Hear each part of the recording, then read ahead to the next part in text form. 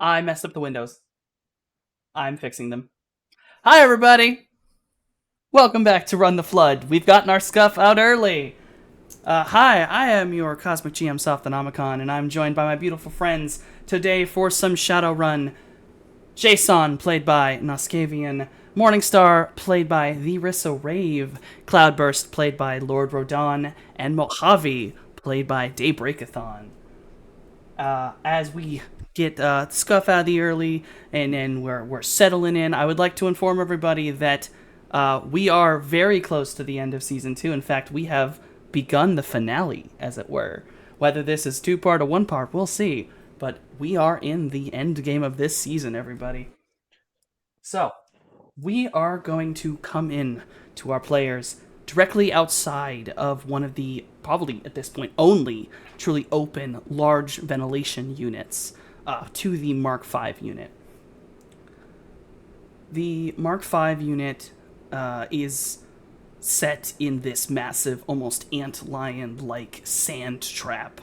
The Amphibious has been dragged in. The ventilation shaft. The ventilation shaft is very large. It has to be.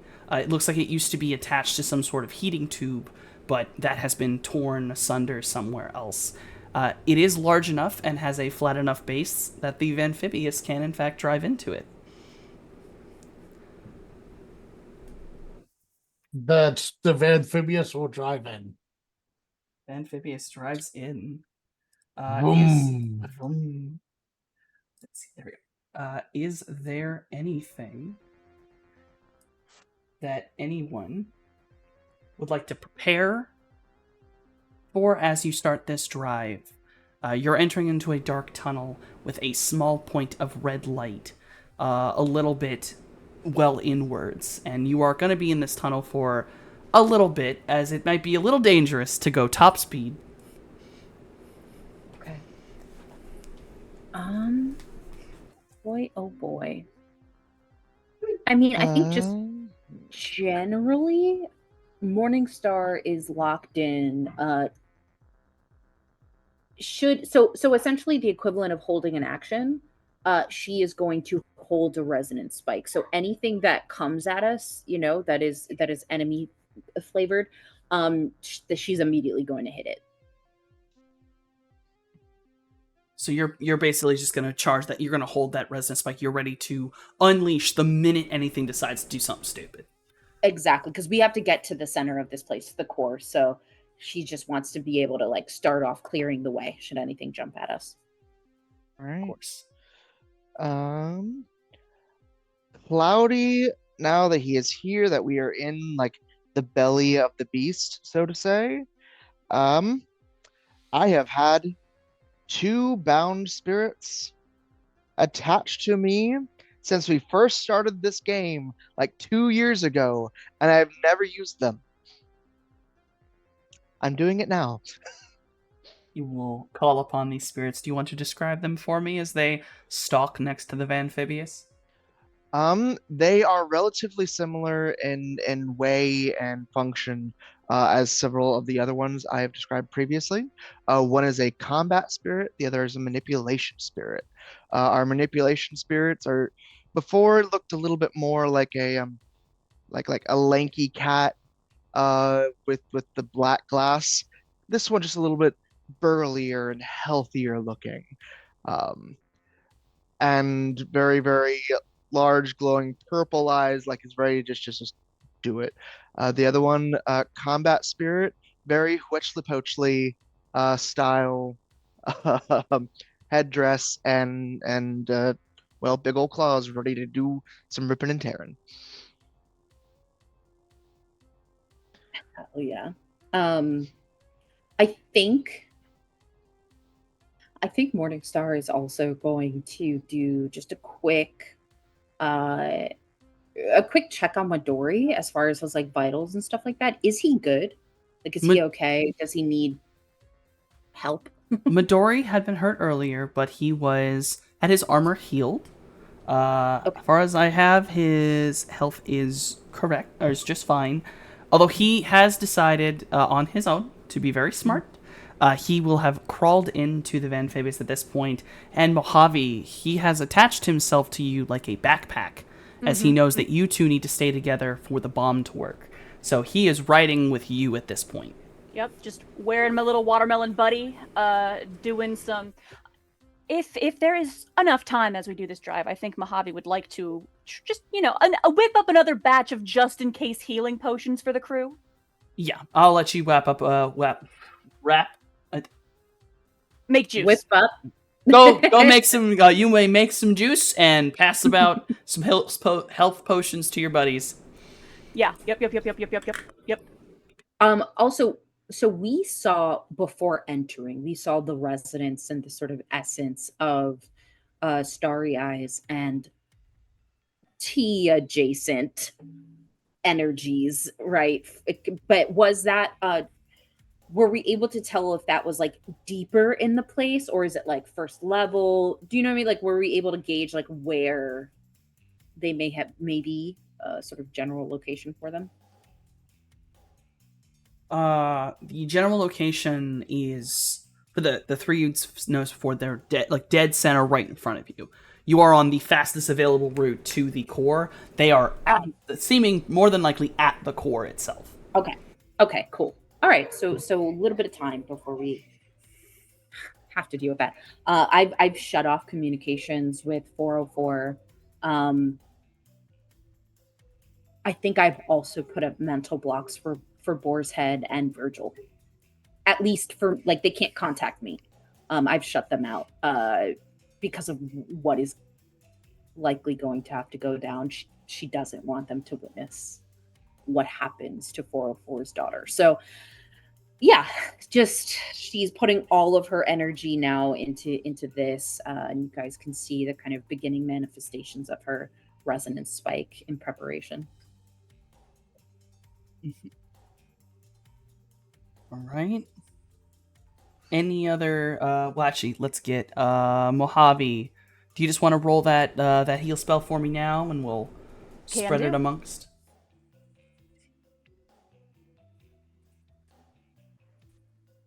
As I am just suddenly looking to see. Wait a minute, I have quick healer. Does that apply to this? I don't remember.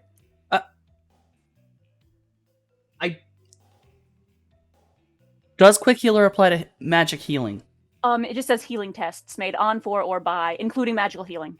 Including magical, then yes. As Yep, this is yep, technically this is the heal spell. This is a healing test. Yep. Because when the potion is when it's drank, it is counted as going off like a spell. Yep. Yeah, just I wanted to check because I don't do magic very often, despite being magic.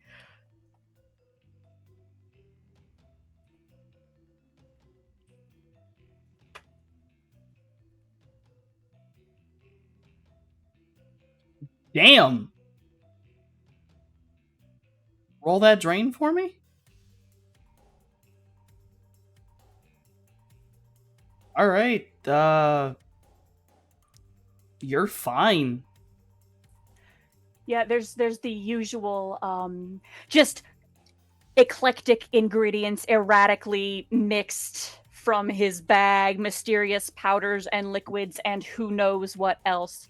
But here, with the planes aligned and things a little bit more tangible than they often are, there are those moments when just that faint wisp of color is plucked out of the air and put directly in the bottle. An element that he might normally have to bring into the spell via representation, he can just apply directly. I will allow, that's a decent force. I will allow every member of the party, you can count that you have a single use of that healing. So that is a force 6, that is 6, meaning that would be normally, I believe, Rodon, call me if I'm wrong, it's 5? Because it's 2 dots to get 1? Or is it? Nope. The 2 dots for the heal is like regular medical healing. This is just full on 6. All right. That does not apply to drain or fade. Right. So keep track of any fade or drain you have had, where it has come from, and write a note or whatever. But that means if you take it, that is immediate 6 points of heal. Okay. And that is to either stun or physical. And of course, if we have the time for me to heal you with normal doctor mode first, that's preferable. But if you're dying, Yeah. This is the emergency Yes. potion. This is emergency potion. All right. So, that is the preparations that everyone has made. Unless, Jason, do you have any other preparations? Noskavian. Is he okay? Jay. Scavian. Oh, Oh, no, I'm Skaven sorry. being- it's okay. You okay, bud? do Okay. you have any preparation things you want to do before we head into battle? Like reload the thunderstruck, reload my grenades, that kind of thing. Make sure you I got don't your know. stuff. Huh? Make sure you just got your stuff ready. Yeah. I don't think I'm doing much other prep. Do remember, though I know it might be a little difficult, Jay is still on crank. oh, Oh. true. Jay is still high as hell. In that case, Jay does no preparation. Jay's just... In fact, he is getting annoyed that people are not going now. You're Hey. driving. You are driving. You are can't be going driving. now while we're doing this. Oh, okay. We Yeah, don't yeah. stop. Right. Dear. Amazing. We're going. We're just going. All right. While you are all doing your preparations, the There is- amphibious is piling through. Just if there just one extra odd second that Mojave will take as the healing juice is being made, he would just for sake of experimentation, just one little itty bitty spare drop on Midori to see if it has any effect, because he is a person now, and it Oh, You would never the know. healing potion apply to him? I yeah, see. could it work on him if necessary? Yes. Mojave's just testing, yeah. Yes. Word.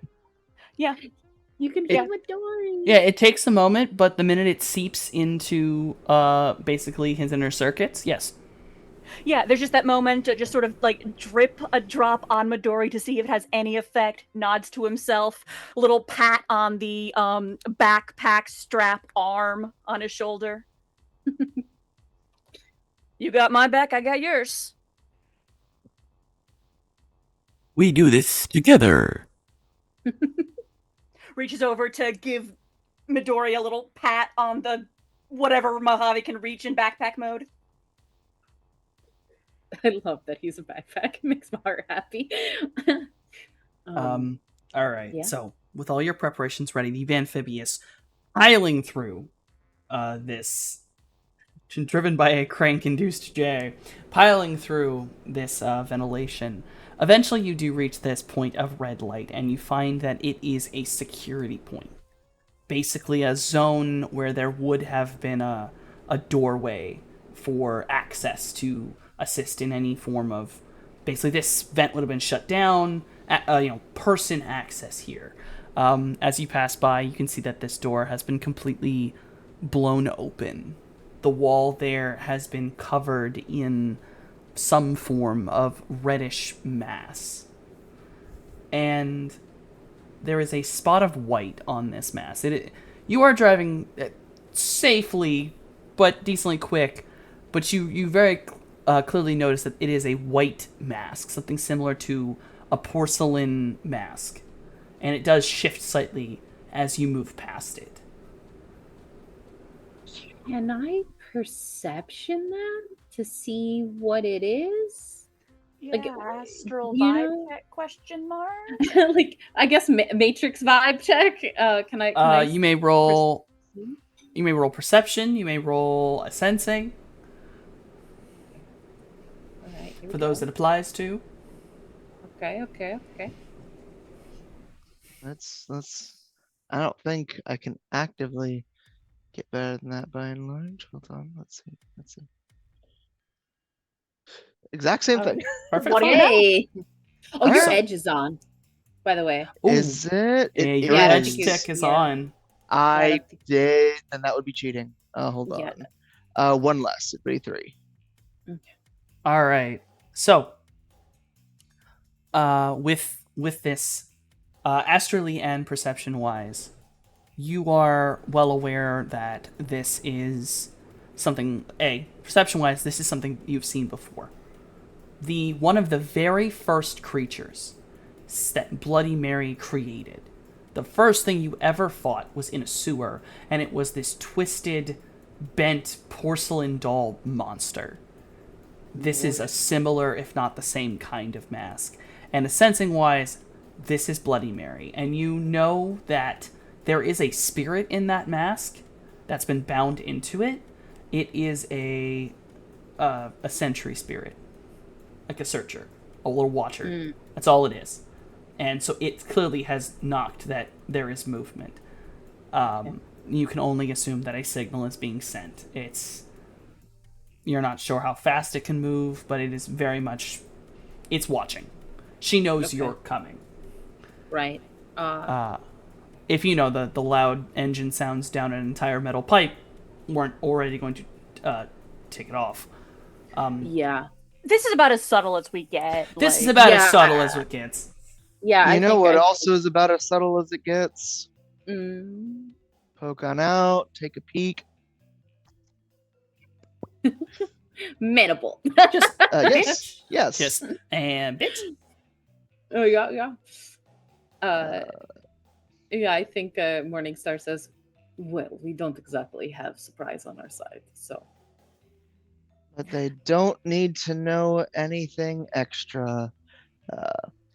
And I think I'm just going to go ahead and do you.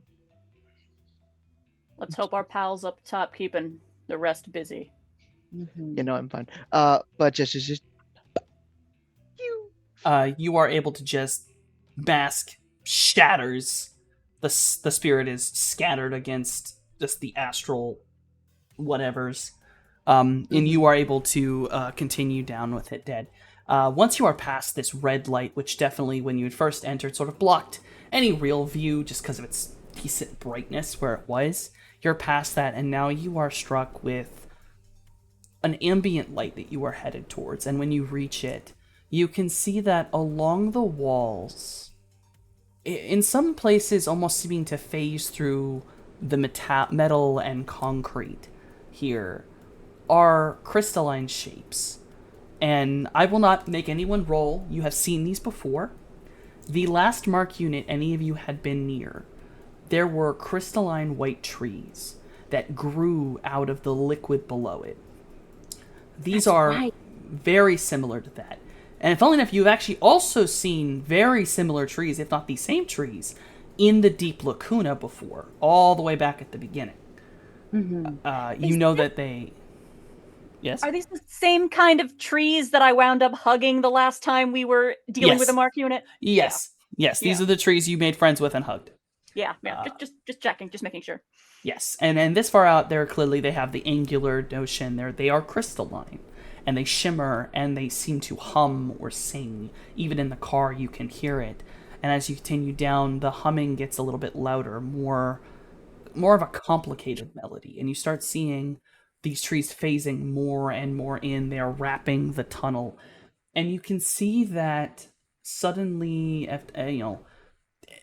their shape is still crystalline, but the facets become more complicated, leaving more rounded shapes. And you see that though they grow out, one long, almost trunk, it seems to almost become like a palm, a wide base, and many, many, many little veins piercing out from this structure. Mojave, you have medical knowledge, and I'll just give this to you. They look like neurons. Okay. And I have to ask as well, what am I able to glean about their nature via the astral? Via the astral, every single one of these is a separate spirit in complete communication with the others. They are not blood spirits. They almost vibe like searchers or watcher spirits. Like they're just observers. They don't seem to move. They don't seem to hold any form of aggressive emotion. They almost seem numb. They're just watching. And how do I phrase the question that is on my mind? Are they of the mark unit? Are they like Are they? The last time you came across these, and now here, you know that they're not of the Mark unit, but it seems like the Mark unit's special, just the way it works, the way it touches upon the astral, seems to draw these beings forward. Okay. So they And- have, you know that they have power. They're able to communicate, they're able to influence, because you asked them to assist. But most of their influence seems to be touching upon memories, to touch upon the mind. Okay. And so they are not of or necessarily for the Mark unit. They're just kind of also here. Am I understanding correctly? Yes, they, as far as you can tell, they seem to follow the Mark unit, or possibly, given that you did see a simpler form of them in the Deep Lacuna, maybe there are other ways to form these spirits. But you know that the Mark unit forms them the strongest and the most. But they are a byproduct and not necessarily part of the machine. Yes, they do appear to be a byproduct. Okay, that's what I could not figure out how to ask, but I was trying to angle towards. So, if does Mojave share that out loud? Yeah, I think he sort of looks at these and sort of it's a mind, but not the Mark unit's mind. Morningstar, will you roll me computer? Oh shit. Okay. Because this Yes. will be the first time that you will truly be able to see their real function 5. and be expressed their function. These are familiar to you, but in a whole different way. You've seen them in their manifested form, just like now, but seeing them become neuron-like, being told that they are watchers, they're witnessers, they're observers, and that they seem to be this byproduct of a Mark unit, which is this interwoven thing that you know involves the Matrix. And it clicks what you're looking at.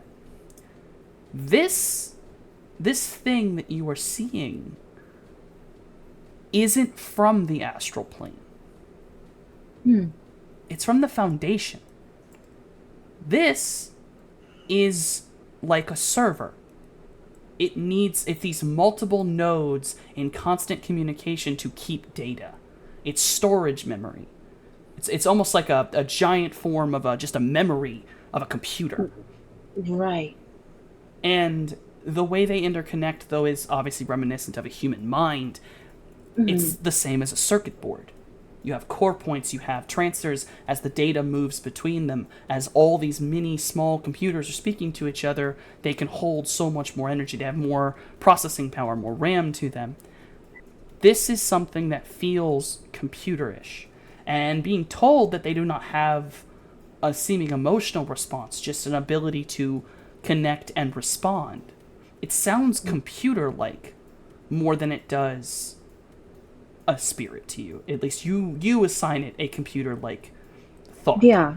And you notice that they have very small, very, very small, but they have a resonance to them that is not connected to anything you've seen prior. It is very small, and it's only amplified for you that you can see them because of the way everything is right now, because there's so many of them, because they have gained so much energy that they are able to become more complex. They're able to interconnect. They're able to become this, which may or may not be their final state of being. Oh, okay. Okay. Morningstar explains that to you guys. And she says, I wonder if perhaps because of the nature of the Mark unit itself, it created the perfect fertile ground for these to grow into their most perfect form. But they are responsible for memory storage. They have a sort of call and responsibility. Perhaps they can create some sort of influence that could aid us. Are you telling me? when we were in the other Mark unit and I hugged one of them for help and I almost didn't come up, are you telling me I nearly slipped into the Foundation? Is that what I'm hearing? Yes. I didn't know it then, but that is exactly what I am telling you. They are sproutlings in the Foundation, but here, like this, because of all the energy that is being forced out, they are full grown. But just here they might be able to drag you to a metaplane to the Foundation. We don't know which. Right. So that's the thing. Every plane, Foundation, the magical plane, and then of course Meat Space. It is all one, and it is collecting all the data from all three and passing that information between them. It is why they are like sentries and watching. Cloudy, I can give you a small piece of information. Though it was not made by the original idea technically, the first corporation to create a Mark unit was As Technology, assisted by some other megacorps at certain points. And maybe not the first successful one, but you have vague memories of, Aztec got their hands in everything. They're monsters, just like every other megacorp. And when you worked for them, there were moments you may have seen, like, teeny snippets of maybe shit you weren't supposed to see, but you knew. Keep your mouth shut. No one's gonna kill you for it. There was something that As Technology was interested in back in the day. And you're listening to this, you're listening to what they do, and you take your knowledge of spirits that you can summon, spirits that can manifest, and you start putting pieces together. There is one way that this makes sense. There's one being, true being you know of, that really can interact naturally with all planes, that can bridge that gap naturally. And it's meta-humanity. It's souls. The core of magic, the core of resonance. From what you've learned of resonance, it's just magic. It's someone's soul. Though these may not have their other pieces anymore, thinking about what creates these locations that have had mass death caused by a Mark unit, many souls shattered and destroyed. Though they are not anymore, they are something else. Their seeds are souls that are then used to flower into this tree-like thing. All of these were metahumans at one point.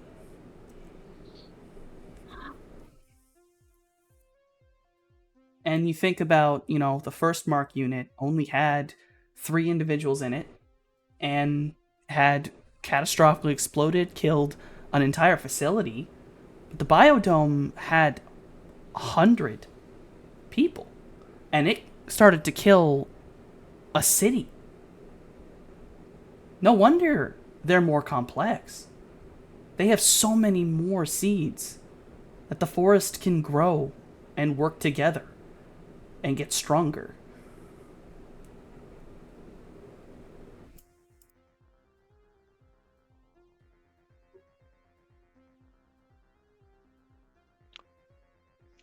Fuck. And just vibes wise, this webbing, this network, this entwined mess of soul neurons that span the planes. What's the vibe in how they are relating to the biodome? Are they they are a byproduct? Is it symbiotic, parasitic? Are they simply overlaid atop? Are they contributing? Yeah. No, actually, no. I'll let those assensings sit. Honestly, it's not been that long since you've used them. You're basically just vibing. they are not contributing. They're like an algae growing in a nuclear reactor. They're feeding off a Okay. byproduct that doesn't help, doesn't hurt. They're just there. There probably would be a nuisance if this was in proper function. Probably need to be something that maybe was culled. And can be a nuisance again if you give them the right hug, I guess. Yeah. Far as you can tell, though, just sensing wise, they do not give off any emotional Okay. notion. Just be aware that, like, they seem to be able to respond to their environment, but they have no emotions of their own.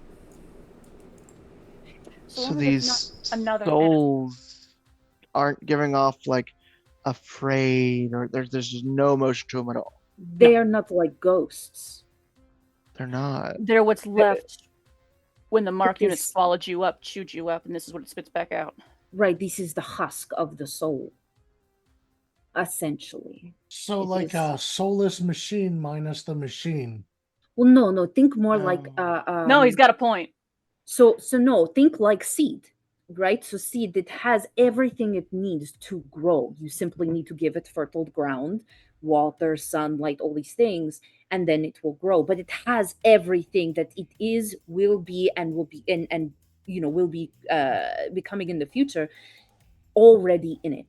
That is the soul. That is the seed. All the energy of the mark unit, all the memories, the souls of those who power the mark units. You also have to think about, not that long ago, 3 years ago, there was the deaths of how many technomancers, of how many people, and that's So, essentially genocide. This is fertile Um, ground. These are, So if I'm Hey, getting this right, the souls are like seeds, and the mark unit is like a big popcorn machine, and it's like popping those seeds. essentially. You could Okay. see it as that. You could see it as a Releasing all that energy. Yes, exactly. All those microwaves, all of that is causing the release of everything within I'd those say it's seeds. more like if we say the biodome's a popcorn machine, these are the little bits of husk left at the bottom of the bowl. Oh yeah, okay. So the good stuff got popped out, and these are the bits you throw away when you're done. Memories Right. are gone, emotions are gone, the people behind them are gone. This is what's left. The people behind them are gone, but the memories are not. The memories, if you took away emotions from a person, It's a database. exactly. This is servers. This is endless servers. They're passing information to each other now. They're interacting. They are pulse. It is like when person is in coma, right? The mind is still in there. The trick is to get them to wake up, to get things firing, to get them to wake up. So that is what we are looking at. That is what's surrounding this place, inside of it.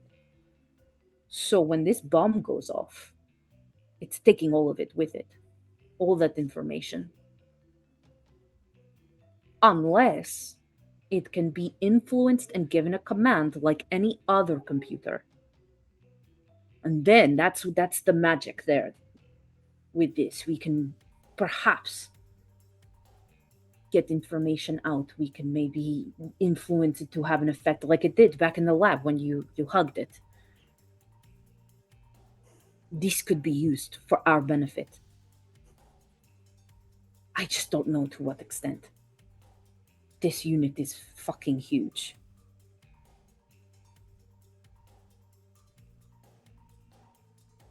I would like to, and I don't know. You'll have to tell me how best to approach this, but I would almost like to see into the roots, if I can, and see the information that's being passed between these nodes, essentially. I will say, if I see Morningstar raising the power, as it were, as the planes are aligned and things are a little bit more visible than normal, there would be just that hand on arm and the careful, it's easy to get lost. Yes. That is why I have my anchor. And she simply like squeezes your hand. But yeah, what should I Give me a roll to hacking. be able to see? A hacking, Yeah, okay. 'cause they're basically their own firewall. A 4. That's enough. I never said it was a strong firewall. I'll let you. You're able to see past the upper layer. Basically, you're able to go. All right. What's this computer? And you can look upon it like any other database. You are correct. It is a database. There is data here, but it's something that makes you a lot more uncomfortable, which you have heard Okay. of before, as this is data not kept in binary. It's in trinary. Okay. This is the equivalent of a quantum computer. Okay. Oh wow. All Which, right. given that it is based on human brains, makes a lot of sense. Even nowadays, that's something you strive for. And even nowadays, when something like an AI gets that powerful, well, then it becomes scary. Yeah. Would I say that because of what it is, right? The fact that it's so complex and it is essentially a quantum computer, is it a thing that is like one push away from becoming sentient? Like in the way that Midori went from being this like simpler AI to, because of my influence, becoming this like sentient creature. Is that something in the realm of possibility? No. I would say it's visible on the astral. It's already sentient, just in an alien sort of way that's not Right, remotely right. human. Yes. Okay. I'll say right now, Okay. it, in your opinion, from what you can see, and Mhm. granted, you are not used to looking into a trinary system. Nope. That is not something normal people like to go through. Right. It is a database. You are correct. It Mhm. has lost, even though it may have recorded memories, whether you don't know if it's images, audio, or whatever, as it would take ages to decode. Mhm. There's no emotion here. Maybe that's in a different database. Maybe it's separated them. Maybe it's Okay. keeping them in different places. Maybe everything's moved on. The neurons you're looking at right here, yeah, there's access, but even you're aware, if you push to try to read, Mhm. you are a quantum computer. And they link to quantum computers. Okay. Yeah. You will lose control. And they Yeah. will take you with them. Okay. This is scarier than the Foundation, even. Oh boy. Okay. God, she says a lot. I don't believe that fucking Sandra over here knows what the fuck she's messing with. This is beyond. The coding is not even something that it would take me a lifetime to get through even a fraction of this information. She, kind of briefly explains it's a quantum computer. It's a Yeah. quantum computer made of the husks of a lot of other quantum computers. Exactly. And should I attach myself to it and attempt to push it in any direction, I'm not coming back. It will Not.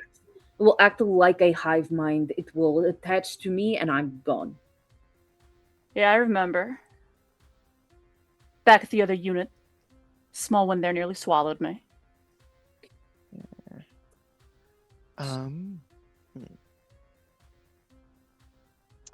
I look over at Midori.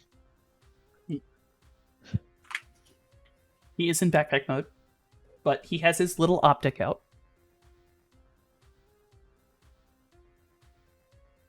Little crab in town. How different is this than what Midori was before you did the thing you're not supposed to do again? Midori was a simple AI made of binary coding. He is now more. Yeah, the base Midori started from was a cleaning bot. Just The to base spite this the thing drum. started from was 100 living Souls. beings and more. what he is now. ST, very quickly above table. Is it safe to say that he is very rapidly developing into a quantum being? We'll say, sort of in the same way that she is. You know how some of the grand computers functioned, and basically that tipping point, when you reach that, that's where things get complicated, as that's when control starts, where they begin to control, and you can lose control as their energy is too much. That's the thing is, you've never seen Deus, you've never seen pieces of him. You've never seen Megara. You've never seen any of the big grand AIs that seemingly gain sentience. A lot of people haven't.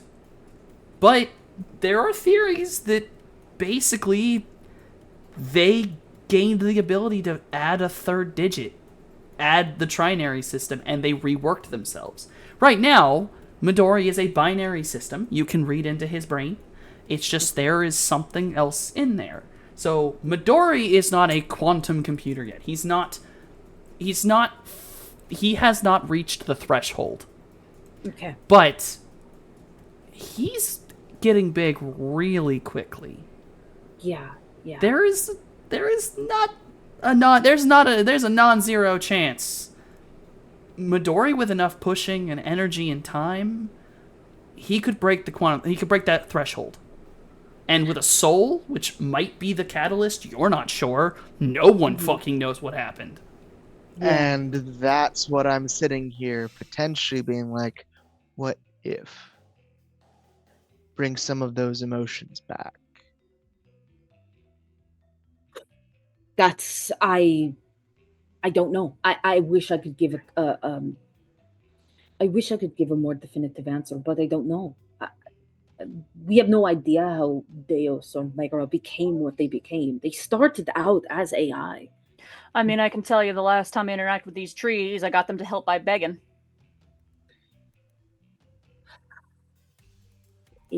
I just asked nicely, and Midori is binary right now.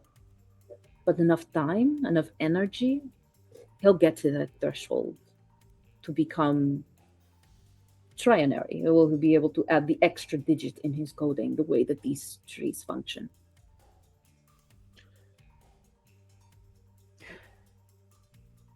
Less You trees, wanted more to try forest. and do something with these trees? Give them some of their emotion back. And point them at the thing that took it from them in the first place.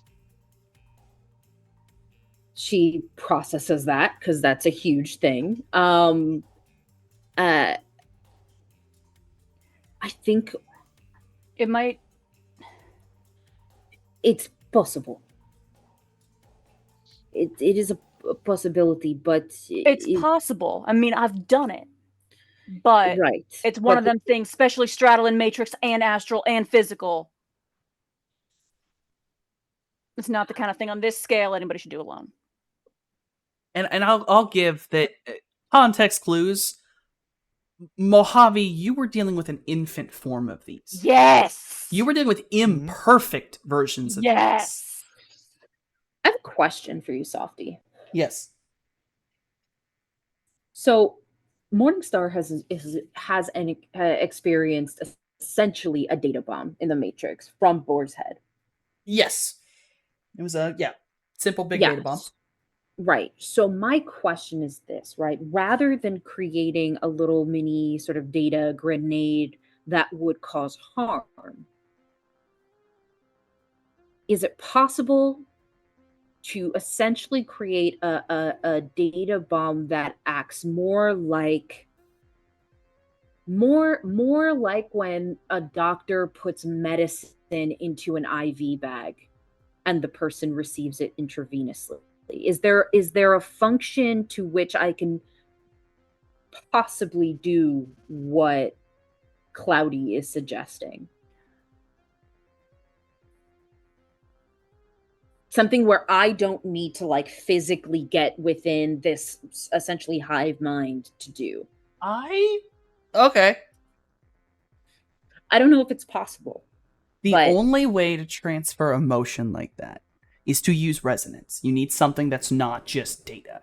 You need something that's energy, something that's magical. And resonance is magic. So what I'll say is Like this, where we are operating on multiple planes simultaneously because the worlds are overlapped. Could I help?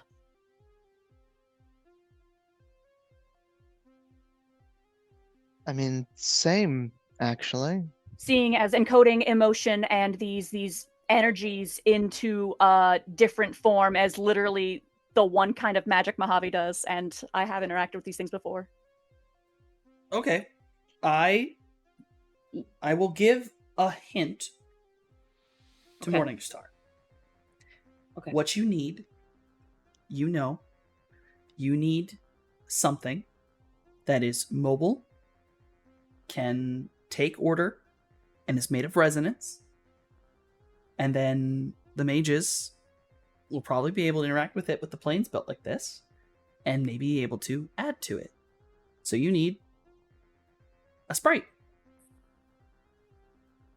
Okay. But the strength of that sprite is important,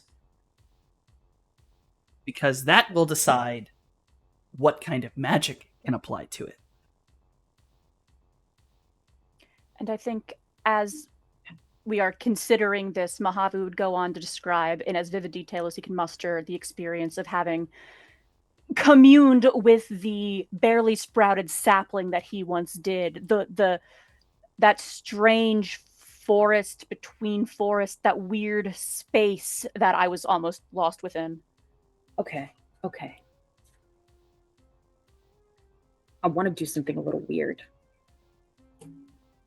I don't know if it's possible for you to let me do this, but I want to do something a little funky. So, see, I got this piece of my soul that's sitting in Mojave's bag.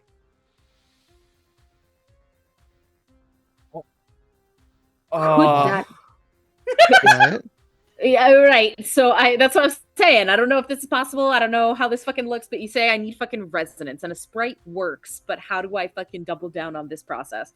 I'm trying to feed it emotion.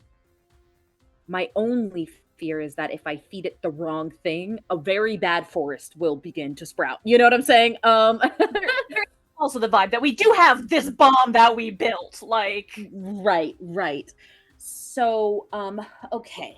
So I need a sprite and it needs to be fairly powerful, right? Mm. Okay. This may fuck me up. All right. So, All right, how strong is this going to be? and don't forget, we have a bomb to plant. Yes, and We remember do. that the mages will have to make spells that equate. Right. Mhm. And or potentially add a guidance spirit. Okay, so what I'm going to do is this, okay? I was going to do this whole thing, but now I've thought better of it. So what I'm Or- going to do. Or a healing spirit. Sorry, continue. Yes, so here's what I'm going to do. I'm going to create the sprite. And I'm going to put coding in it. As a reminder of the human spirit, of the experience of life. If I get this right, and with your guys' help, I should be able to send it off and perhaps do as you suggest. She has multiple times, as we've been in Vegas, essentially created data packets. She did this with things that she has learned about Starry Eyes that were like good memories of 404 and stuff, and created that little sort of black box should something happen to 404's memories, right? She's going to attempt to do a similar thing. And so she lets you guys know so that your spells can maybe be adjusted for that. She's like, what they need is like a jump start, the reminder of what they were before they became this, right? So yeah, you tell me what I need to roll. Is this a computer? Like, what is this? This is compiling. Compiling. That's right. And you okay. will have to decide the strength of the sprites you're creating. This is the same way as deciding basically like a spell or for you a complex form. You need to decide what level you want to hit. It will gain that many dice. I roll against your compiling, and we'll see if this succeeds or fails. Okay. Woo, child. All right. And I will say you could technically pick up to, though it is extremely dangerous and not recommended, double your resonance. That's fucking crazy. Remember, we still have a boss to fight and a Yes. bomb to plant. You don't need Yeah. to do Well, that. If this goes well, one of those bosses would probably be completely and utterly irrelevant. Okay, so Maybe, to make it if we're clear, lucky. to make it clear, I have a resonance of 7, right? Oh, Yes, I am considering doing a 6.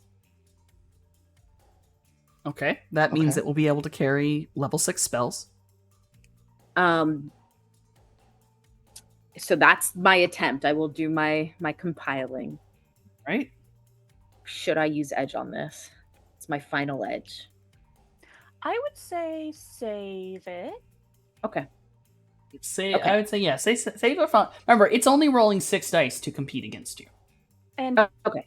we're impulsively flying blind, trying another plan in addition to our plan A. We still have plan A over there. Mm-hmm. I'd still call plan bomb.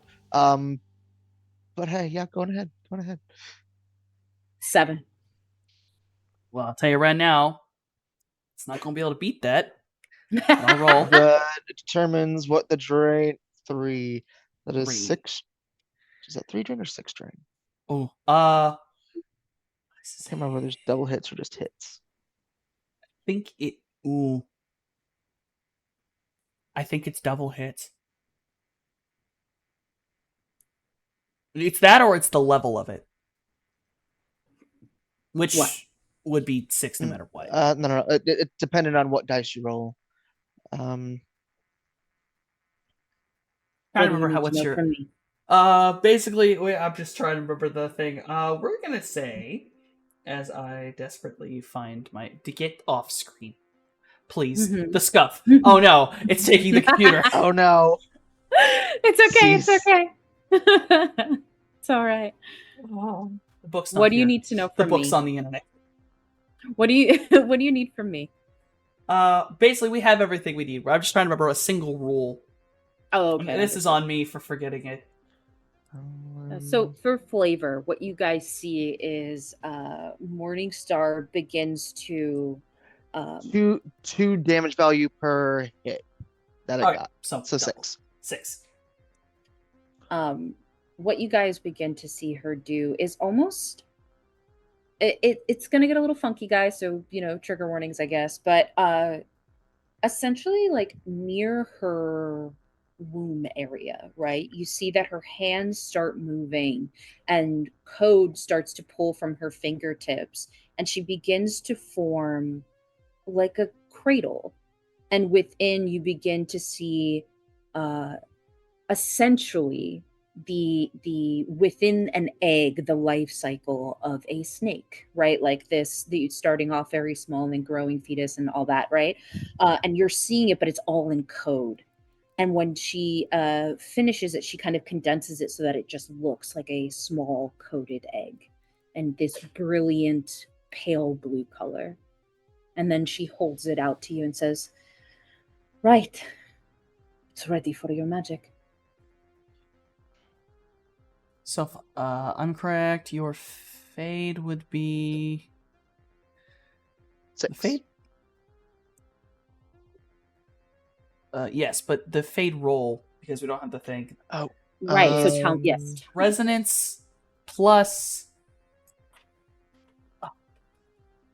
Willpower? willpower. Okay. I will roll resonance willpower. Oh, it doesn't. I did it backwards. Sorry. Hold on.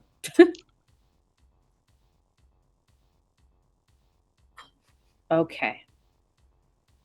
6. You are fine. All right, so you have created this little baby child, Yes, sprite, little baby egg. little baby egg snake. What would the mages like to pile upon the snake? Be aware, whatever you send into this thing is all that will be sent into this thing. I will warn, be very careful of the emotions you give it. Yeah, she has put like what she understands the experience of people are. She cannot rely purely on her own experience because she was locked in a lab. So, but everything she's seen from other people, people falling in love, people experiencing joy and happiness from simple mundane things, like all that type of stuff is what she's tried to feed into. That's the coding of this egg. Yes. But I will say, technically speaking, it's still just a database. So I need the magic to You make need it the magic more. to actually give the emotion of what this is. Honestly, I think that real nice batch of potions that I just whipped up, Mojave is going to take out the one that he had for himself. Already his healing magic is very much based on the kind of compassion, the wholehearted compassion that is born from rage against the impossible, rage against the inevitable, and the hope not as an emotion, but hope as a choice, hope as an action, the commitment to doing what needs to be done, and the warmth and willingness to hold back. That's already baked into the magic that he does, and he takes out this potion and just augments it a little bit. The ingredients being added are a feather from his bag is stuffed into the little bottle, an orange thread plucked out of the air, whipped up with it. The desperation he feels in this moment, a little bit of that is siphoned off and sealed into this tiny little jar. We need this to succeed. So much is at stake. It's the will to live. It's the long and short of it. All right. And Cloudy was thinking maybe some kind of spiritual to this, but no. Touch his little sprite, casting the influence spell on little guy. I'm so tempted to do the meme. If I'm going to do the meme. Hear, feel, think. Remember who you were. Please roll influence at level 6.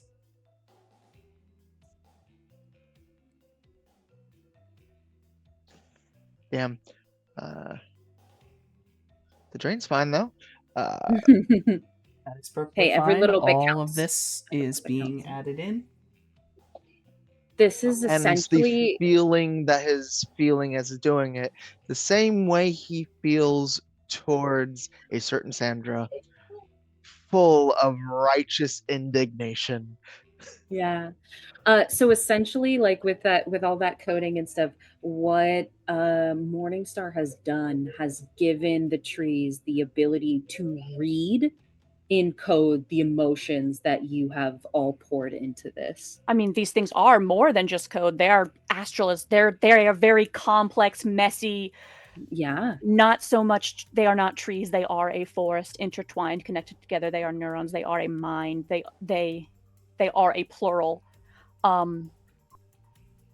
Yeah. The sprite in this moment is Oh yeah, the little jar. The little jar, the actual physical ingredients that I am having. I would like to imagine that with the planes aligned, that strange separation of spirit from thing the spell itself almost pulled out of the physical reality of this potion and handed conceptually to the sprite, rendering the thing in the bottle just so much weird goo. In It's this just moment, goo. it's no longer soup with a capital S. It's just powdered chalk and glitter and cereal dust and a strange bit of feather. The spell, anything that makes it magic, makes it work, is that ball of color that's being handed off. So, Morningstar has created this egg sprite. Cloudy, you put yourself forward, you put the influence spell in, you give your righteous indignation to it. You give that experience of your life, your feelings towards individuals that you know have hurt these individuals just as much. Mojave, you give a healing spell. You give the emotions, that righteous rage that pushes you to be a doctor, to care, the compassion, where it comes from. Morningstar, you give life experience. You give your want to keep experiencing, because you don't have as much of it, but there's a innocence in that is very accepting and adaptable. As this magic and things influence this egg sprite, Morningstar, you feel your sprite move away from you as it's gaining more and more things pushed into it. The sprite shifts, and you watch as green, orange, and even like magenta cracks begin to shift all over the egg. And what hatches out of it is what looks like a feathered serpent with large wings. It is still about the size of maybe, like if it was all the way laid out, probably about 6 to 7 feet long, but it's much more coiled up. And it kind of comes into being, and it's the rainbow serpent in a way. It is glistening with magic and code and energy, and it has taken shape, and its instructions were basically already burned into its birth. I would And like to imagine that its wings, though the colors are rainbow, the patterning is reminiscent of a magpie. yes, it has this basically darker stripe on top, and the underside of these large wings show the magpie coloring, but also a glint of almost rainbow-like imagery. The head of this serpent is definitely a little Aztec inspired. It has the circular things, the frills that come off, and as this serpent kind of comes into being, it registers, everything comes into place, and you watch as it quickly slithers away from the whole amphibious, and it dives against one of the trunks of these neurons, and it begins to try to crawl up, and eventually it reaches, like a neuron, it has a nucleus, this core, and the serpent simply slips inside.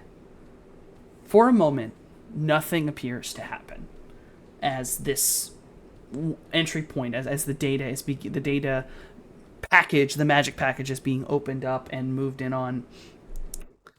And all of a sudden,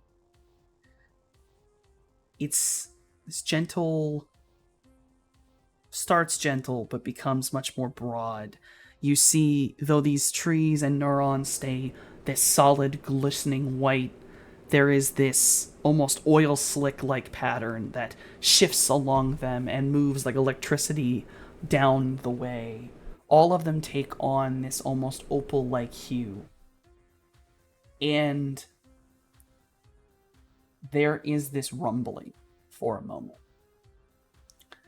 You can all hear crunching and cracking, and you realize it's the concrete and the metal. As all of these neurons firing, they're contracting. They're in places, they're shifting, and their power is pushing and tearing away pieces of concrete.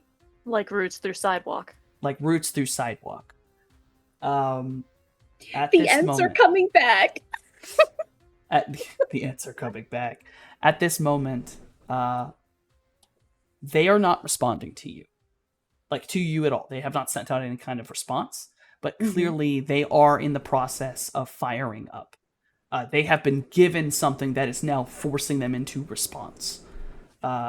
Though at this moment, all of you will notice that though they still have a small resonance score, they still have an astral appearance. You all can see the wall that they put up. It's like they have gone into a defensive mode, and they are blocked off by firewall / mana barrier to try to block out anything from coming into contact with them, as maybe they're processing what's going on. Like they've been alerted and they're responding like less like an observer and more like an animal would. Okay.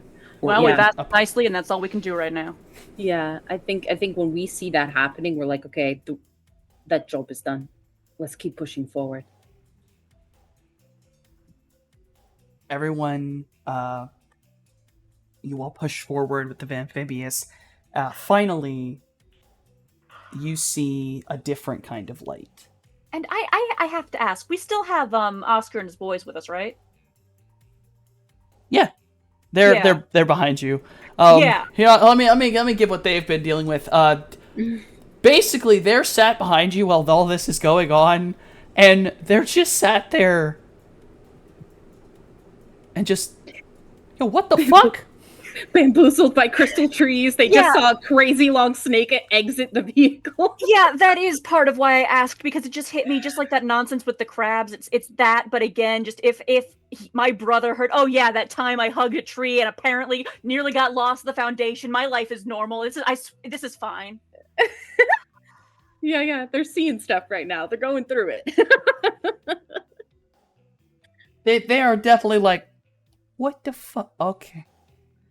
Marshall just like started watching for a little bit and then got back in the driver's seat and is just sitting there. He's starting to question his whole reality right now. He's like, what the fuck did I just see?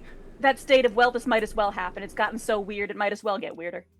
Yep. Yeah, you definitely have a good group of mages in there just really starting to question shit. Suddenly the fact that Ollie Falcone's back from the dead is the least weird part of their week. For yes. sure. It's like, okay, weird snake thing just entered into tree. Okay.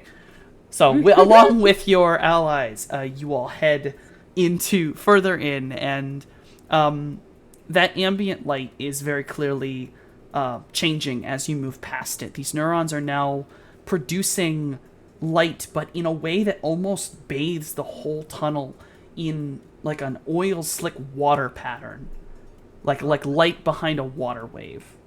And as you continue down, you're suddenly accosted by another kind of light. It's not red, not like the electronic light you'd seen. This is red in an almost uncomfortably organic way. It's light, but it's something wrong. That it kind feels... of red light you get when you stick a flashlight to the back of your hand, the red of light shining through flesh. Yes. And as you all come into this area, the tunnel opens up, and you find yourself on basically a servicing line. So something that would be connecting, or originally would have been the support structure for a hose or a line leading to this more structured outport. Instead, it has been worn away and destroyed, and you are faced with what appears almost like a panopticon of a massive tower at this center. You've seen a mark unit that looks like this, and you know that the core of a mark unit like this normally is very, very far beneath you, and you would see slightly over the edge, though a lot of the area is covered by this organic mesh that's kind of attaching places together. But you can kind of see through holes, and it goes down way, way deep into the earth. And all along the sides of this tower all along the outer ring, you see just unit and unit and unit and unit of these tall, human-shaped, human-sized containers. And some of them are broken, some are shattered, some have been grown into, some have seemingly exploded from the inside out. There's tendrils and mass and just biomass that's hanging and pulling on things, and the whole room has this sound echoing through it like a pulse, but then also these whines and grinding of metal and stone that are being pulled on constantly. And you realize these tendons, these muscles that have almost grown on, they're constantly stressing everything around you. You know that right now it is maybe at a point of stability, but it is on a tenuous stability. As One a doctor, muscle I contraction. diagnosed this building with bad. Yes, you diagnose this building with bad. Ahead of you is the long kind of ramp that leads up that would have been this anchoring point, and it's fairly flat. Maybe a little debris in the way, but nothing too bad for the beast of the amphibious. Up at the top, you can see, I suppose that less the top, more like maybe like a foot incline over time. You see a dais kind of like lined up where, it's mirrored on both sides. It's definitely like almost a coupling, like a coupling between two pipes that's expanded out. And you see, even from this far away, there is some kind of figure sitting on the ground, but its upper half is blended into this almost stretched red esophageal spine worm that's wrapped around the top and going skyward up to the top of the biodome. And it's ever so gently moving and pulsing, like it has blood pumping through it. But you can only tell that Figure has a very acute case of bad. acute case of bad. You definitely tell that the figure up there is at this point just a pair of legs with this thing sticking out. From this point on, there is a point in where this anchoring bridge instead becomes connecting beams, and it is far too thin for the amphibious. There is a point where you will have to stop the cars and get out on your own to continue forward. Okay. We can't just. No. we can't- Okay. We gotta get out, buddy. We gotta get out. We do. Yep. We could take it for a little bit longer, but you gotta get out. So Yep. Maybe I should make this thing hover, fly, or something. we're definitely going to have to do some adjustments for sure if we keep ending up in these situations. You Yeah. already got the troll suit. Is that not enough? But No, the he troll needs for suit the can stay amphibious. inside the van. Yeah. No, It's that extra double layer layers. of protection. crazy. Yeah, I think once Morningstar realizes like, oh, we can't stay, we got to get out. She takes a deep breath, looks at the group, and says, "Are you ready?" What kind of question is that to ask here now at the heart of all this? It feels good to just ask anyway. You're muted, Cloudy.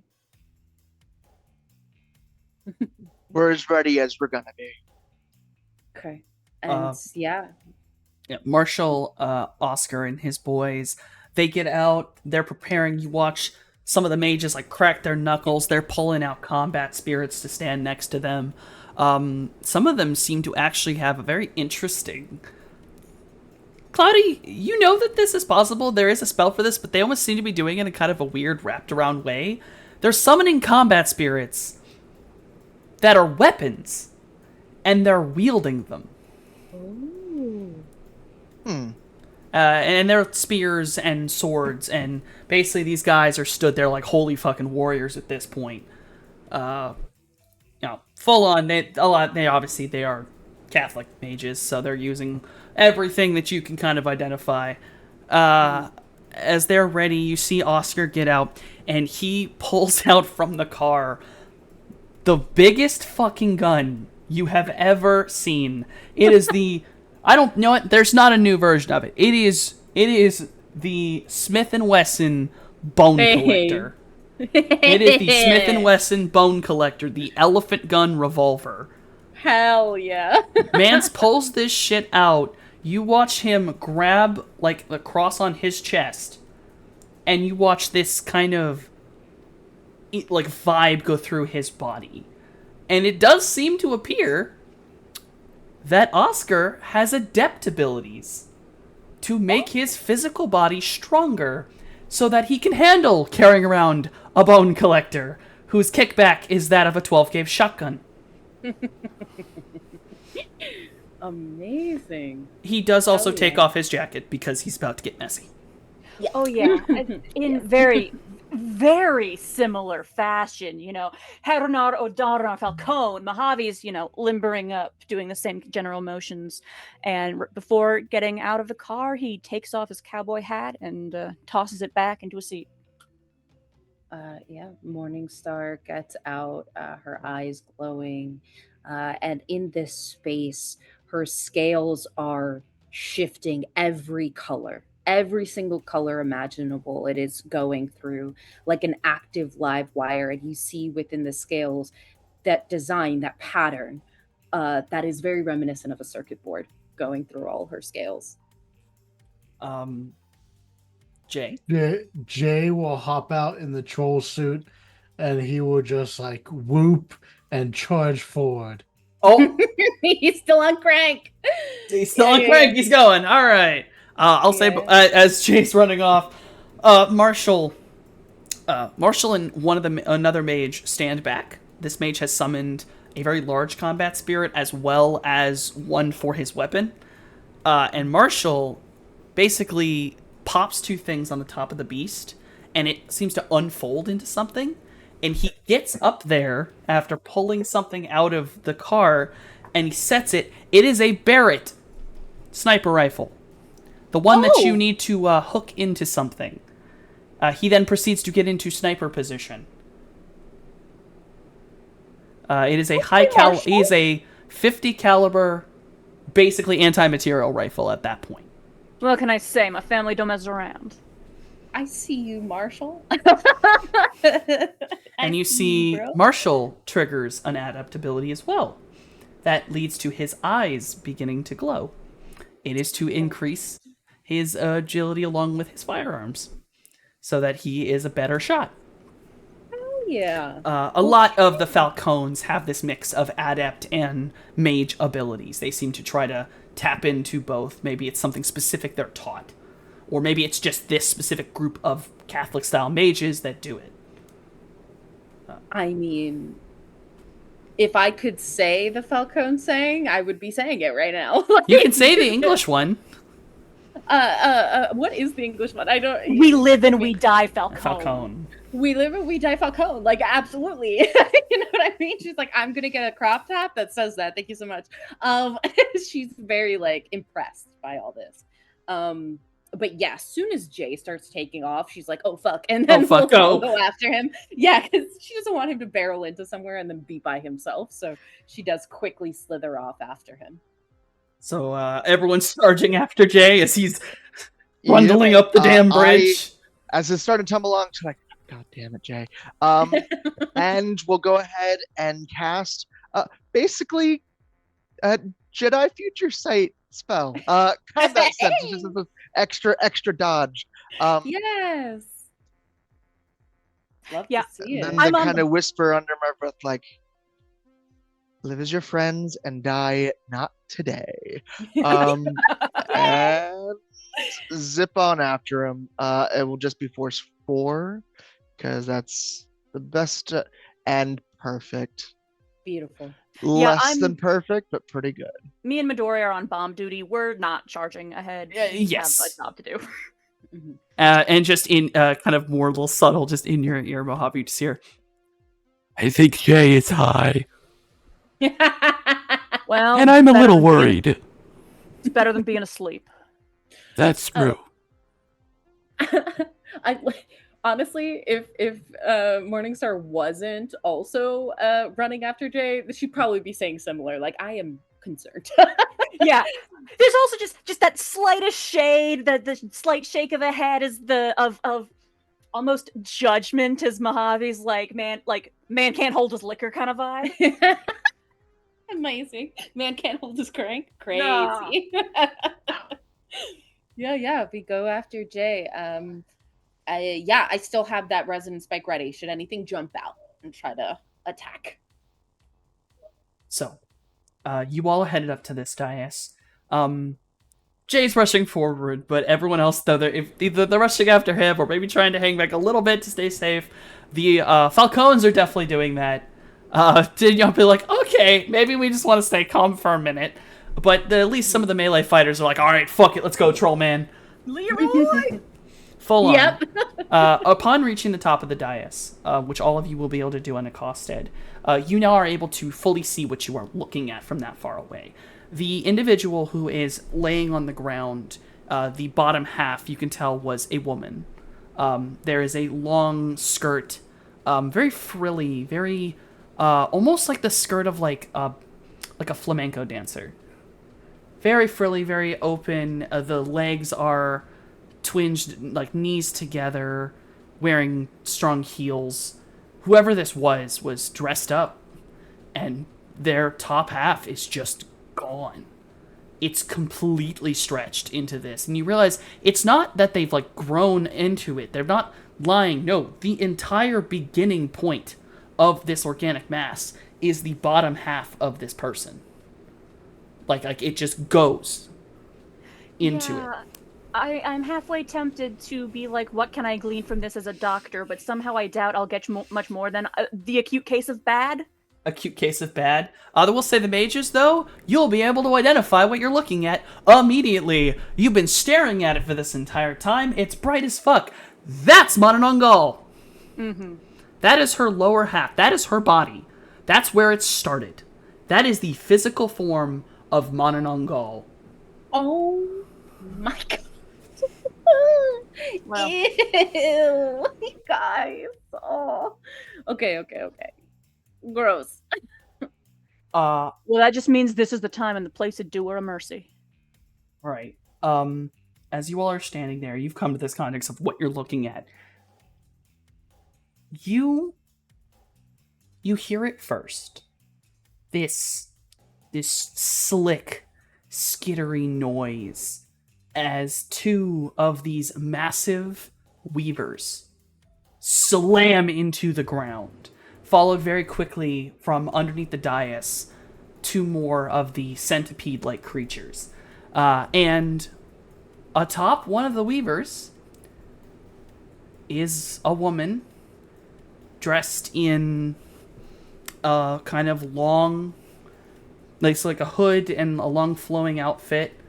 Though underneath the cloak, you can tell it's like a red silk shirt with like a pendant under it. Very much more modern clothing.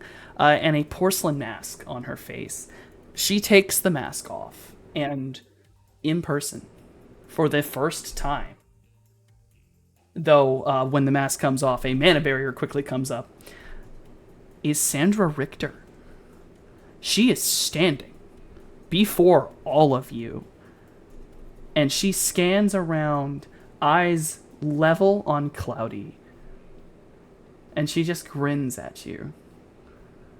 And you watch Cloudy, she raises her hand and snaps her finger, and you watch as the weaver that she's standing on kind of twitches and scrunches in like it's in pain. And you watch as the front of it just shrinks in violently. And when it comes back out, it is wearing a different mask. And though it is the same kind of porcelain-like quality, instead it is made of terracotta to make it look more tan. And it is a face, Cloudy, that you are very familiar with. It is twisted and turned into a creature.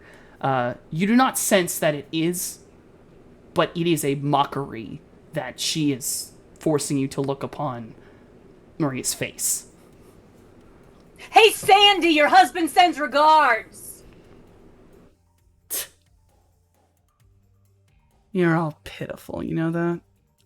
And then she snaps, and all of you hear the loudest fucking noise as it's just a boom as a massive dark shape slams down into the dais in front of Mononongal. And as he moves, red eyes shifting through the darkened room, he stands up, full 8 feet tall, is T. And you can tell T's been modified. Parts of him glisten like adamantine, and more of him is gone. He's not wearing a shirt or pants because it's all metal. Almost all of him is gone, except for the top half of his face. Does Even he his have any tusks. essence left? That's what makes you angrier. He has all of it. He's gained back essence. And both the mages can tell it's like a cyber zombie. It is a soul chained down viciously into a body it does not want to be in. T is there, but he is there because he has been deeply modified to be able to be what he is. And not so much jumping down as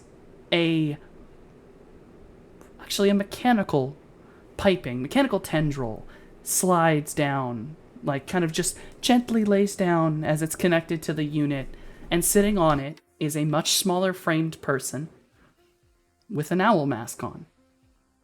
The bottom half of her face is visible, and underneath this mask you can see bright white hair that is long and twisted into these pigtails that come down to both of her sides.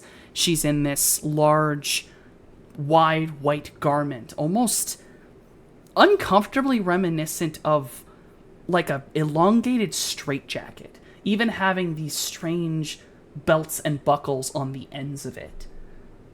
And she's just sitting up there.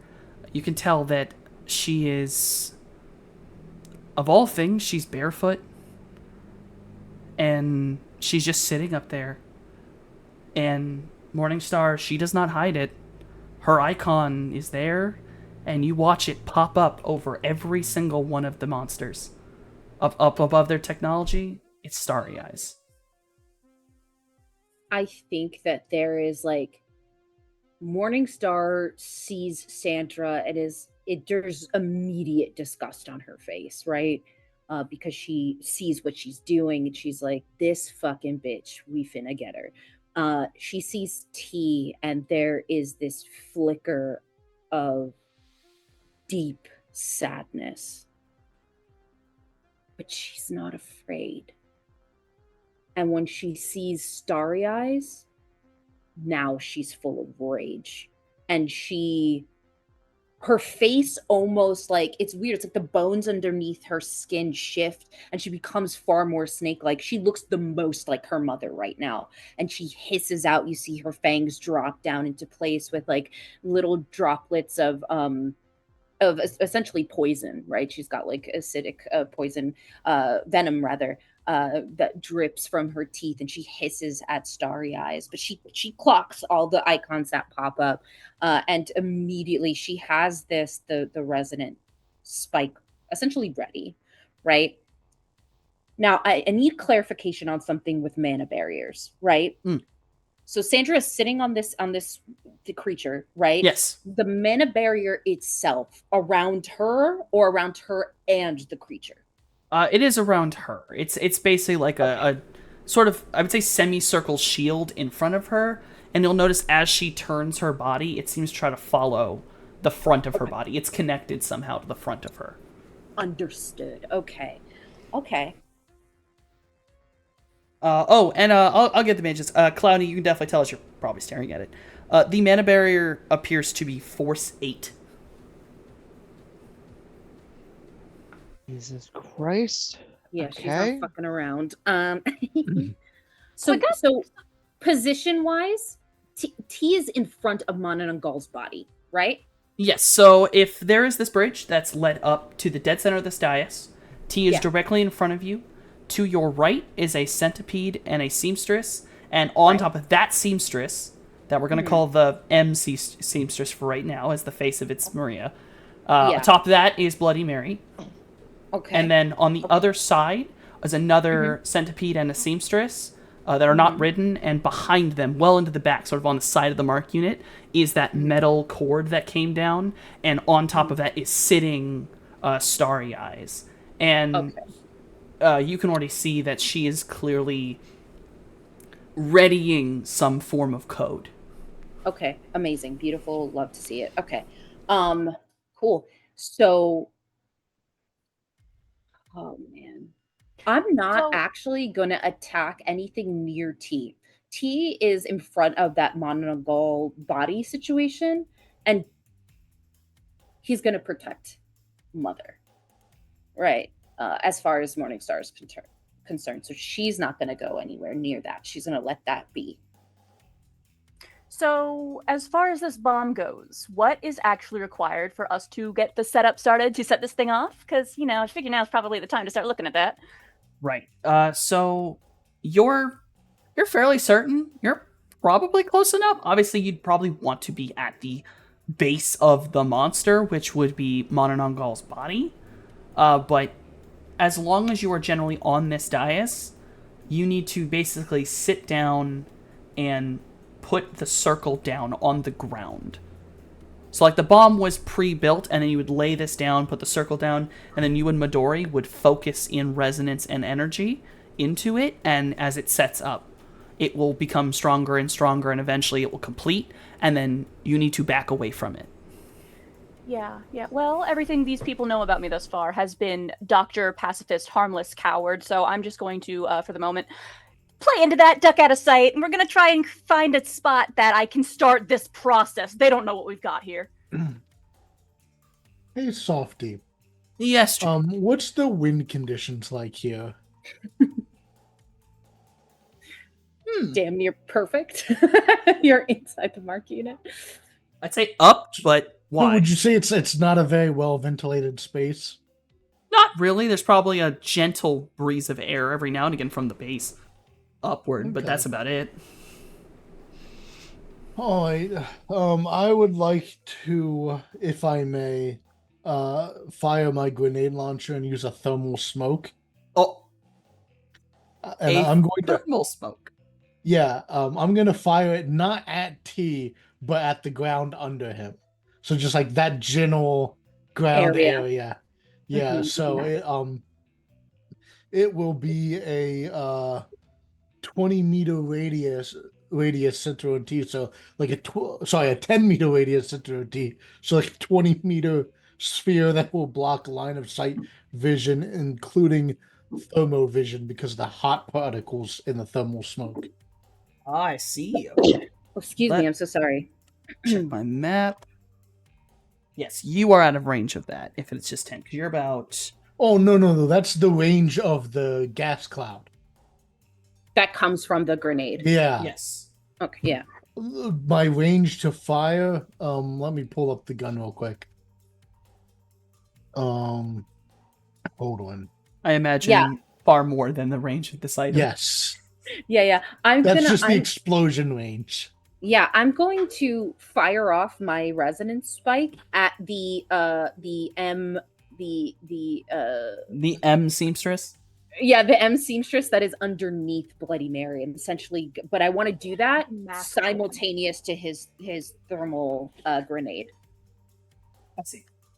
Yeah. So when Jay goes, I go. When Jay goes, I go. That's this entire Yeah. battle. Basically. So, It doesn't- question. This the range. Question to Softy. You said that it was mostly like a frontward-facing mana barrier, right? Yes. Noted. Noted. Hell yeah. So yeah. That's the plan. I do move my body in such a way that if I don't know if you're gonna make Mojave have to do like a stealth roll or whatever so that he can hide off and start this process, but I essentially would be helping him by using my body to like block sight when he runs off. None of these weapons have a range indicator. Ooh, Is that based on something else? for a grenade launcher? The launcher I think- should have a range. I see accuracy, DVAP modes, or see ammo availability. I know grenades normally have that roll that I don't think I'm gonna force you to deal with, which is bounce. I mean, the accuracy for the grenade launcher is lower. Where I'm gonna call DM roll, we're gonna say you can fire it. You Okay. can fire it at T. It's from you, and you're in front. From you to T is about 15 meters. Oh, I So think there's I some can there's probably some distance. Yeah. definitely Yes. hit that. Yeah, you're not that far. By the time you've gotten up to this dais area, you're about 15 meters from T because you were running forward, Mhm. and then basically everyone else is kind of back down a level on the dais. Mhm. Yeah. So after you roll Jay, I'll roll my resonance spike. Okay.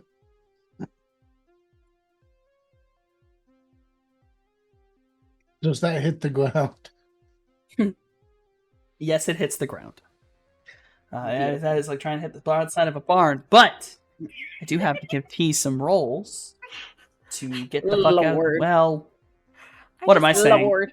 He's not getting the fuck out of the way. He's gonna fucking take it. It's T. Yeah. Yeah. Yes. Well, it's not like it does damage. It's just a big smoke screen. Oh, He yeah, wouldn't yeah. dodge, and he wouldn't think to dodge because he's used to just taking it.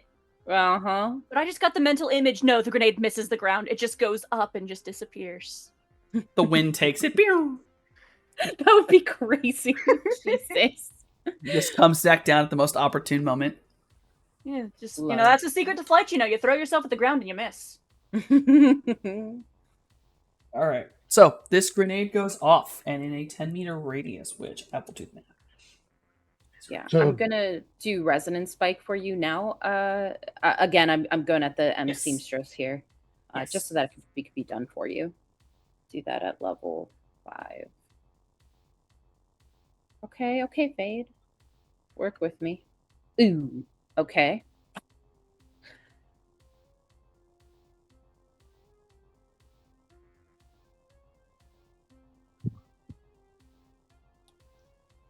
All right, you are good on fade. That's a fuck. All right, fuck yeah. Put that into goddamn practice. All right, so that is going to smash into the M seamstress, which is going to rear slightly, and you'll watch that there's this. Best way to put it is like this, like a spider web catching light. You see that in Bloody Mary's hand, she's holding 2 red threads that only show up every now and again, and it's connecting her to the seamstress. As it rears, she holds on so she can remain on top of it. Mm-hmm. And you just see her, like, as the seamstress reels back, she stamps her left foot down onto the creature in kind of a aggressive manner to get it back under control. Okay. I'll say that the resonance spike slams into the seamstress, and it cracks the terracotta face on it slightly, which does sort of reveal more of its actual air quotes face. Goopy face. Yeah, which is it's kind of more like Mm-hmm. well, I know the term for it. It's called a radula, but think pincers and then a weird toothy tongue thing that kind of lolls out. But it's 2 Don't big like that. teeth, the vertical Yep. aligned teeth. Disgusting. But I do crack the mask and Yeah, Staring right like at the Bloody bottom Mary. half of it kind of shatters, and it definitely breaks any form of illusion this thing had. I mean, obviously it was already a terracotta mask, just in a like a resemblance, but now it's like, yeah, it's just a fucking mask. Yeah, no, it was only ever about as real as her degree. Right, and that's really what I'm trying to do. It's a shattering of ego. Like, bitch, you fucking send this resonance spike. But yeah, All right. Cloudy, after seeing all this, summons his 3 spirits, his 1 big old combat spirit, his manipulation spirit, and Finn. hey, Finn, Peachling, the other combat spirit, Flanker. They like share a look and then fucking bolt to the side of each side of the seamstress. And you point to our little jaguar, score a wound, steal some hair, get me something from her. It like gets She's low. not getting away. Oh yeah, he if I gets have low. He anything to say about nods, and the manipulator spirit runs. Kind of. Then it goes off alongside them, kind of waiting in the back for them to distract, and then it's gonna kind of do hops and go up. So they're converging upon the M Seamstress and Bloody Mary on top of it. But you know what? I should call her that. Fuck her. Sandra. Fucking silly Sandy up there. They are flanking Sandra. yeah. I And found one it. last little thing. It's 50 meters, Softy, for Woo! no penalty. Yeah, you're fine. Future All right. reference. And then finally, I haven't done this nice and proper in a very levitates and slowly rise up into the goddamn sky, ready to strike to It's like- whoever the fuck I Yes. need to. Dun dun dun dun dun dun dun dun. The mage. But yes. Since most everyone here that could do line of sight can do it from the sky or from the Mhm. ground anyway. Mhm. And the biggest problem is currently hiding in a smoke cloud, so we'll see how that goes. We'll see how this goes. We'll see Yeah. what happens. Like to imagine Yeah. just before like ducking for cover, there is just that moment turning to Oz, just that wink, that just like old times grin on its face, and then just gone. So, who was in that 20-meter smoke cloud centered on T? Centered on T, it. Oh, actually, the centipedes were actually in it. Oh, So, word. Okay. the seamstresses were too far out, more to the side of the dais.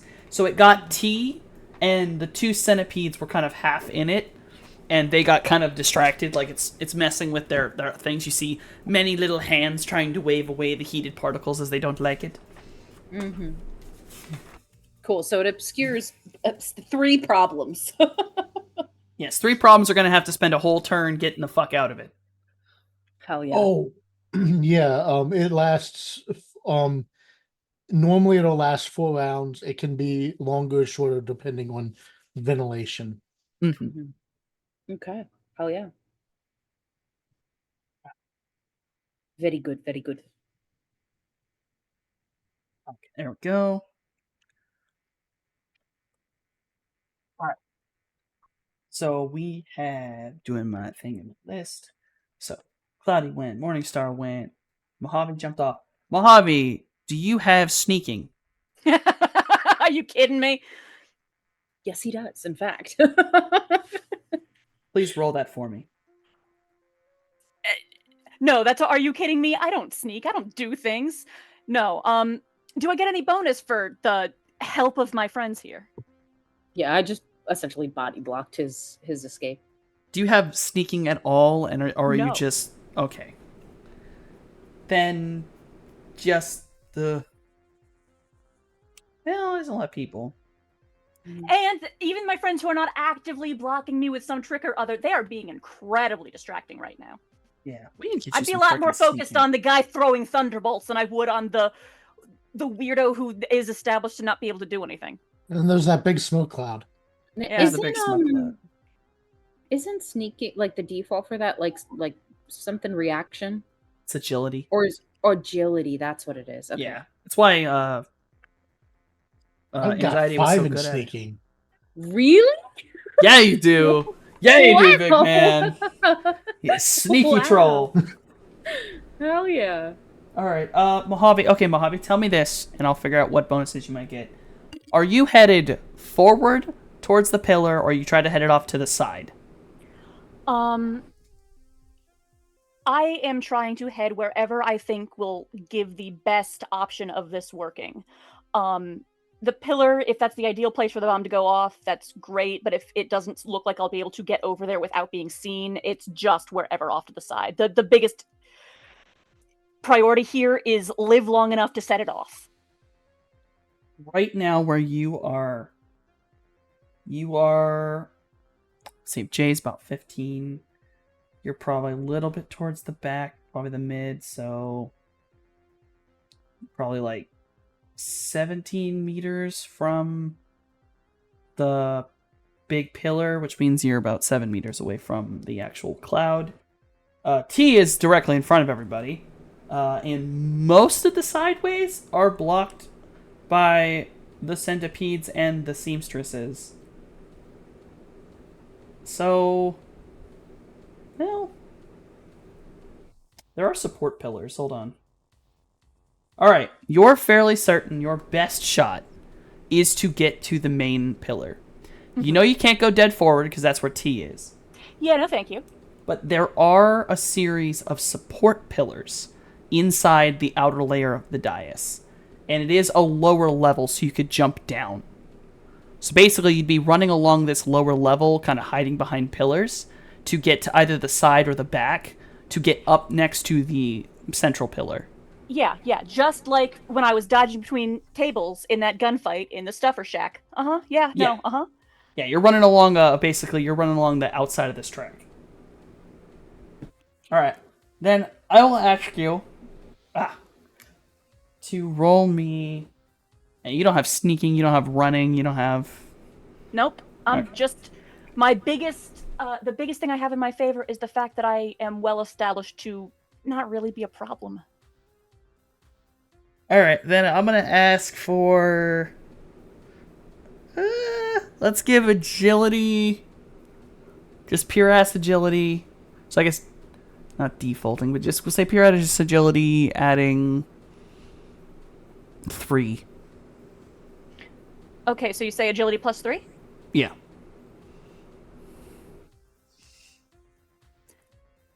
Click on agility, add the 3, attribute agility, none? None. Okay. Is that you're not trying to add it to anything? Okay. You will begin your quick little run around, and we'll see later on if anything has noticed you. And I will have you run towards the Bloody Mary side because all those spirits are surrounding her. There's no fucking way she's getting to you without going through a combat spirit. Yeah, no. Of all the things on the field right now, as far as they know, I should be the least priority. Yes. So you are beginning your sneak around. It'll take 2 turns to get to the midpoint, and then you can take a turn to run to the central unit and begin the process. So this is the first turn, so we'll take 1 more turn to get around all the way to that side piece. Because you're kind of running a long outside circumference. So, you're there. You're on your way. Everyone else is gone. Now it is time for the Falcones to go. So first things first. The other seamstress, not the one that Bloody Mary is driving, because they were alerted to not touch her, to leave her to Cloudy. So the other seamstress, you hear an insanely loud shot ring out as Marshall's sniper rifle goes off and echoes throughout this entire room. And you just watch a 50 cal bullet pierce and rip through this seamstress. Reeling back, it's fucking pissed. And as it lands, it looks up and looks around like many weird eye placing for trying to find where it's looking. And you can tell that it's already beginning to heal. And you can hear there is a pulse beginning from the central pillar. This very gentle pulse. And the seamstress is absolutely pissed. Then the seamstress then proceeds to get jumped on by one of the combat spirits from the Falcons, I would say, Angel Michael looking motherfucker with a giant flaming sword, and it's getting slammed into. So it's, spirit versus spirit fighting. Seems to take a little more damage, and even though it's damaged, it's like it's healing a little bit every time it gets damaged. Oscar comes out and he's firing. He actually manages. He fires into the cloud, and you actually hear the centipede in there scream out in pain. He actually managed to hit the centipede. The other two attempt to hit the centipede. One tries to hit T. Both fail because the cloud. They were not expecting the cloud, so they're just like already ready to fire. One of the spirits goes bounding over, and this is sort of like a, I guess, lion-like spirit. Comes bounding over everybody, jumps into the cloud. And with a little bit of damage done to either anything or something else, we're going to take into the enemy's turn. First person to go. You hear the lion roar as it jumps into that cloud, and then you hear it whine as a horrible cracking noise is heard. It seems the spirit found T, and T found the spirit. They are now doing combat, though you cannot tell exactly what's going on through the thermal smoke. The seamstress, not the M seamstress, the other seamstress, number one, seamstress number one, reaches back with many limbs and attempts to pull the angel spirit off its back, and is basically throwing it to the ground and trying to basically just slam hands into it to crush it. Bloody Mary is next. She sees that she's being surrounded and proceeds to lay her hand out to the side towards Finn and fires off Mana Bolt. Cool. Both Finn and the combat spirit have counterspell. Counterspell. Hold on, I can't remember. Counterspell is done at a level, but you don't know the level that the spell is being used at. It's not a spell; it is a skill. It's used as defense dice right. to add on to whoever is getting hit. Okay. Then I would say, I guess, roll Finn's defense. What is it against? It is against... Oh, fuck, I moved a dice. It's okay, that one was... Oh, wait, no, it's a mana bolt, so it's raw willpower. All right. So his willpower is 6. Plus 6 from his counterspelling, plus the 6 from the combat spirit's counterspelling. God damn! Alright. Boy's going off. Yeah, they are just kind of like, no, you ain't hitting us with shit. Ma'am, you thought. Oh, man. Basically. It's basically anything she's going to try, they're immediately going to try to unravel. Alright. Then, roll that as I figure out how much is... Oh my god. Oh my god. He fires off this mana bolt at Finn.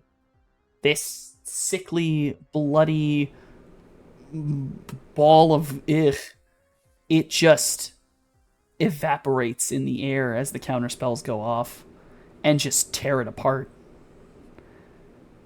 Finn is like gently rained on by completely inert blood, just licks his face and then gets ready to fight. She is definitely upset. You can see that this incident, like, she actually, for a moment her smugness kind of falls and she gets a little mad. But she dares not look away from the two spirits to look at you, Cloudy. The seamstress she is riding is going to attempt a more physical attack on the combat spirit. So that would be against so it's just a normal physical attack. That's reaction, intuition. Yep. Where did I stick their little thing? 100. Oh, Shiza, right. That was in a different book. No. Okay, hold on.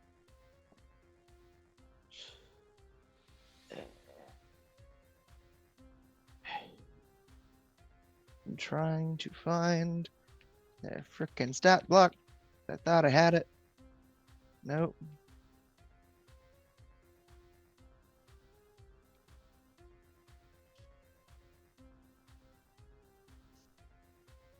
Where are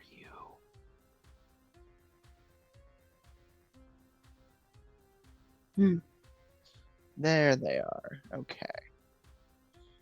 So their reaction is 9, intuition is so 15 dice. Okay, there we go. All right, I got it. I got it. Dodge. Dodge.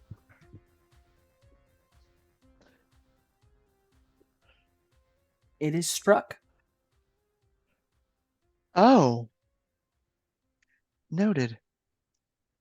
Yes, the seamstress does manage to strike it by 1. It got 8.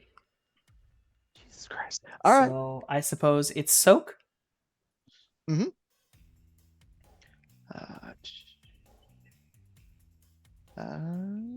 here, you. Body. Okay.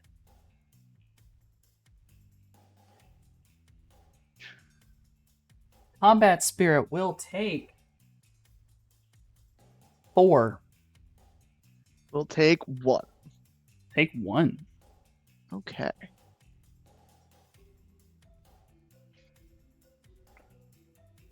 It's fun times. Jesus Christ. All right, so speaking up to amping. So the 2 centipedes are going to act smart, and they're going to run forward so that their heads are sticking out of the cloud and they can see what the fuck they're looking at. One of them, let's see. Oh, yeah, no, that's the closest, and that's going to make them mad. Jay, one of them is going to attempt to stretch out one of its metal arms and strike you. Rather violently, actually. So I need reaction intuition. If you would like to dodge out of the way.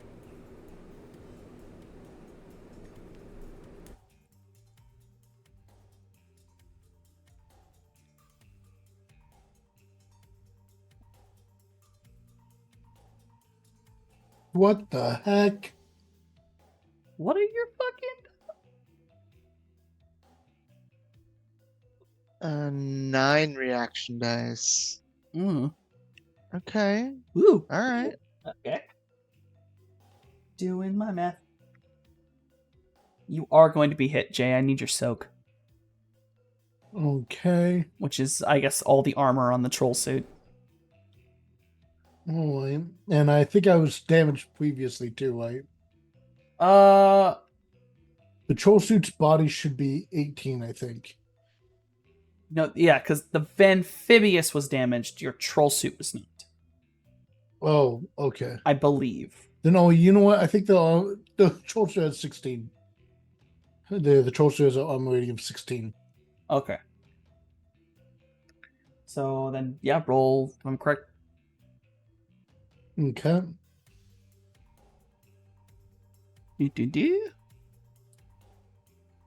All right, your troll suit will take. Hold on. Okay. I had to check its penetration for a second. All right. You're going to take 4. As it is metal. Damage. Yeah, it's blunt metal against metal. It's not. This one's not sharp. This one doesn't have a knife. The other one has a knife. So that's 4 to my body. Yes. Jeez. Okay. Yes, it is going to slam you, and it is gonna hurt. This was a forceful hit. You will be knocked backward about a meter. So you're gonna you will not be knocked on your ass, but you are going to be pushed back. Okay. Then Centipede 1, Centipede 2. Centipede 2 is going to attempt to strike out at Morningstar. Because I believe you are fairly close to Jay. Yep. So yes, Centipede 2 is going to attempt to strike out to you. What's the So- difference between a soak roll, a defense roll, and armor rating? Your armor Uh, rating is the amount of dice you use for your soak. And a defense So- roll is... Defense roll keeps you from getting a hit in the first place. Soak keeps you from, once you're hit, from it passing through whatever armor tardiness you got. And what was armor contributes to said soak roll. Oh, so I should have rolled soak instead of armor. Yes. Okay, next time. Because my soak is 22. Oh! There's Oh, 18 from the troll and then 4 from your own body. How many dice did you roll on that armor rating? 16. 16. Do you... That's a fair amount of dice that didn't get rolled. Yeah, do you just want to roll the extra 6? Sure, 66. Yeah, just roll 66. Because you could get a couple points off that. Noskavian making a mild mistake does not in any way compromise Jason's armor in universe. Yeah. We got 1, 2 more. 2 extra so, hits. so you're only taking 2. Not 4. 2. Oh, that's good. much better. Yeah. Yes. Yes. And remember that you take the troll suit has its own body. So remember the troll is taking it to its body, not Yeah. yours, because it is a entity in and of itself. Right. It's not until the troll is disabled and you are outside that it begins to hit your body. Yeah. But any stun damage is obviously to you instead.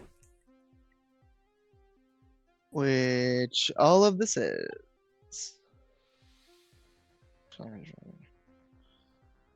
Mm.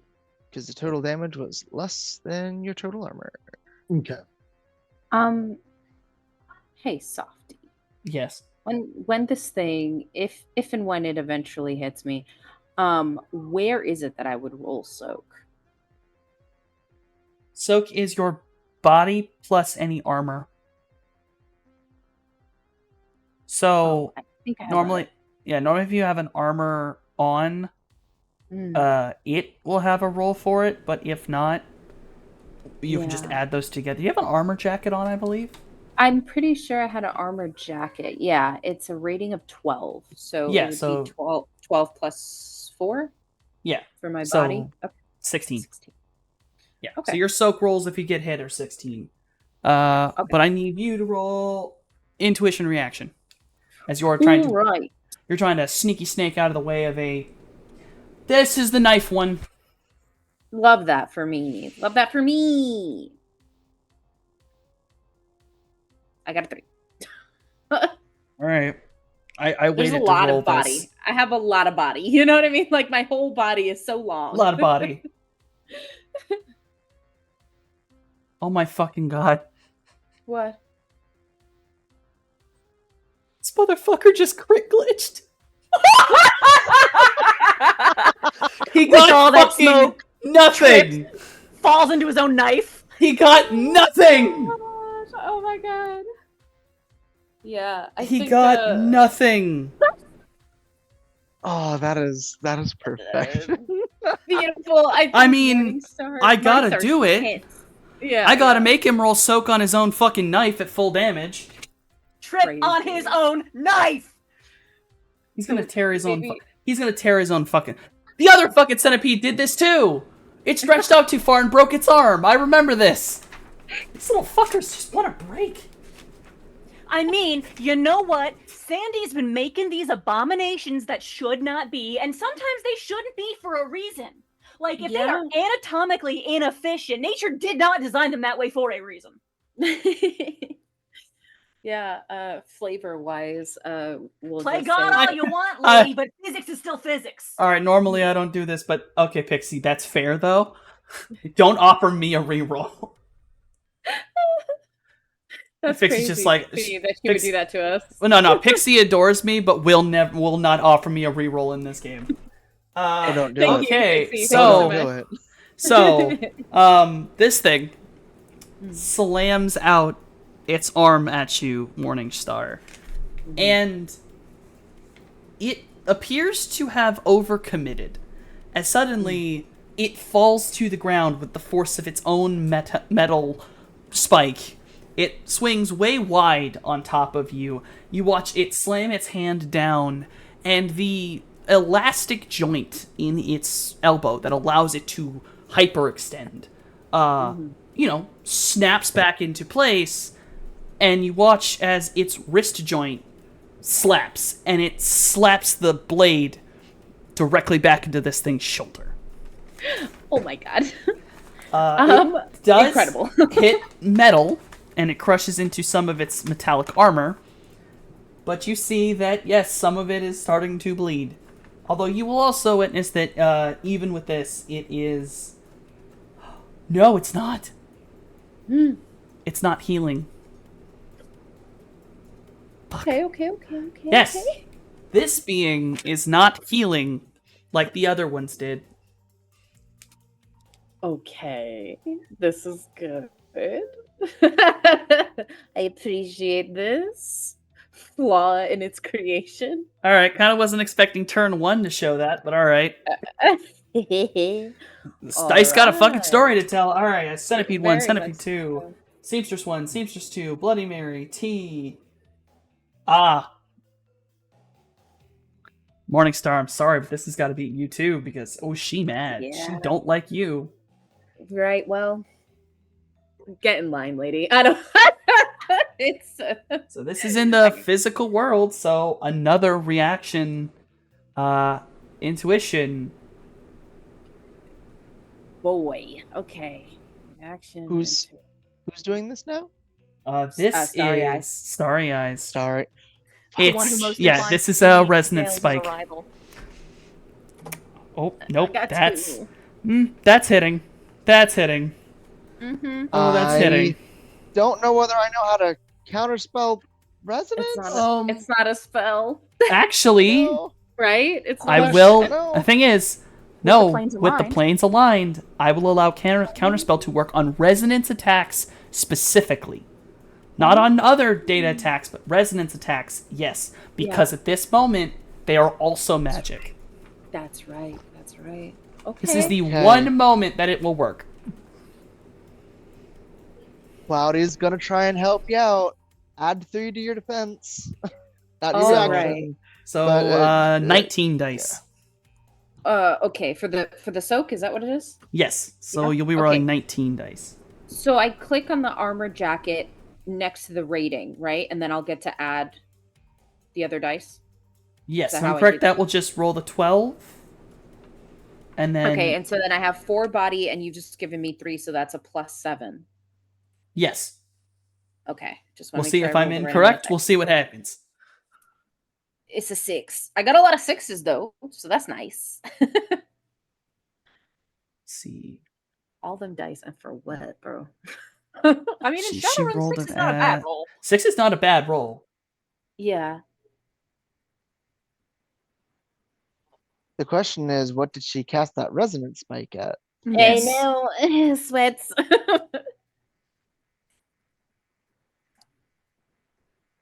Yeah, okay. Planes align, you will take 2 physical. Okay. Okay. As it that in this moment it is cutting through directly. It is not attaching your brain, it is attacking your body.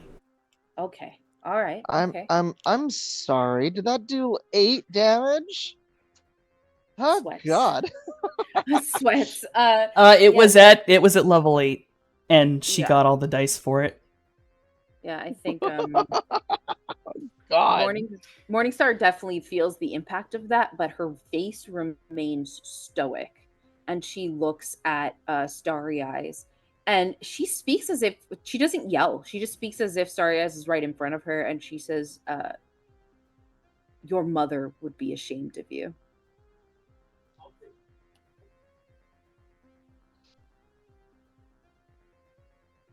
And you hear it as if she's standing right in front of you.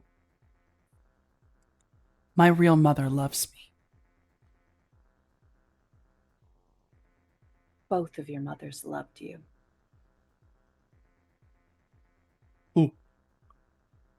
Ooh. And she hisses, she hisses again. Just very rattlesnake sounds fill the air. because Morningstar knows the truth of Manananggal. So she doesn't deny that her real mother loved her, but so did 404. So she's like, But Bitch, now I the know the love from truth. both of them is gone. Yep. Oh, she's God. She's like, I got you, bitch. Don't All worry. That was all the Falcons. That was every enemy. We can wrap back around to the party. Mojave, you're still on your way? Yep. All right, you're on your way. All right, next three. Whoever wants to guess- go. Yep. Flavor-wise, there's just like through the smoke, very much like who needs eyes anyway? We are extra sensory fumbling forward, and the entire time, even though I know that it shut itself off from the world as a whole, there's still just that spiritual, that hope, please trees, please trees, please trees. just reaching out, begging as we're begging for forward. begging for the Ents to hurry up and get here. Like, please. Please, y'all move so up. slow. Just with that same desperation, the same energy, just please. We All need right. you. At the end of this turn, you will be reaching the 90-degree point on the circle, meaning you'll have one more turn and you can climb up and skitter over. All right, you three, technically everyone's going off at once, so whoever's got what they want to do. Go I ahead. guess Jason will try to back out of the thermal smoke because I think I caught myself in a little bit. You did not. You're 5 I meters did. away from the edge. Oh, Yeah. okay, cool, See, awesome. clear vision. Then in that case, I think I might level the thunderstruck at Story Eyes and Fire. At Starry Eyes! That's my fucking boy. Yeah, Woo!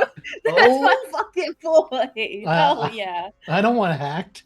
No, honestly. Honestly, you know what? Fair enough. Why? Geek the Technomancer, Geek the Geek Mage. Mancer. Geek the Mage Uh-huh. and Geek the Mancer. There's some of our merch for this game is Geek the Mancer. All right, fire away. What do you get? It's an 8. Jesus. I think I hit. I can confirm that Mancers aren't very physically strong, okay? Yeah. I will confirm that for you. And you will strike, and Firewall behaves like armor here. So you're going up against the level of Firewall she has, plus that. I'll be honest. I'm trying to provoke her a little bit. If you fucking do that, fail safe. I want an excuse to use my You anti-data. On. fucking monster. You want to use that fucking black ice on her brain right here, right He now. wants to Alright. give me a panic attack. 15 plus 1, 2, 3, 4, 5? 5, 19. Then... No wired. Oh, fuck. Ow, my back. Sorry, guys. I'm an old lady. Ugh. She gets her one... He's gonna actually have to pop her one freebie. God damn. So, Jay, you fire So off. you're giving her a legendary resistance? Is that what you're telling me? No! What? No! What? Why would you use legendary accents and resistances here? This isn't D&D. Wow, I see you, Softy. I see you. But Jay, you do fire out. The Thunderstruck slams into where she is. It decimates the wire she was sitting on, and you watch as sprouting up around her is what almost appears like these digitized wings that try to come up to defend her, and they just shatter.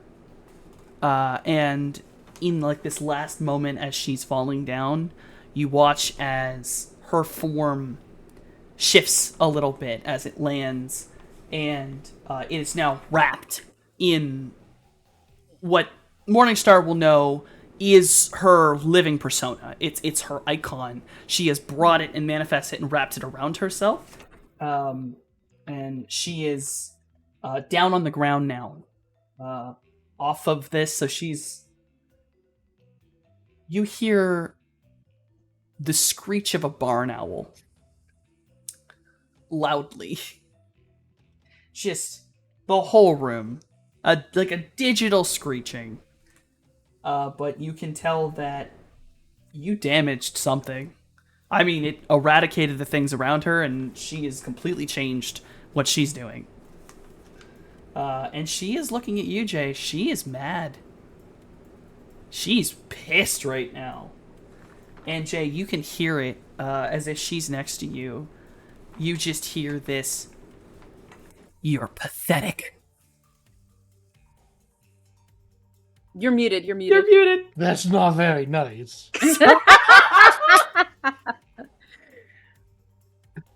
Okay. Only Jay hears that.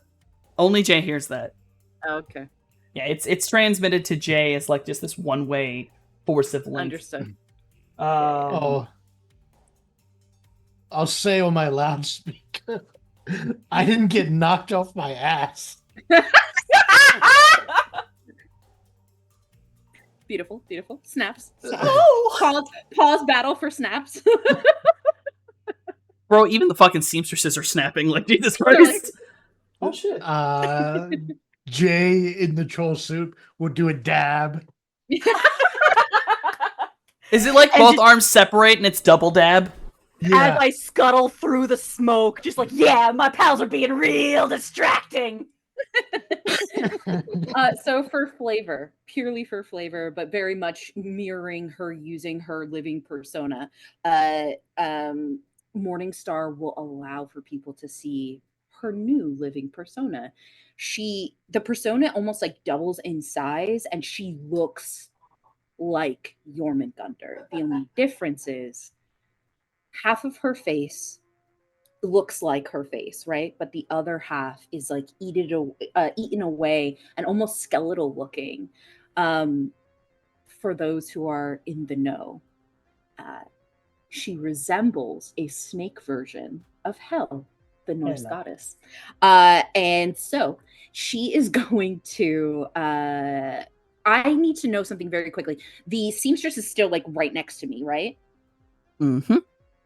Cool. She is going to very much if you've seen, it's not accurate to actual Norse mythology, but if you've seen the Marvel movie, when Hel is in the movie, she manifests a weapon and it looks like a very large sledgehammer essentially, and she is going to use D-Res on this the seamstress. Gonna fucking bonk it right on the head. Nice. I will also put for future notice. Yes. You've now activated a power you didn't know you had. From this Oh. point, instead of using your body when doing those soak tests, you'll be using your resonance score. Oh shit. Okay. Wow. Okay. Good to know. Thank you so much. I didn't know I had that power. Okay. Yeah. I will also Cool. hopefully know that you now have a hint of what's now happened with that owl. Okay. Understood. Yes, Yeah. Starry Eyes has gained more armor. I understand. You unlocked phase 2. It's gonna get harder now. Oh, This is an Elden Ring boss. yeah. Amazing. Okay. Okay. D-Res. Amazing. Okay. Okay. Okay. That fate is crazy, brother. That is 3 Mm. fade. Okay. Okay. Okay. Okay. Spot the D-Res. Oh, wait, Hey. that's- Hey. Oh, shit. Oh, Yes. she doesn't have a defense against that. Oh. Oh, that was against the seamstress that. Is right next to me. Yeah. Yeah. That just Oh, broke its own wrist. that was the centipede. The Oh, that was the seamstress. centipede? The seamstress is currently pile driving a angel into the ground. Oh, the one next to me. I'm sorry. I thought that was the seamstress. The centipede, then. The Alright, thing the that's centipede. right next to Conkus me. of the conkus. Yes, yes. She fucking, reels her arm back and bonks it on the fucking head. Alright, it has a D-res. difference. Mm-hmm. Yes. Oh, that's okay. Oh, Jesus. That's what I get for making physical enemies. Her intention is to squash this book. Of course. So, your big snake mode, you use D-res. Yes. It clearly does damage to this thing. But Oh, this damage does start to heal. It goes off, hurts like a bitch, but this damage does heal. But you'll see that Okay, the so- wound it caused on itself still isn't healing. Okay, so like physical, like a physical weapon would affect it without activating the healing. Yes. Am I You have understanding seen that correctly? us. This one of the seamstresses got shot in the face. It healed. Mhm. So a physical weapon is still healing. It's specifically when it hurt itself. Oh. Okay. Interesting. Good to know for next time. Okay. Okay. Absolutely. Yeah. Well, that'll Yep. be. Yeah. That's essentially her turn. You've Stop hitting attacked. yourself, And stop I'm hitting yourself. Stop hitting Is that yourself. what this battle's about to become? It All right, might. Bobby, boarding star. Jay, Cloudy. What are you gonna do? You have both seamstresses are in view. Both centipedes are in view. T is not. Also, Bloody Mary's in view, but where you are, the shield is facing.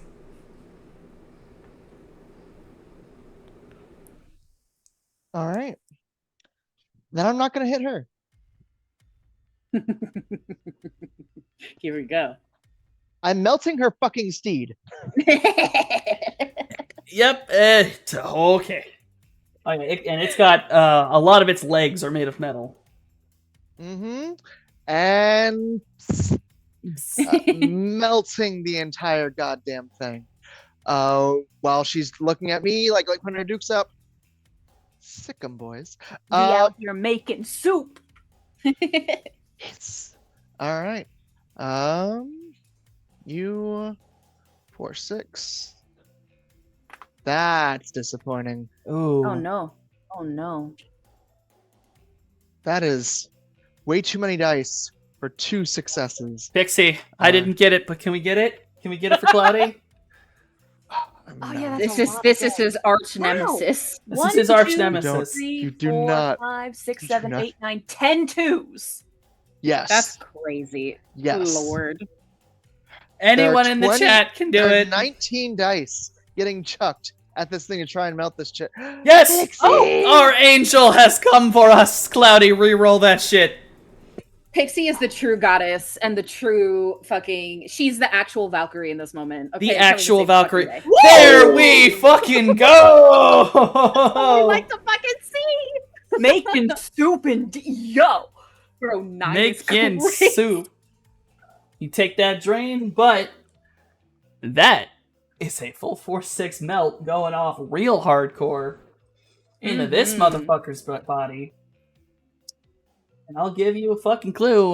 There's a reason I let you have that spell.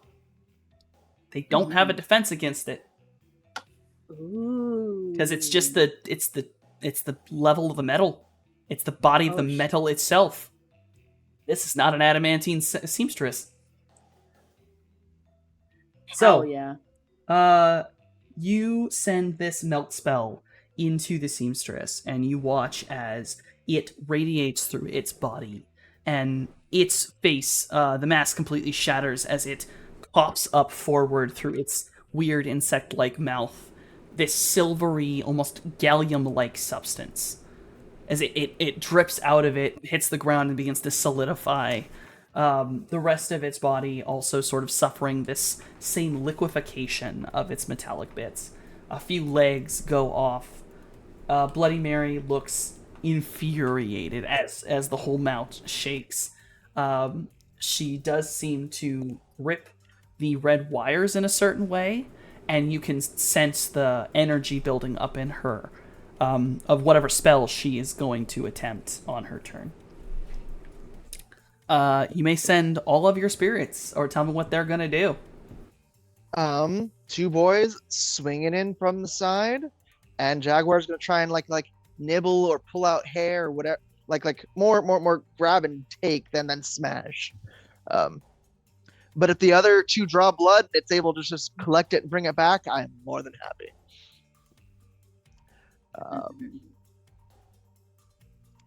So let's go ahead. Where did I put it? Oh, I just realized that Pixie didn't get a reroll.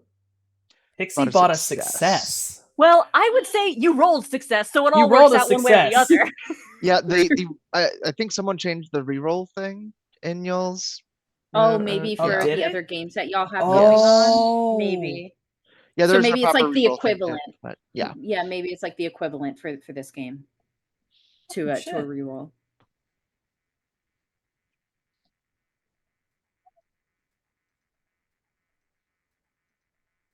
But I'll go Oh. and start with Finn. Oh no.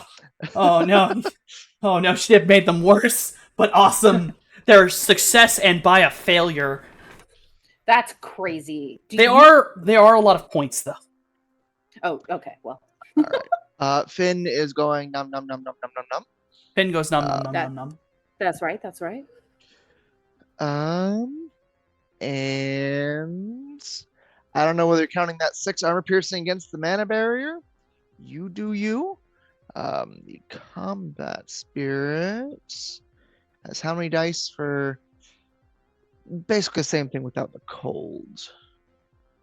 Right, Finn has cold. Yes. This one has electricity instead. Let's see. I just took a picture of him. Gonna make this woman a fucking superconductor. Yes. I'm the fucking storm. What do you mean? All right. So We have the superconductor. Okay. So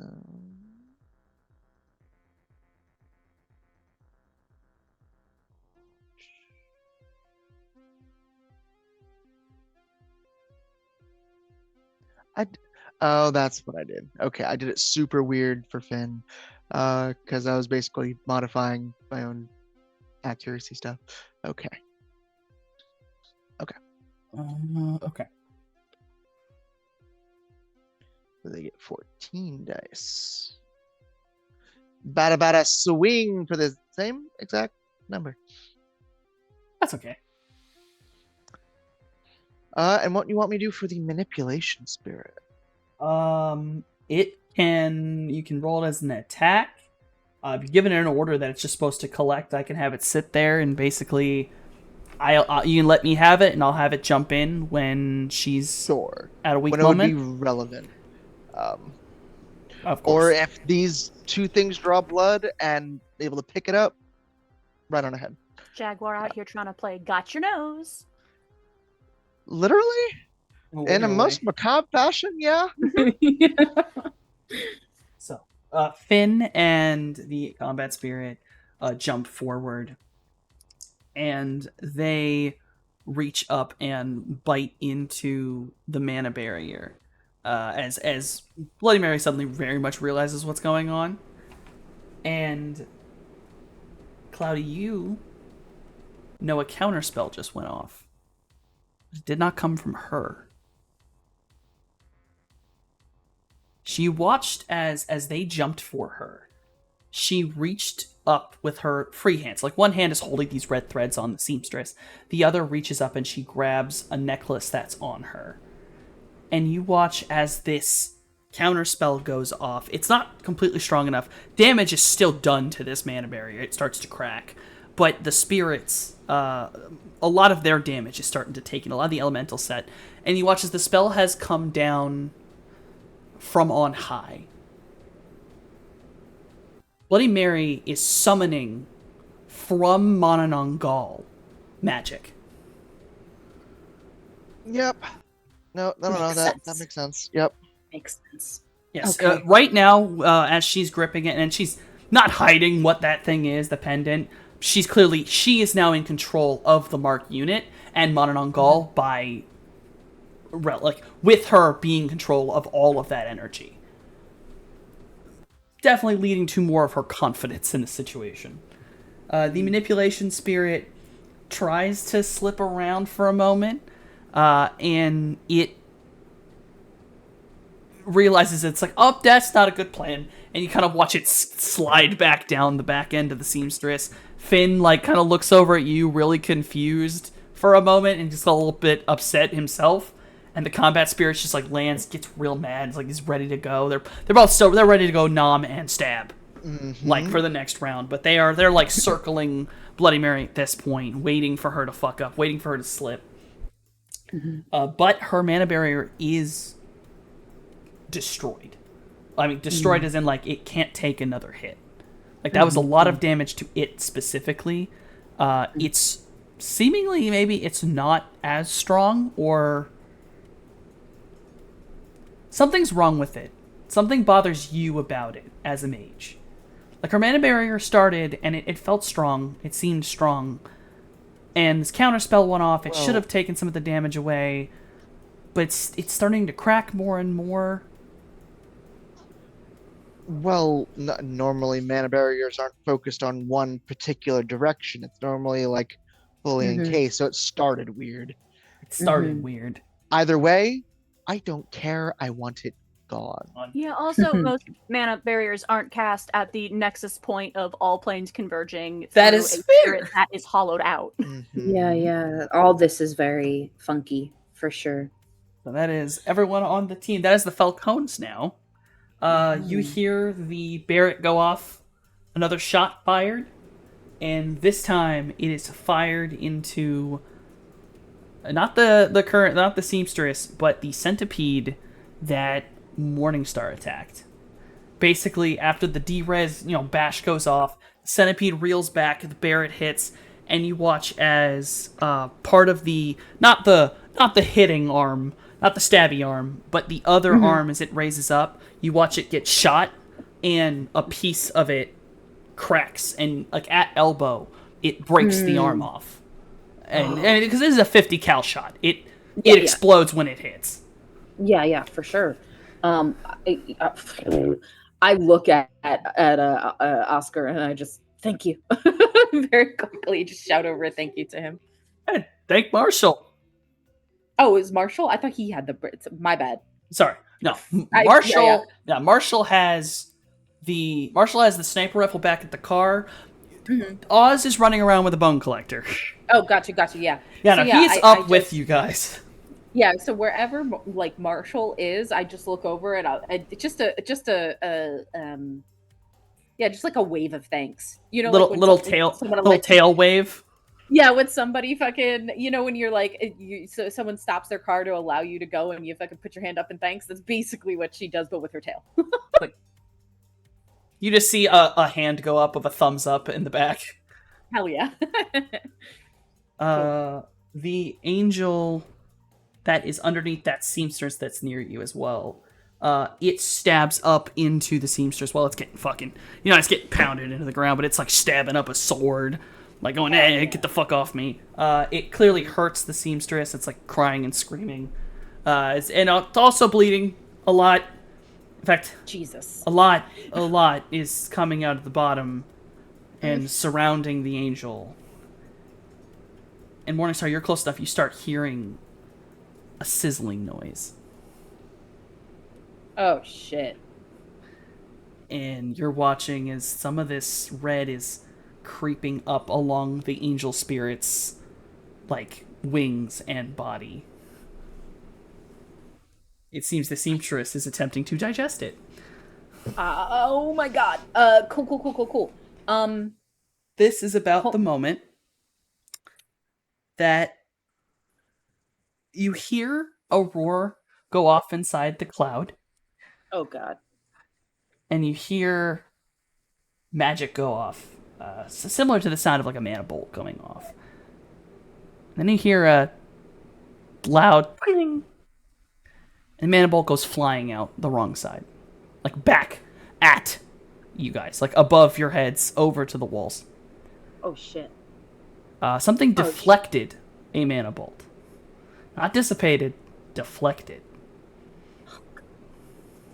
Oh my god. He has fucking anti-magic stuff. Help. Oh, that's what he's wearing. Fucking adamant.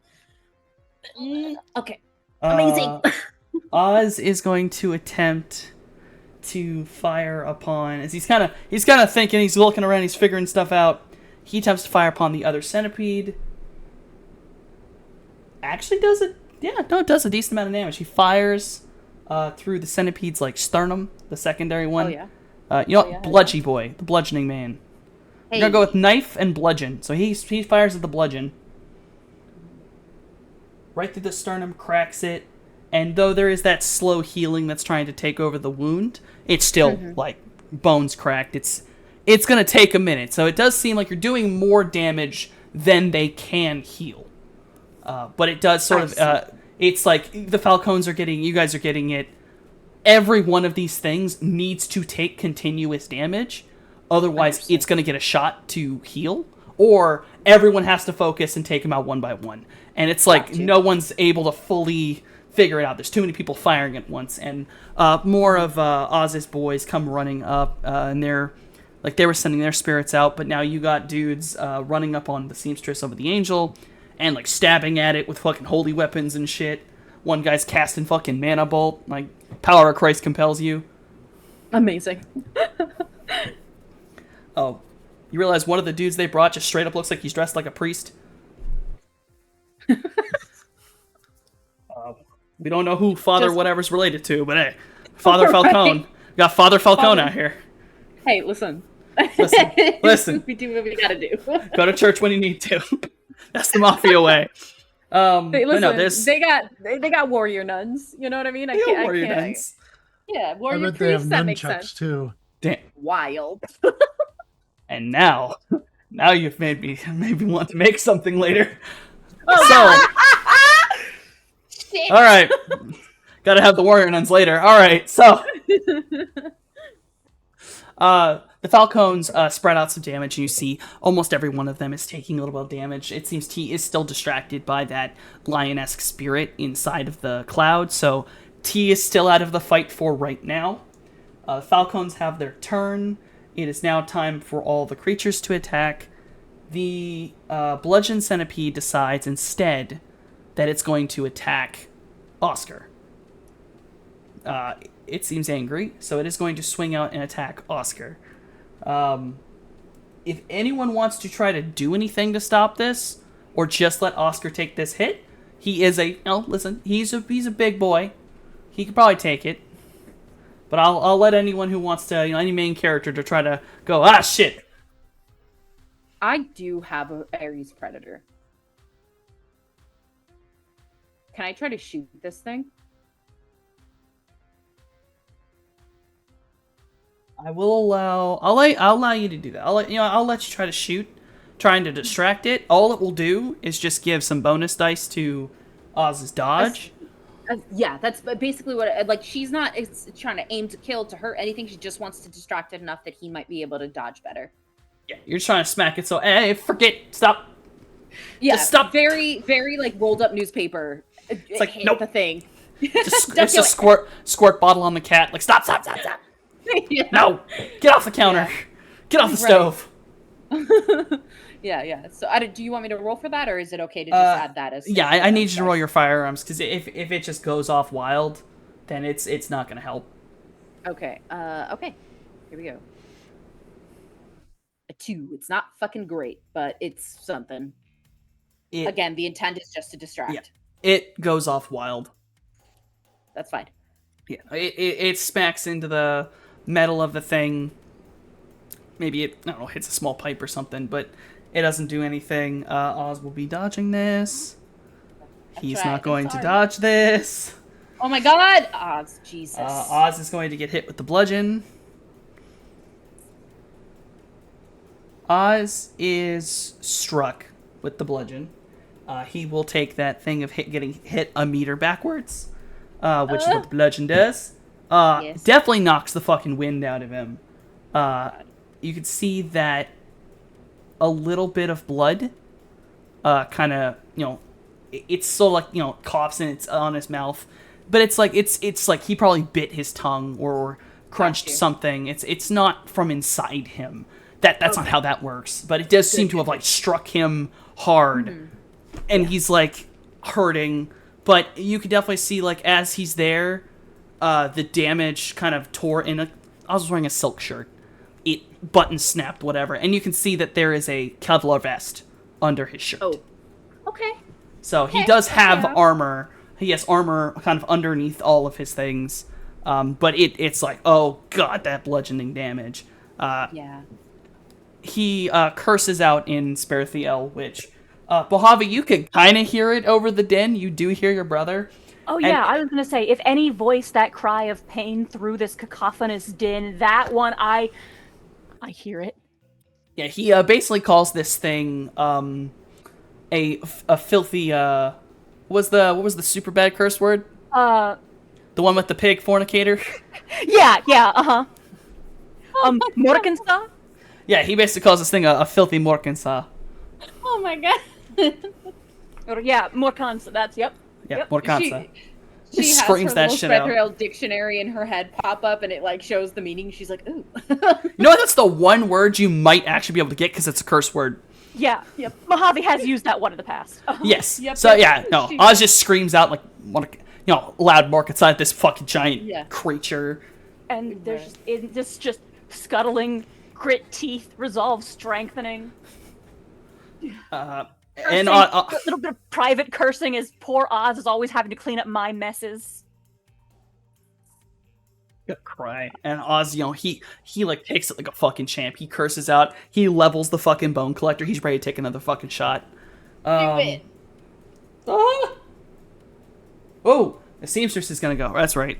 The seamstress is going. The one who's attacking the angel is going to basically do the one thing that every dumb giant monster does: lift up, and it's going to slam its body down onto this angel spirit.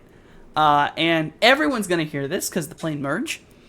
It is an awful cry. It is a scream, a shatter. And Cloudy, it sends chills down your spine as all of you hear a spirit get eradicated. Not demanifested, eradicated. Oh shit. What? Oh shit. When the seamstress gets back up, you see this strange husk body of what the spirit was is underneath it, just coated in goo and slowly gently melting into this red puddle underneath the seamstress. As she turns her eyes to the Falcone man who's like next to her. But it looks like one of the spirits has been completely eradicated. That leads into, followed quickly by another scream. Another cry. As from inside the thermal smoke, you hear a crack, much like thunder. It reverberates inside. And it's followed by the sound of hydraulics, of something resetting. And that's a scream so much similar mixed with a lion's roar as you hear the sound of another spirit being eradicated. This whipping wind, this moving mana as it's just in pieces. It's just astral dust by this point. The one that was inside the smoke with T has died. And you all start hearing the thudding footsteps as T begins to walk to the edge of the smoke. Please trees, please trees, please trees, please trees.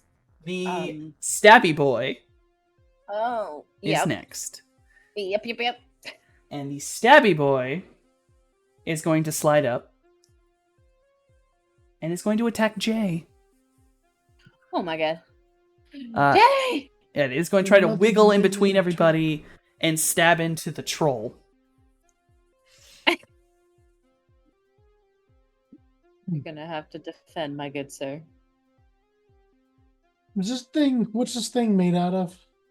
A grotesque mixture of biomechanical horror. Can I tell by looking at it? Does it look like it breathes?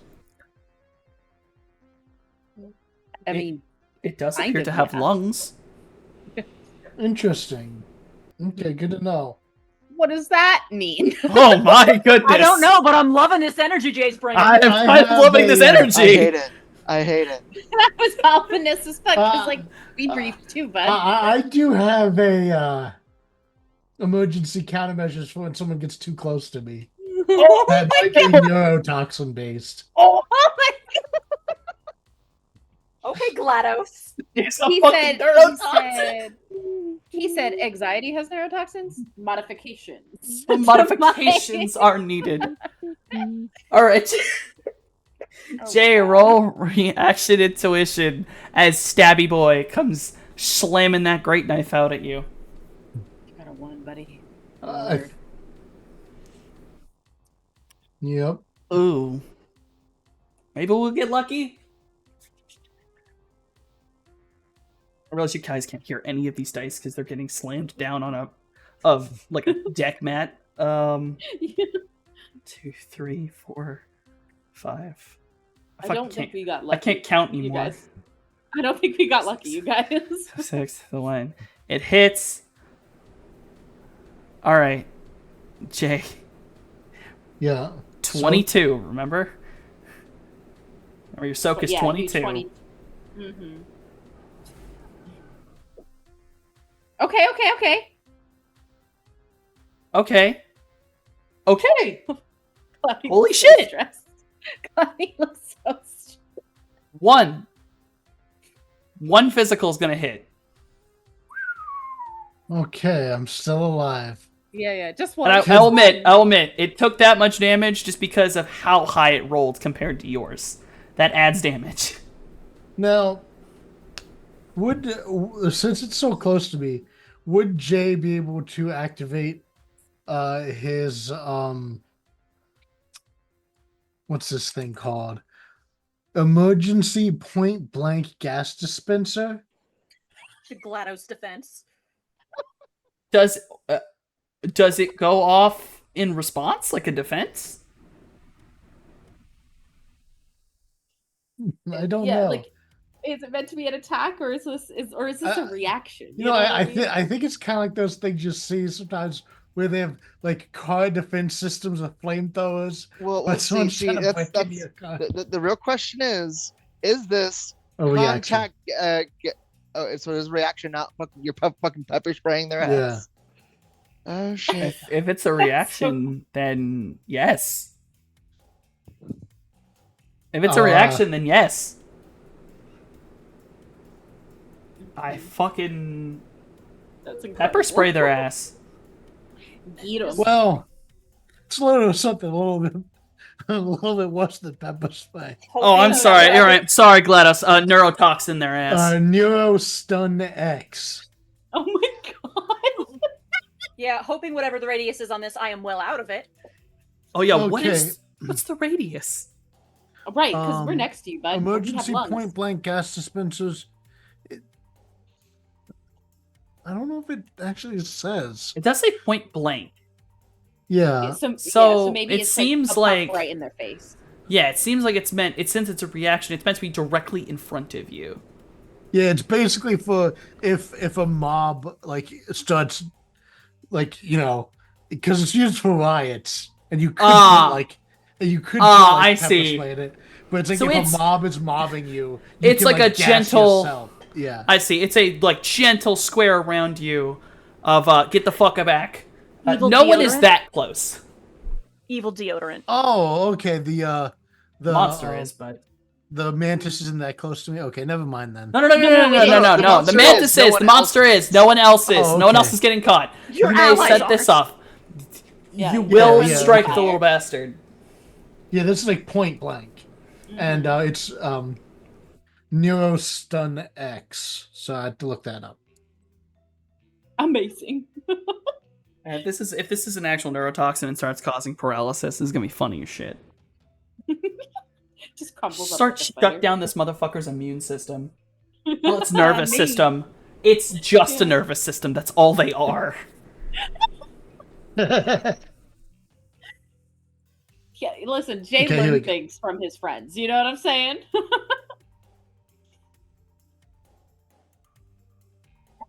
It's in the big list of medical stuff. Oh, Okay, God. it's a contact and inhalant. Mhm. It's one combat turn. Penetration -2. Power is 15. It does disorientation, stun damage. Yeah. All right. I'll Oh just my god. Like, we're talking, like, 15p? yeah.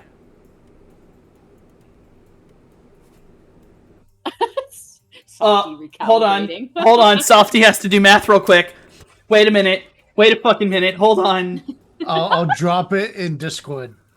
That stuff is inhalant, meaning you don't get armor to your soak. No. Meaning this thing has to roll its body purely. And my suit is chemically sealed. Thankfully. Oh, you're fucking with me right now. You're fucking with me. Me? No, I'm not. It's in the troll. Oh god. Okay. Softy. I refuse to give these guys edge at all, so they can't do that. And he can't roll high enough to stop this. Woo! Shit, bro. He literally cannot roll high enough on body alone to stop this. Fucking hell. So, this thing's going to stab forward at you. And, Jason, you watch as it, after it shot its arm towards you, trying to do as much damage as possible, for a brief moment, the blade gets caught in your troll's armor, and you activate your defense measure. And you see that on either side of this blade are these tubes that seem to act like some form of sucking mechanism. Almost like this blade is meant to vampirize something. But in this instance, it instead sucks in a neurotoxin. There you And go. then the Check blade retracts into the centipede, putting pressure into its system and transmitting neurotoxin through its entire digestive and nervous system. As they're basically bugs, meaning the circulatory system just is. It's open. That's how they breathe. This Oh, was a God. time. I'm making a note here. Huge success. Hard to overstate my satisfaction. God damn it. This is crazy, bro. 15. Oh my god. Alright. Does that roll over? Yes, in science. Yep. That rolls over. God, does the healing do anything? Can you tell maybe I wasn't ready for this? Hold on. This is a weird way for it to go out. The cope. I mean, we're on the battlefield with T. We are on, you're on like- the battlefield T. All right, so as this thing goes back, Jason, you watch as the neurotoxin takes effect. Its mandibles, its radula in front, begins to drip out its own weird black ichorish blood, and its body jitters and shakes as its circulatory system basically starts to contract, and you watch as a hydraulic body parts, things that are not held together by pure muscle, pull in. A few legs jerk into the body as it cannot control what's going on, and it bends and twists in wrong ways. And as it bends and twists, it crunches forward with abrupt force, and you watch as it crushes forward onto its arm. And for a moment, it is still. Hey guys, Geneva Conventions don't apply to bugs, right? Actively no. We have Actively nuked no. them before. They're good. That's what I call some bug spray. And you all watch as this thing's jerking movements, it falls over, curls like a pill bug, and you can see its own blade is stabbed completely through its back as it continues to jerk and jitter, as basically the last remnants of electric signals go through it. Fuck yeah, but also gross. Jay, you have taken out the stabby boy. Hey. with a Attaboy, neurotoxin Jay. measure. That's what he gets. He attacked me. This is what you get. You get what you fucking deserve. No one's gonna hurt Jay again. Oh my god. Okay.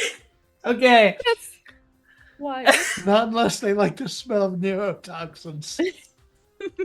Or do it with magic from a range of far away. Right. Morning Star. Hey, that's me.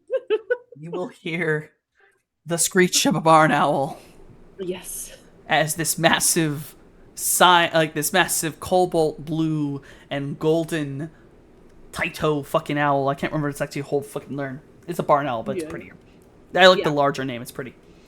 Basically comes careening out of this fucking back area and jumps to you. It is D-Res, which is going to smack into you like a fucking sledgehammer. I see. As it is about to attempt to mimic. I can't think of the flag that has this on it, but bird and snake. Understood. Yeah. Some cool. country's flag has that on there. Yeah. Cool beans. Hold on, let me fucking. I gotta do reaction, right? What do we have to Yes, do here? this would be reaction and intuition because all of this is turned into a physical combat, basically. The Mexican flag? Yes, the Mexican flag has an eagle holding a snake.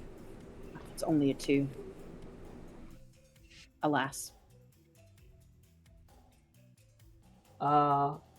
Starry Eyes is going to come careening towards you, Mhm. and I would like you to roll soak with that new body of yours. Okay. Hold on, where is the thing? Is that in core? I believe it is. Yeah, it is. Okay. And then I add my resonance to it. You switch your body out for resonance. Okay. So when Okay. rolling your armor, you're basically going to add the resonance score instead of the body score. Okay, understood. Okay, it's a 10.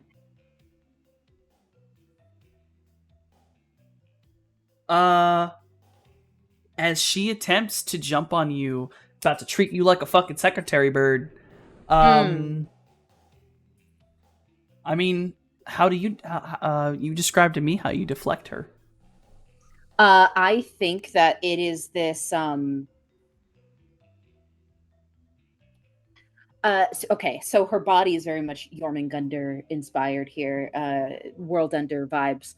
And she essentially opens her jaws in this, if this form, and snaps its legs together and then tosses it to the side, like as if she snatched it out of the sky and tossed it away.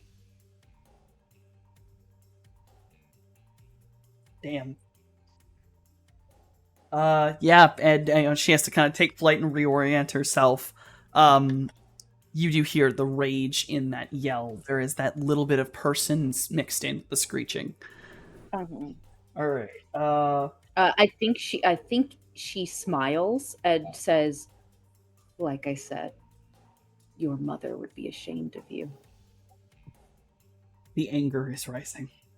All right. As it should. As it should. T went, Starry Eyes went, Stabby Boy's dead, Bludgeon Boy went, Harvester 1 went, or Seamstress 1 went, M Seamstress is to go. So the one that Bloody Mary is riding, and then Bloody Mary herself. Okay. So the Seamstress that the Bloody Mary is driving like a goddamn Mazda. But one with melted fucking tires. Yes, one with melted tires. Basically, she's jolting a lot. She's like, she, this seamstress, pulls what the other one did and basically does a body flop. And it releases this. Basically, it seems to almost end itself. It just kind of. And just tries to evacuate everything inside of it. And this one appears to use something that the one of the last harvesters you ever saw also used, as you watch as the liquid begins to move like Banana pharaoh boats. fluid, Oh. and it begins no. to grab onto the spirits, including Finn, basically making the ground very dangerous for them. Basically making it kind of a difficult terrain. It's not so much doing immediate damage, but it Like is trying trying to suck them down. It's like quicksand. Yes. What I do need is, and I think Finn. I guess technically any of the spirits that are on the ground around it are gonna need to, or I guess in contact as well with it, are going to need to roll basically just soak. As this was like surprise, there's no way to fully dodge this. It's so fast and quick that'll jump up. So it's just a simple soak. It's not a lot, so I'm fairly certain, unless something bad happens, they should be fine. Body plus magic for their soak, so like it's our force of this spell. All right. So for Finn, it is 12. Oh, Okay. The Oh, no. combat spirit is 13. I accidentally rolled 14 last time. 5. Combat spirit, I think is fine. Finn might be a little bit ouchy. Finn no. will take 2. Combat Spirit will take nothing. Okay. Ow. And I kind of count that the manipulator spirits, to me, I've imagined that the way you've described it, it's farther back. Like it's Yes. waiting to pounce at Yes. speed once it sees an opening. So it's not, Yes. it's jumping in and out, so it's out of range of the nanites. But yes, the astral nanites are harrowing Finn and the combat spirit. Are you fucking shitting me? If I have to melt fucking everything you own, I'll fucking do it. Yes. Alright. And I will say, Cloudy, you will notice when they did this, some of the melted goo seemed to split and rip, like it still had some sort of membrane in it, and you realize the nanites were protected from the melt spell by the bigger entity. So that's why they did not No, melt. I got you. I understand. This was not a player complaint by any Oh, yeah. means. No, like, no. motherfucker, I'm gonna fucking do it all. I can do it again Yeah, yeah. and again and again. You have Turning a nothing microwave left, up to bitch. 11. I'm trying to remember what the fuck it's a sacrificial anode. That's what the thing I was trying to think of is. The outer body gotcha, acts gotcha. as a sacrificial anode. Amazing. Bloody Mary will now go. And oh, she's mad. Centered on her. I will need. Hold on, doing math of who's in range. Both combat spirits, manipulator spirit. Oh shit, one of her own dudes. And I guess that'd be one of the Falcons? Yeah, that's one of the Falcons. Yeah, because Oz got pushed back, so it's a different Falcon. Yes. Oh, and Cloudy, I said you, right? No, you didn't say Cloudy. You just Sorry, said his Cloudy other as well. spirits. Oh, I am way back. He's up I in am the not sky. close. I am specifically been flying out and away from all the bullshit down there. How He far is- away are you? Before everyone rushed in. Further Yeah. up. Yeah, it was the first thing he did when me and Jay went in first and started firing. So however far back that was. Wherever the beginning of where this started was. Yeah, yeah. I see. All right, then it's just the two. It's the three spirits, one of her own boys, and it looks like one of the Falcons who is harrowing one of the bludgeons, or harrowing the bludgeon. With that, I'm gonna have to roll for a couple people. Basically, what will it look like is Bloody Mary's mana barrier will shatter completely, and it will shatter like glass. And the pieces, instead of falling or fading out of existence, they will stop in midair. And they will seem to surround her. And then they will seemingly dust into many, many pieces of glass, many shards, and they'll just fire. in a circle around her. So I'll need the Finn. Finn and the Spirit. Okay. Finn and the two spirits will have to roll to dodge. Combat Spirit and Finn will have a negative. Brain dead. I have it in my notes. A -2 to dodging Okay. as they're being carried. So question. Did you want the counter spell for their defense on this, the dodge, or the damage after? The counter spell would be used on the damage after. Okay. That is fine. As the dodge is the like harrowing from the nanites, and then the damage is what like it'd be avoided. Yeah, no, like this one, I can almost see it like counterspelling like partial mana barriers to help stop the mana thing, but I'm good with either. It works for both. So they need to dodge with a -2.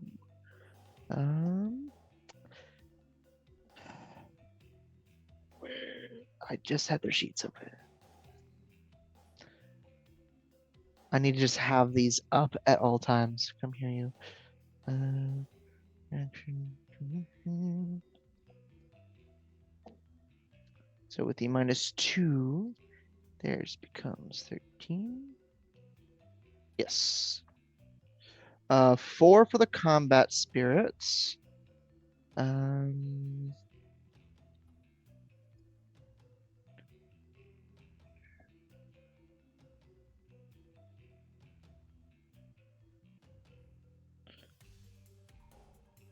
Two for Finn again. The manipulation spirit was on. Just technically a beast spirit, but all right. They have the worst, but got the same as Finn. All right, there you go. And I've rolled for the Falcon and the Bludgeon. Okay. Cloudy, Yes. you may attempt the counterspell. Okay. It just adds to the resistance. Okay. Cloudy is trying to help the manipulation spirit. The other two are basically counterspelling, like themselves, Yes. like guarding themselves. I will say the attempt is the word of the day. As Mononongal, when casting this, grabbed the pendant. And the counterspell will be Sandra, oh god. Yeah, Sandra grabs the pendant, summoning Mononongal's power, and light from a bolt from a god decimates the counterspell.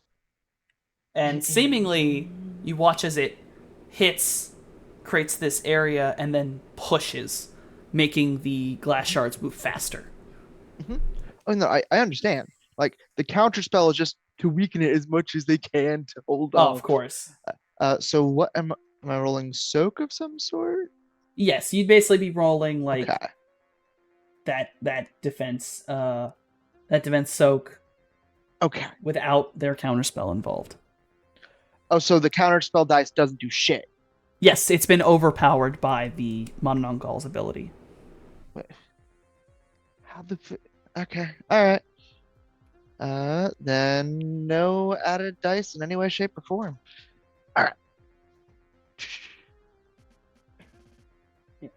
This is now this is a legendary action.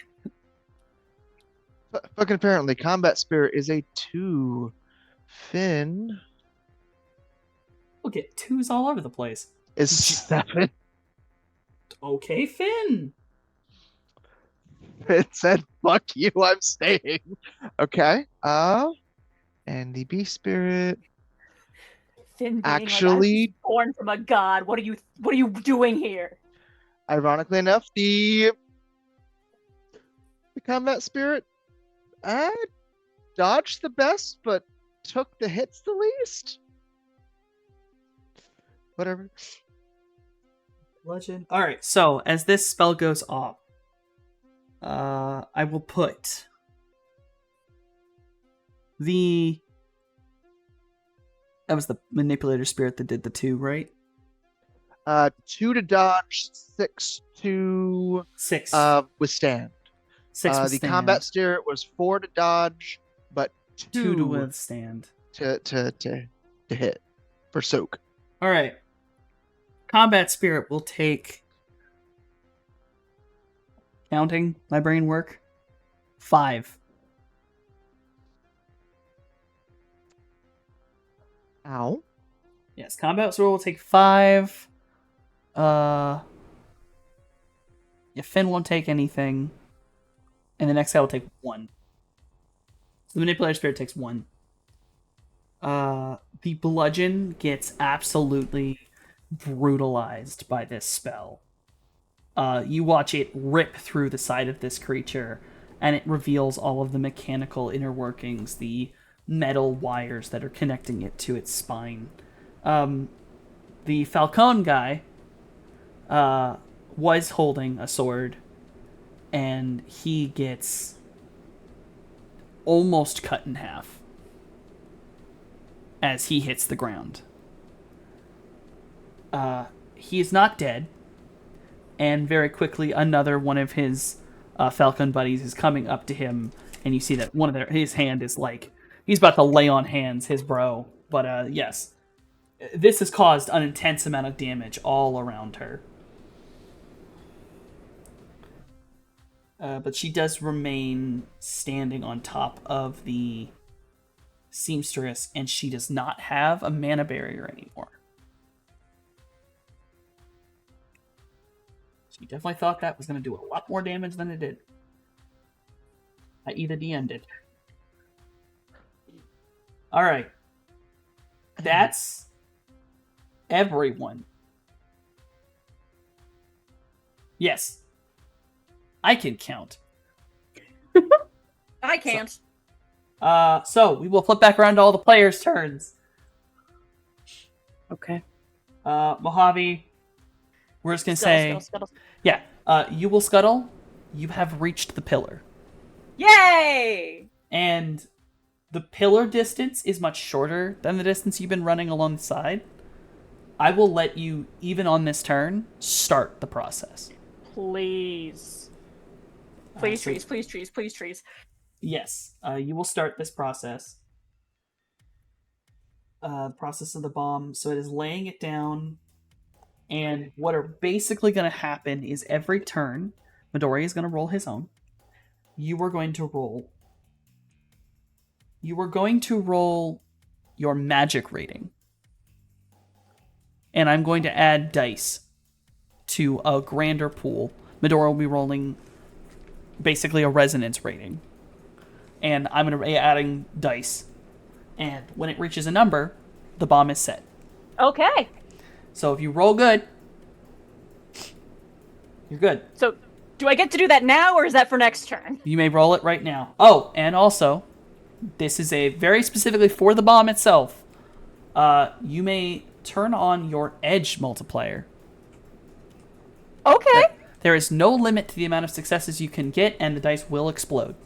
Okay. You all have put so much preparation into this bomb, I am counting it as if you were using edge to do it. Feels good. Oh, yeah. Hell yeah, hell yeah. So, just magic, attribute, none. Yes.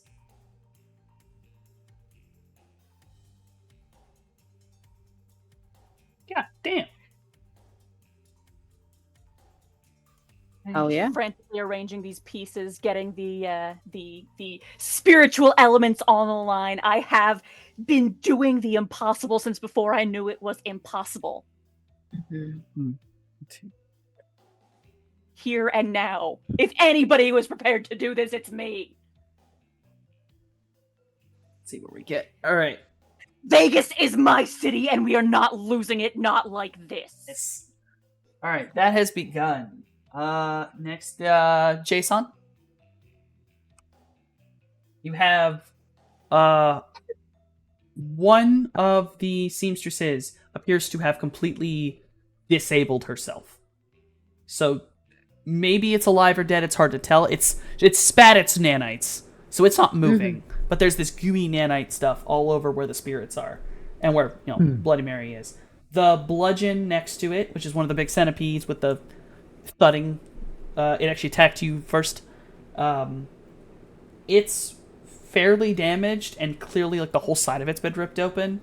You've killed the stabby boy, and the other seamstress on the other side of you is damaged, but appears to be healing at a slightly she looks like she's actually healing quicker than hitting these guys. They seem to be like doing minor like mending. She seems to be moving a lot faster ever since she crushed that spirit. Okay, so healing is reserved for the main characters and the heroes. So we're gonna have to put a stop to that. Jay will charge his Thunderstruck and shoot it at the seamstress who is attempting to heal. All right, That's what we fire like away. to hear. Fire away.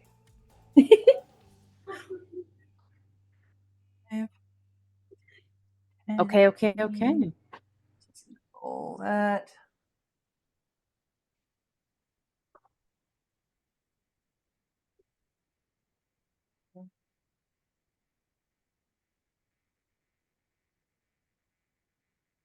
Math is hard, guys. All right. Agreed. The seamstress, you're going to fire at this seamstress, and the Thunderstruck rockets through her body. It's just, you watch it like enter where the radula is and just shatter down the rest of her. She releases this awful gargling scream as she levels her eyes at you. She's extremely damaged, and she's very mad. And she has you in her sights. You have gained her attention, but she is also damaged as fuck. Next, Morningstar, because Cloudy's got a lot of dudes at once. Yeah. So, the thing that Jason just hit isn't too far from me, right? It is already has taken a lot of damage. Yeah, no, you're definitely towards that side as Starry Eyes is just trying to get to you. So you're on that side where she is. Okay. I want to go for Starry Eyes, but you know what? I'm gonna wait. I'm gonna wait on her. I'm gonna go for this thing that's looking all angry at Jay, and I am gonna resonance spike Zabish. Actually, no, I'm not. I lied to you. What we're gonna do is misread marks,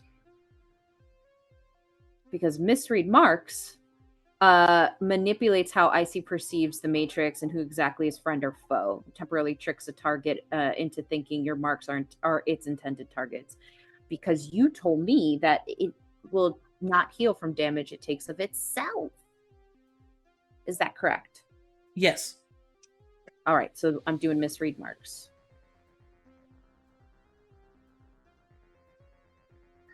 Oh my god. Hey, Sandy, you like puppets, huh?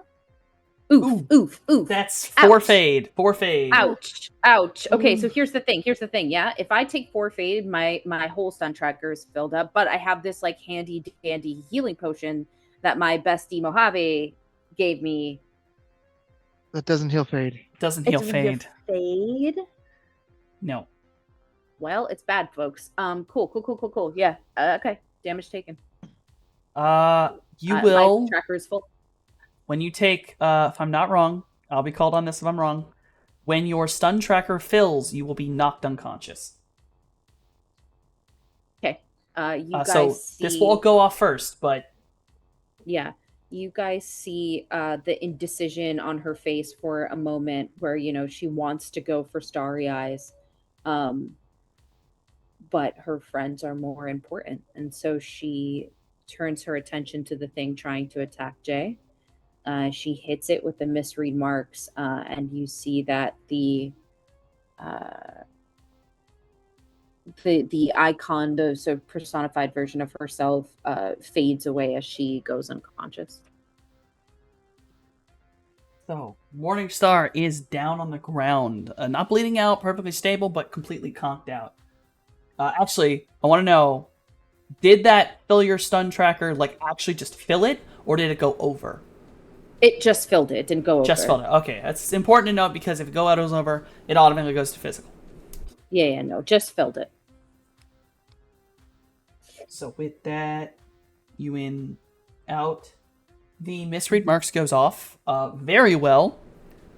And fucking hell. Everyone can watch this. It hits the Harvester. I keep calling it the Harvester. Can you tell that they used to be called that? Hits the Seamstress, and at first it looks like nothing happens.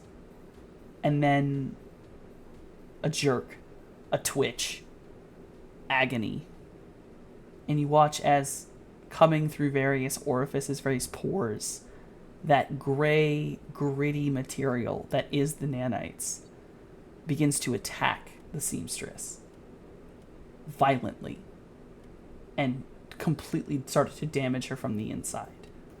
As you have messed with the computer and they no longer recognize the seamstress as their mom. Beautiful. Beautiful. I would only say that the flavoring of her misread marks is actually her opening her jaws and banshee screaming at it. So it's like sonic pulses that causes the confusion, and then she passes out. Man, I love Pokemon. This shit's great. Yep. Then Cloudy, you have witnessed Snake Friend has gone down. Shit's going on. I hear big ol' thing around Sandra is back in my favor, and Sandy is still there and now exposed. I'm so sorry, Scales. Fucking Bloodhound. Do what you gotta do. Do what you gotta do. Go. So, I had forgotten that my nice little beast spirit can do a thing, especially now that the mana barrier is down. It's going to start like low whispering into her ear. Confusion ability, baby. Oh. Which gives her negatives on all of her shit, depending on how things roll out. We love to see it. Let's see. I had this thing listed up, but I had to go to a different. It is not the spell. It is the critter ability. Come on.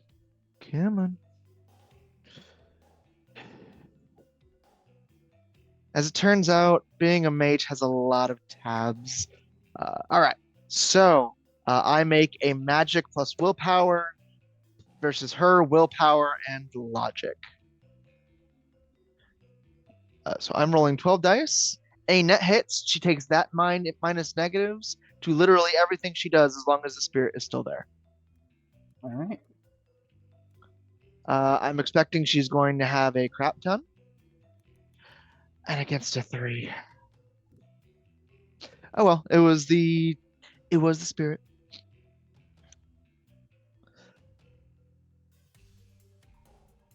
Versus Sandra's willpower and logic. Mm-hmm. You know, it's a funny thing you keep guys saying about her PhD. Is it real? No, it's not. I mean, I've been saying.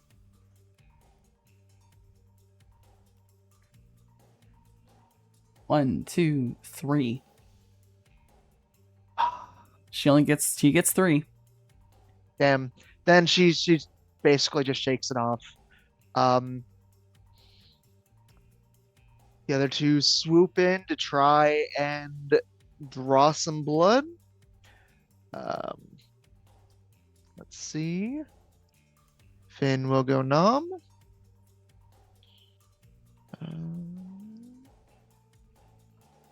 Nom. Really, Finn? Really?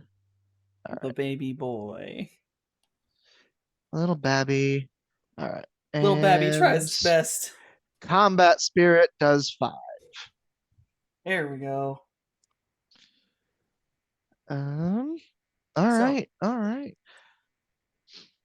You will see her do something very strange, Cloudy. She does not move. She lets it happen. Finn bites in. Combat spirit stabs forward. And something horrifying happens. Finn wheels back from her, wincing in pain.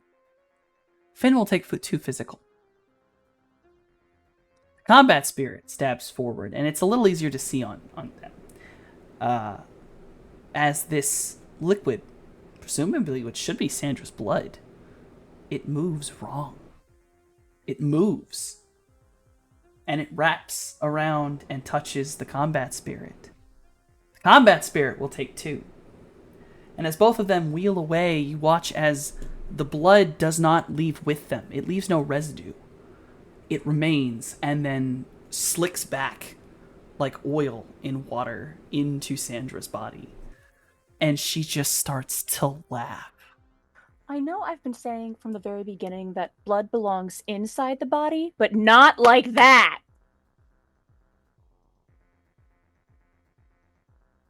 Okay. All right.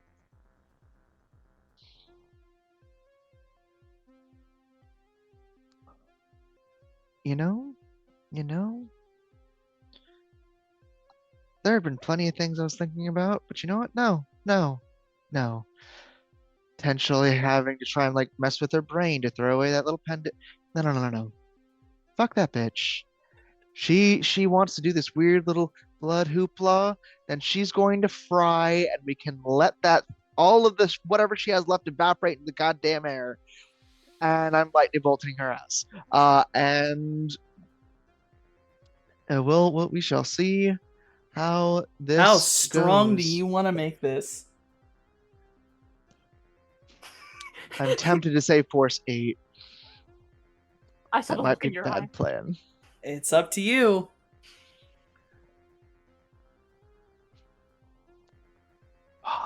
Force 8. Rolled a 4, so it's 4. Roll your drain. Ow. Okay. 2. Yep.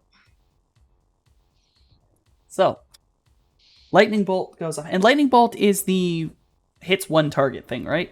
Yes. Okay. Just hits me. All right. This lightning bolt goes off, and it rockets through her. Again, she does not move. It slams through her body, and it almost behaves when it hits her more like a physical object than what lightning should do.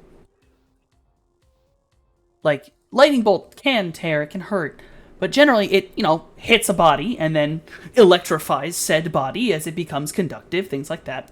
This acts more like a spear and slams into her, almost moving through her and just ending as it hits metal or some such, as the electricity finds an end point, a ground.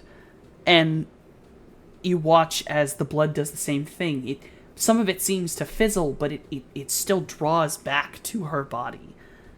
She stops laughing, and she looks at you, Cloudy. And you watch as she takes her hand, smiling at you, and she pulls her shirt to the side, and she pushes her hand through her skin into her body. And you watch as it almost behaves like liquid. And then she pulls it out and just looks up at you. You're too late.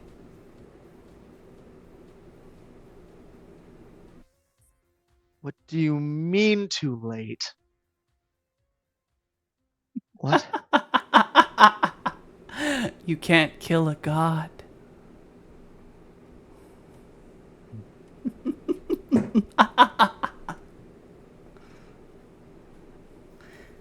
You see that pendant around her neck is glowing a lot. And it is at that point, all of you hear like a unified song. And then a rumble, a crackle. And then another lightning strike comes from a different direction. And this one strikes through Sandra into the pendant, and she screams. And then it pulls back. And you see, beginning to take over the dais, crawling along it, they have arrived. The trees! They have awoken, and they're mad. And you see that they begin to attack the organics around you. They attack the muscles. They attack the tendril that wraps around the giant central unit. They grow and shift. They pile themselves out of some of the broken containment units as all of these souls begin to remember. They begin to hate. And they know who they hate. Sandra reacts to this, and Cloudy, you're aware of the magic that just came back was not from the trees. It was replicated as the trees threw back your own lightning bolt along with their energy through her. Because you could see your magic as it goes off. Yes, yes, yes, yes, yes. They literally mirrored it and sent it right back through her. And you see that it hits the pendant, and that's what suddenly causes it to stop. Her whole body shakes like it should, and she screams while clutching it. And you all hear rolling over the everything. You are no god. You are nothing. And then it continues as the sound of crystals and wood together as it starts to grow, grab onto the dais, and it's continuing all around you. It's a slow drag, but you can see some of the neuron panels begin to almost open up like they're flowering, facing towards everything, creating these points of mirroring is the best way to put them. The way if I didn't have neighbors, I would shriek. I'm so fucking happy, dude. Yeah, the Mojave planting this bomb, doing this job. It's imperative that he is not noticed and he remain not noticed for as long as possible. Not a threat. How could a doctor kill a god? But quietly there, in that way that spirits do, the triumph, that cheer, that morale just spilling out towards that network. Our purposes here align. I Vibrating. I'm so excited. Oh my god. I will allow something with this mirror effect. Mojave, you may roll an extra roll of your magic for the bomb. Happily. And this does not take away from your next turn. This is an extra. You know, we love trees here. I mean, there's a reason I was hugging him. We love trees here. Come on, you, Midori. 2. Oh, but that's half ones. The secret glitch. Not No, crit glitch. that would be a crit Oh. glitch, but it would be a glitch. Okay, okay. I will, you know what? All I'll do is, since it's just a glitch, it just won't work. It'll fizzle. And that's just Midori's extra. That's it. Okay. Okay, it's okay. Yes, So he I'm just down. won't add to it yet. He wavers a little bit, like it's like his circuits kind of jerk a bit. I'm gonna say Don't worry, buddy. I know this is weird. Just focus up. I've done some quick rolls for the big hitters. Basically just flips for the small boys. The boy who almost got cut in half is healed by his friend. He is being Hey. dragged back to the beast. The Barrett goes off from Marshall, and it takes out the seamstress, the other one, just kind of wrecks through the rest of her body. Fine taking that out, and you see the nanites are scattering around, like looking for something to grasp onto. They don't have a control unit anymore, so that misread marks is still fucking with them. Hell yeah. Oz puts his gun away and runs backward and grabs a hold, or at least does his best, to get a hold of Morningstar. And obviously, Morningstar, you're passed out. And Jay, you'll be able to hear this, and a few other people might be able to hear this, but it's just, come on, I can't let you go. My brother likes you somewhat. I wouldn't say this if you were awake, but damn, you're heavy. Me? No, he says it to me because I'm passed out. Oh, okay. Yeah. Oz, I'll go try to help.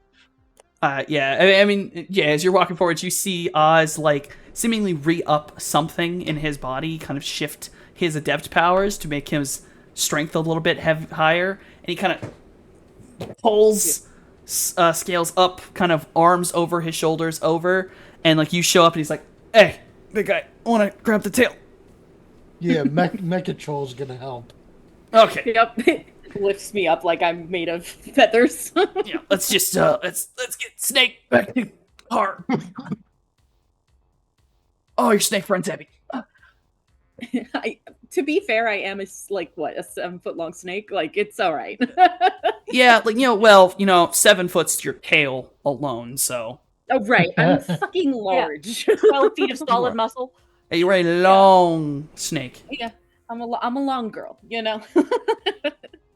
It's okay. Marshall's into it. Hey.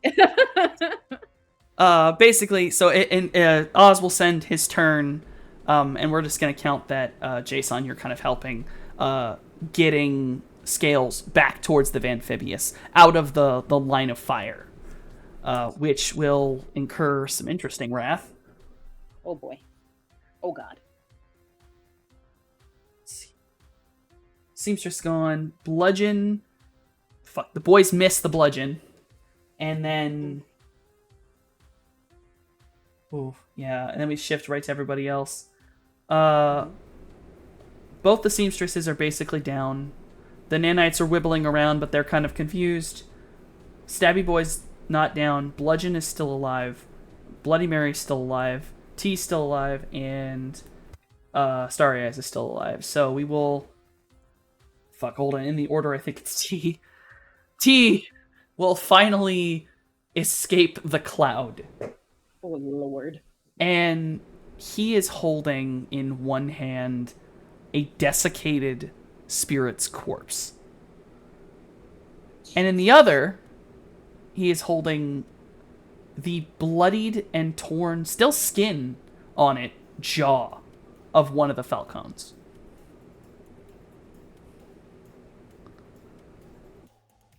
And there's no emotion on T's face. There's just... Maybe he's smiling, or maybe that's just the metal line of his newer, more broad jaw. It's hard to tell.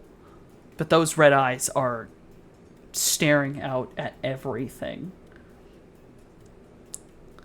As he kind of scans everything, he sees the two that are, dragging the snake down the bridge. He looks over to see Bloody Mary kind of leaned over as she's, like, angry and she's just been hit. He looks at the trees. Then he turns. And I rolled for him, and he got it. He sees the gentle glow. It's around a corner, but he sees the glow of the bomb being started.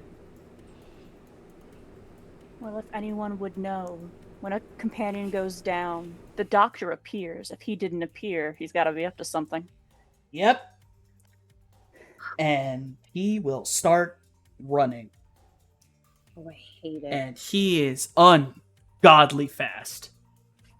He is way too fast for something that big. So he is... Would you? Would I be able to do a cold shot at his leg? I'll let you do it if you're gonna give up your next turn. Yeah, okay. I think that's probably important because T's are running. So I use my Thunderstruck. I'll spin an edge. Wait, how do I do that? You toggle the little thing on the top, little modifier. It says That's it. edge. I'll spin an edge. I'll use my Thunderstruck and I'll do a cold shot. When it's like, is that like a -1 or something? If I'm correct, it is. But I mean, you're using edge, so like, Oh, so no minus. That's fine with me too. I don't know. Yeah, you're using edge. I feel like that's the fucking Yeah. Fuck it. Teach just gonna get shot in the leg again. I Did it mean, go off? It No, did it not. didn't. Let's try that again. There, it There we goes. go. Oh my god. A 9? Hell yeah. Oh my god. All right, hold on. Let me roll. I mean, I know T probably has like 100 fucking dice, but I'm just Jason? hoping with all that metal, maybe he's got weak kneecaps or something like that. Maybe. Jason. yeah, good old Achilles heel.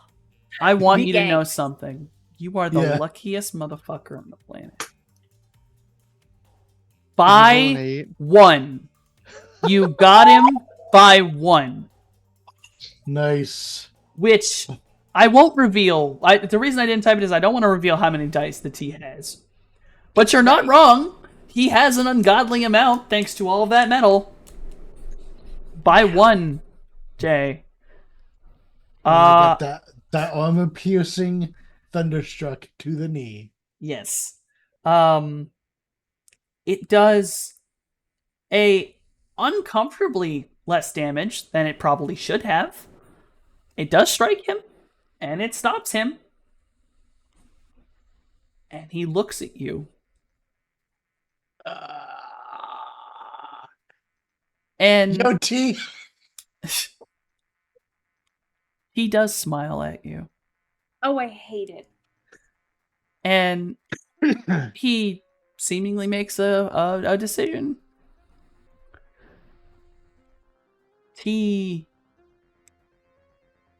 slams his hand against the column next to him, and it cracks into the metal. And something is released from his hand. Some sort of light, almost... It's hard to describe what it is, like sparks. But it seems to just keep going. And it zooms up the column. And then T turns. Oh, and he starts running again. But this time at you, Jason. I'm sweating. And I will put that, since it is all on the enemy's turn, Mojave, far too close to you, within Cloudy's view, you hear a metal thud, a twang as it hits. If you were to look over, there is an extremely tall, probably at one point was an elven man, but almost completely cybered, just like T. It is one of the lowercase squad has arrived. Seems that T has delegated some work. Cloudy, you are visually in range of the lowercase squad who's just popped down next to Mojave. As for me, I have a job to do. I barely spare this sucker a glance. Of course. I trust my companions here to have my back. Though, of course, the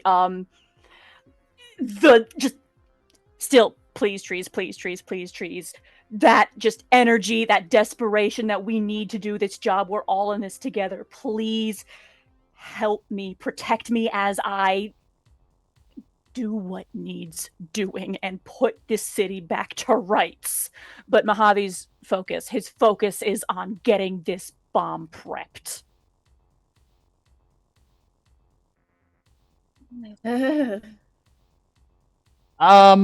I need someone. Someone give me heads or tails.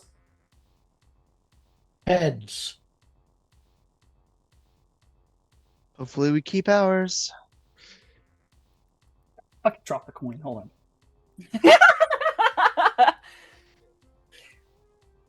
I'm not gonna lie to you guys. I hate being passed out for this. I fucking hate it, y'all.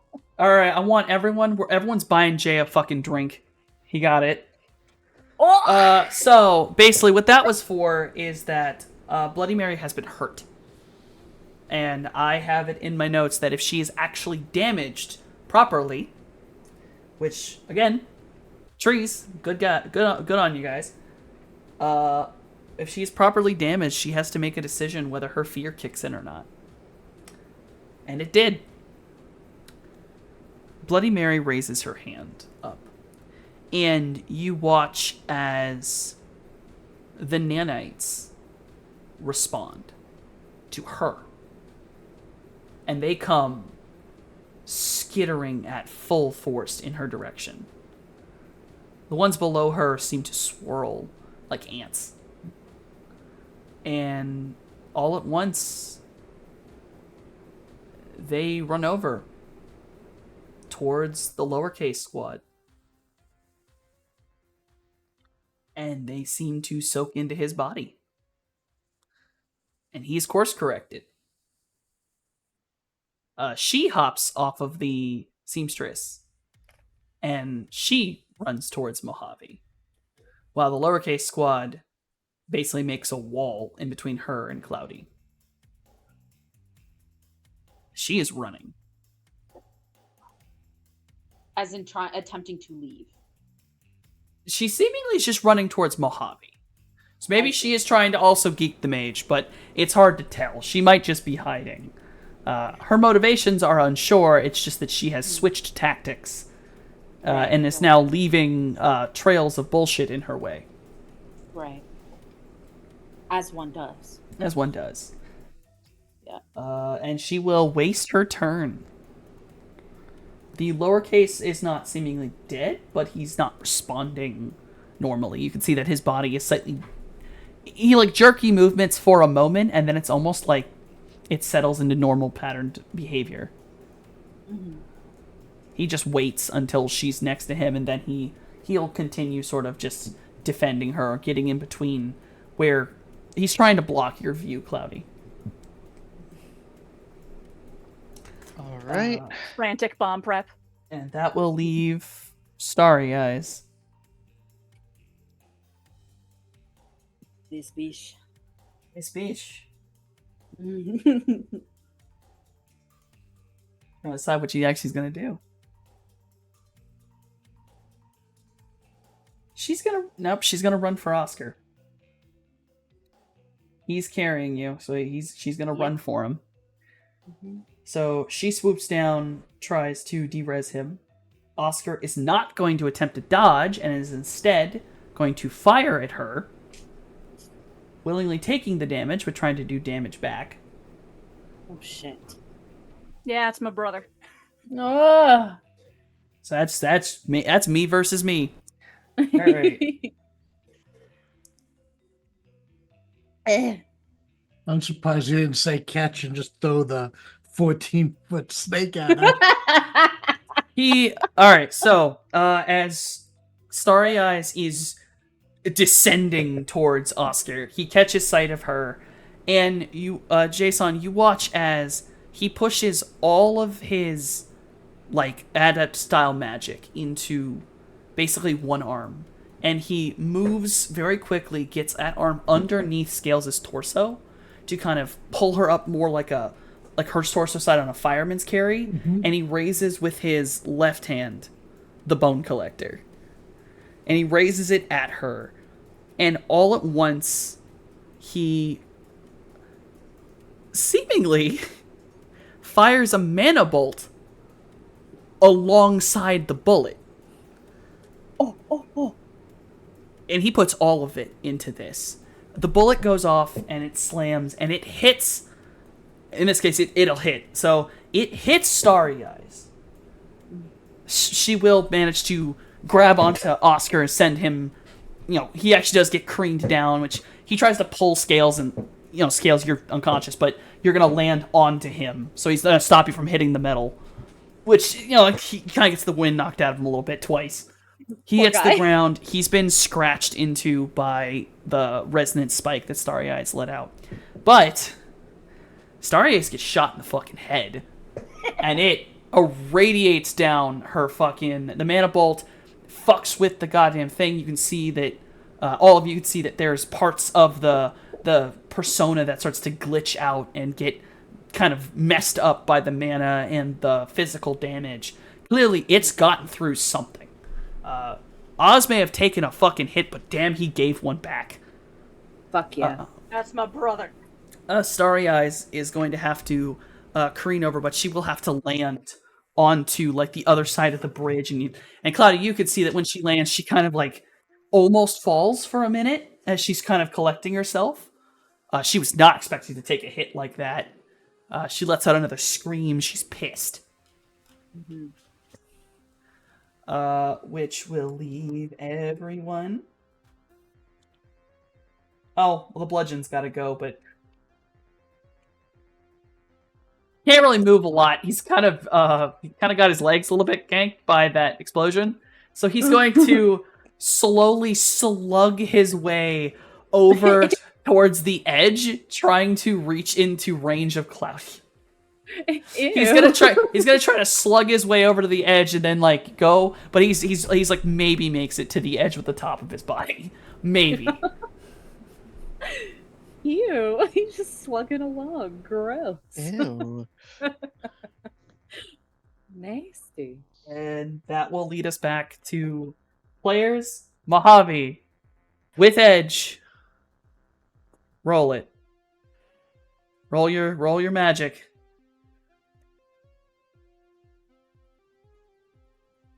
Nice. 5.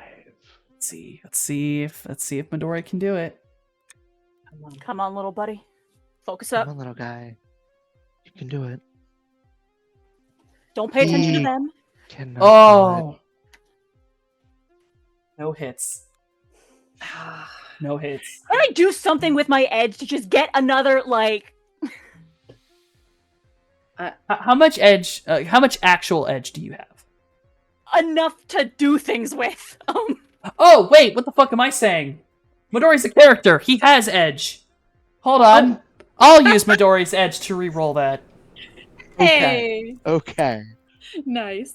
That's true. He has a soul now. Mhm. Yeah, I'm not gonna fucking take that away from you guys. I built this man for this. All right, you get another go. 2 successes. Okay, There better. That's we with edge, go. so Better than needs nothing. roll 2 more 2d6 because they explode. Ah, Yeah. it's all right. He got two. He got two. Every little bit counts. Yeah, I'm like, since we're not doing the initiative the way, could I like blitz with my edge somehow? Can we do? Bump up. All right, hold on. You know what? Mojave, right now, how much edge do you actually? Not like how much edge is like built, like how much you could spend. How much total edge do you have? 6. You have 6 total edge. Yes. How And much? I have 5 of that I can currently spend. Okay. I will give you something that I gave Scales earlier in the Vegas run. If you burn 2 edge completely, I will let you complete the bomb now. But that is Do I have- that is a permanent burn. You will only have 3 edge total. Or 4? Yeah, burning 4. 2 would still leave me Sorry, with 4. Sorry, I forgot you said you had 6, not 5. So 4. Okay. Sorry. I had 5 5, left. yeah. Yeah, 5. Yeah. Am I allowed to have any sense of how far along the bomb is? Oh no, I'm saying if you do it now, you'll complete it. No, I know, and I'm weighing my options here. How close are we to doing this the long way round? Because 2 edge is a lot. Yeah. Hold on, I'm doing math. And by the mechanics as written, there is the thing to blitz where you get like more turns per turn. You spend an edge to just get yourself extra initiative. But since we're doing initiative differently, I was just wondering if we could mechanics something with what we've got. There's also ways to gain back edge, just to be clear. Like, Yeah, even though it's a permanent delete, it's like Yeah, you can permanent buy it delete back for with now. karma. Yeah, you can. Oh yes, get no, it. I know, but it's Expensive. still very expensive enough that this is not something to be done lightly. You're over halfway there. Okay. You're a little over halfway there.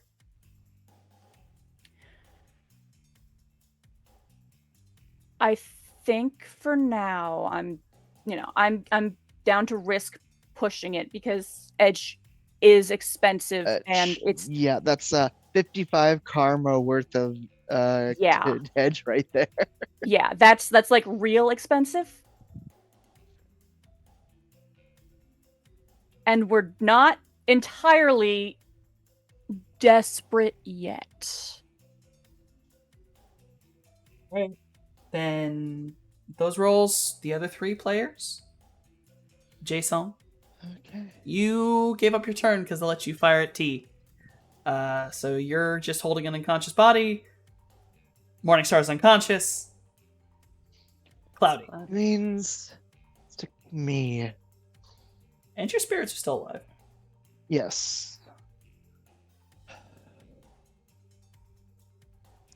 Is this a rain bell moment? Is this a rain bell moment? The trees are in, they're doing shit, right? Yes, they're continuing to grow. They're starting to collect more and more on things, kind of gripping onto the organics. They're starting to deteriorate stuff, or at least replace it.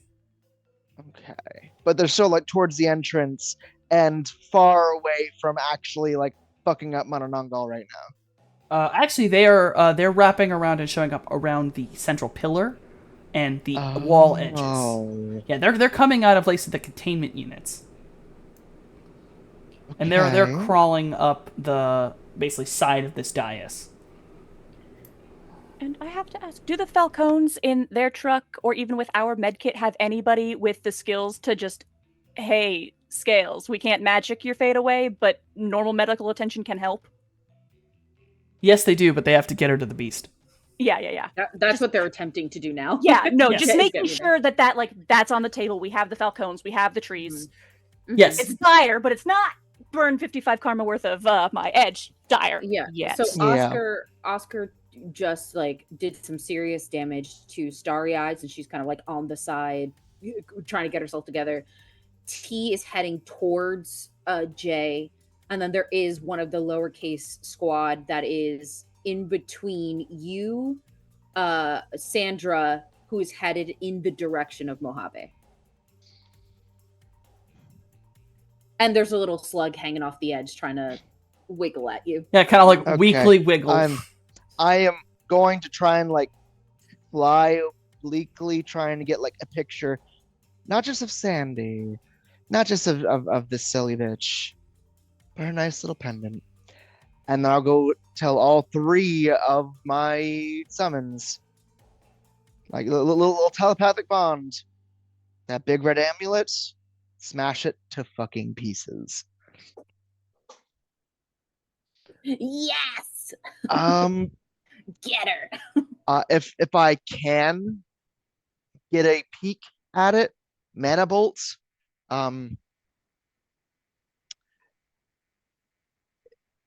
Otherwise, I guess I'm just gonna. No, the nanites are helping me here. No, I'm gonna try and peek for, if not the pendant, then her directly, with the little mana bolt. What would you like me to start with?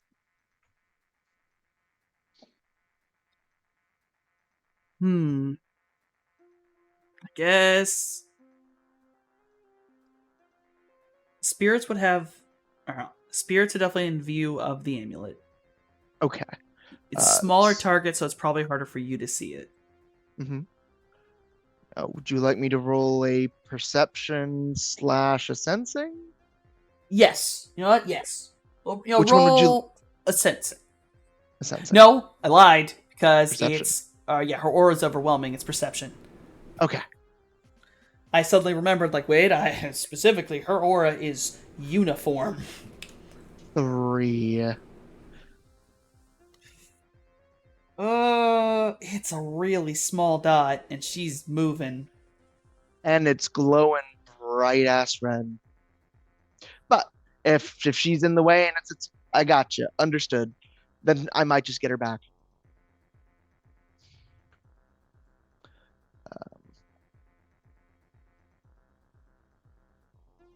I will roll it regardless.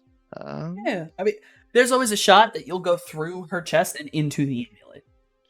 Jesus Christ. Yeah, you do know vaguely where it is, so like you might be able. That's a Oh, lot of ones. That's It's not a glitch, it's not a glitch.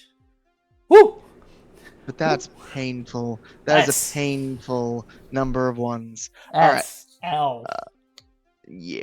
At this point, it's probably more token than anything else. All right. Then next would be all of the beasties. All right. And so, combat spirit. Well, hold on. I have the thing for Finn specifically. I thought I did. There it is. Ah, Jesus. Okay. The combat spirits is still pulling out all the stops. And finally, the Beastie Boy 3. And that one does not have any extra elemental stuff added on.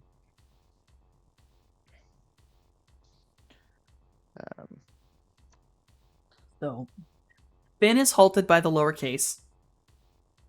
Yes, it gets in the way. Combat spirit gets her. And actually then the other one gets her because I can only have the lowercase stop one of them. So the lowercase basically grabs Finn by the neck and just goes, nope. And immediately takes 12 colds. Oh yeah. No, he's taking that. It's like you watch the He's trying to frost go grapple down. his- Frost go down his metal arm. The other two are gonna hit. Both are gonna have to take that too, because they are still biting into her. Or stabbing into her. Oh, they were trying to go after the amulet. Yes, they did not manage Oh, to hit the okay. amulet, but they did get her. Ah, gotcha. Okay. Yeah, she's Um, basically turning her body, going, no. As they're slowly trying to rip her apart when they miss. All right.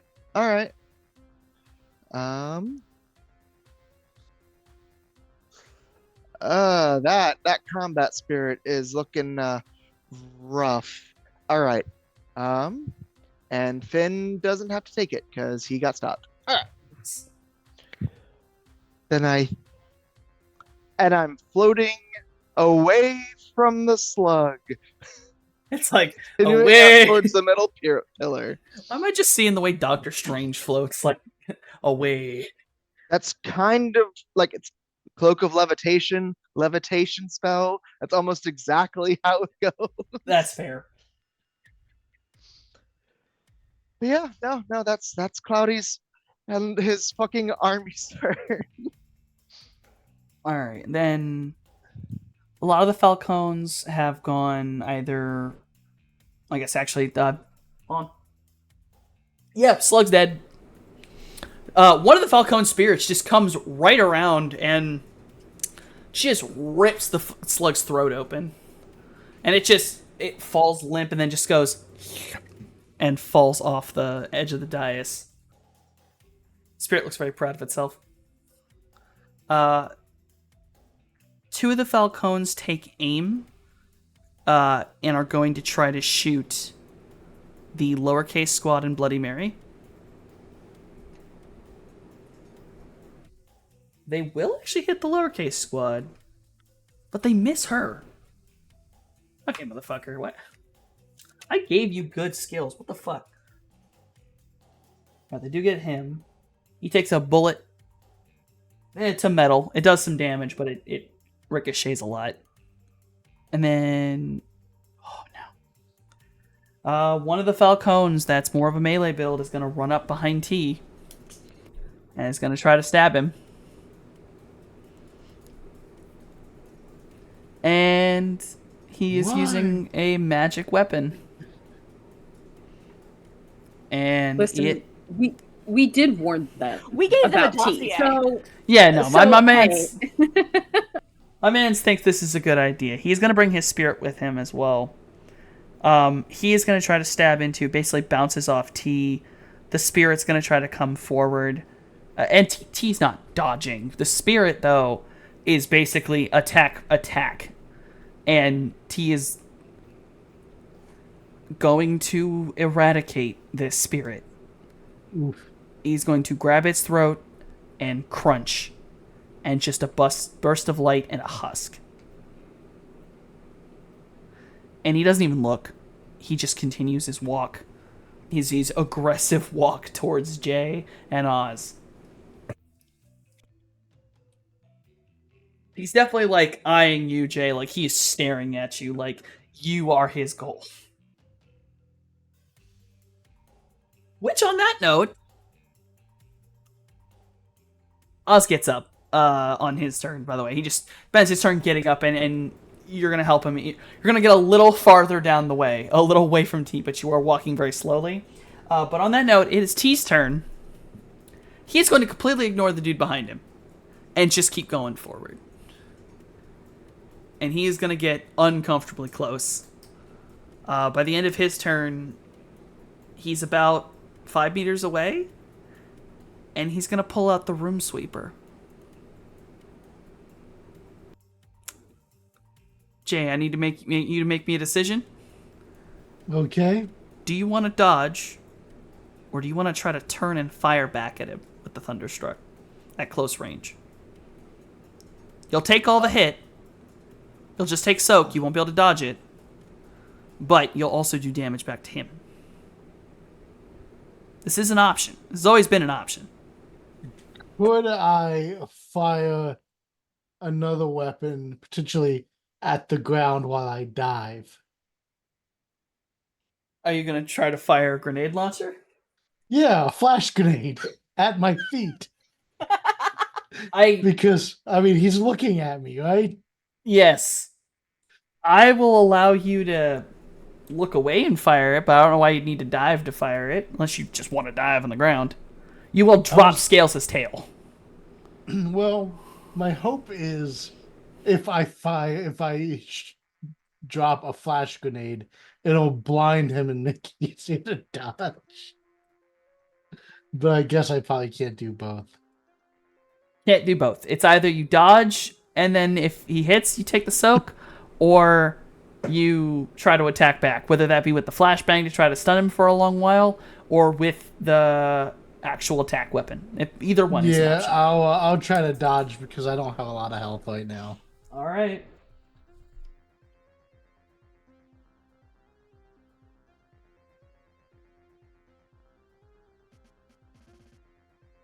What would that be?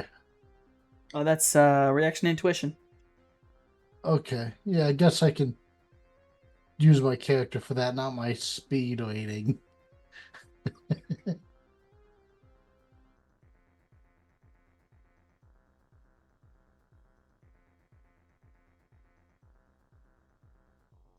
That's not that bad. It's this flashette.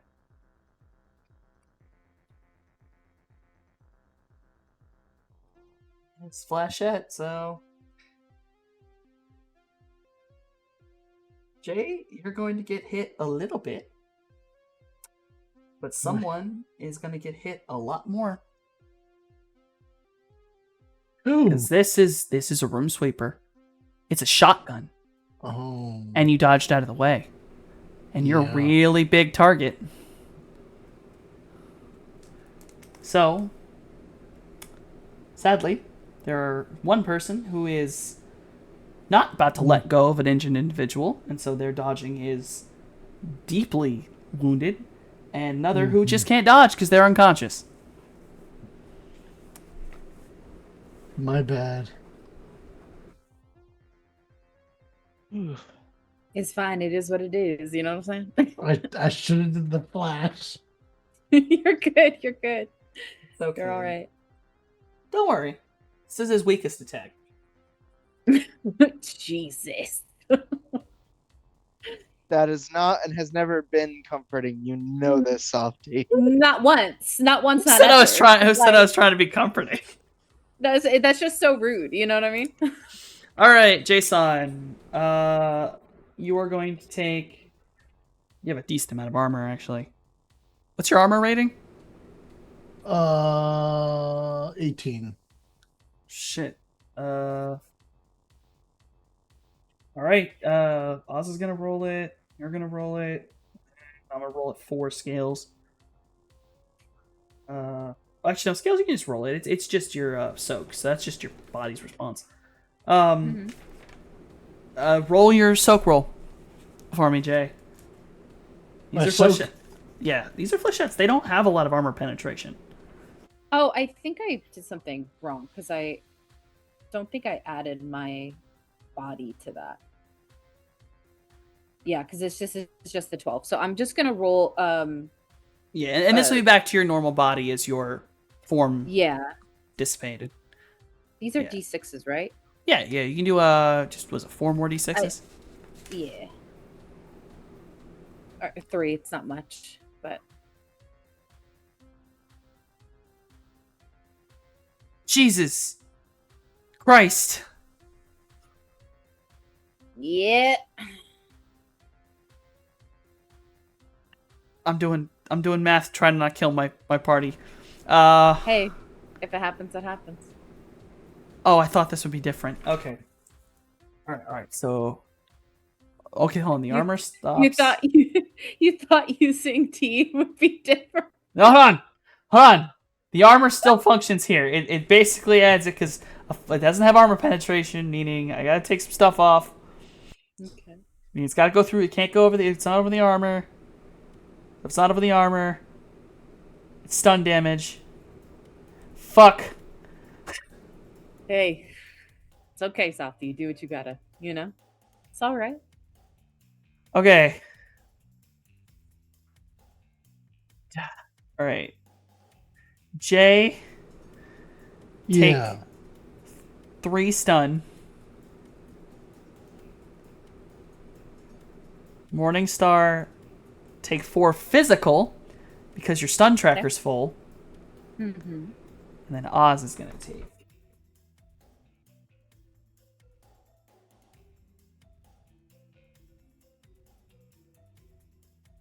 Fucking hell. Doing fucking math over here trying not to murder anybody. Like, wait, hold on. I didn't actually intend for death yet. That's later. All Hey, right. the dice have a story to tell. Dice have a fucking story to tell. All right, so that's all the damage done there with T's Room Sweeper. He's basically fucking with you guys right now.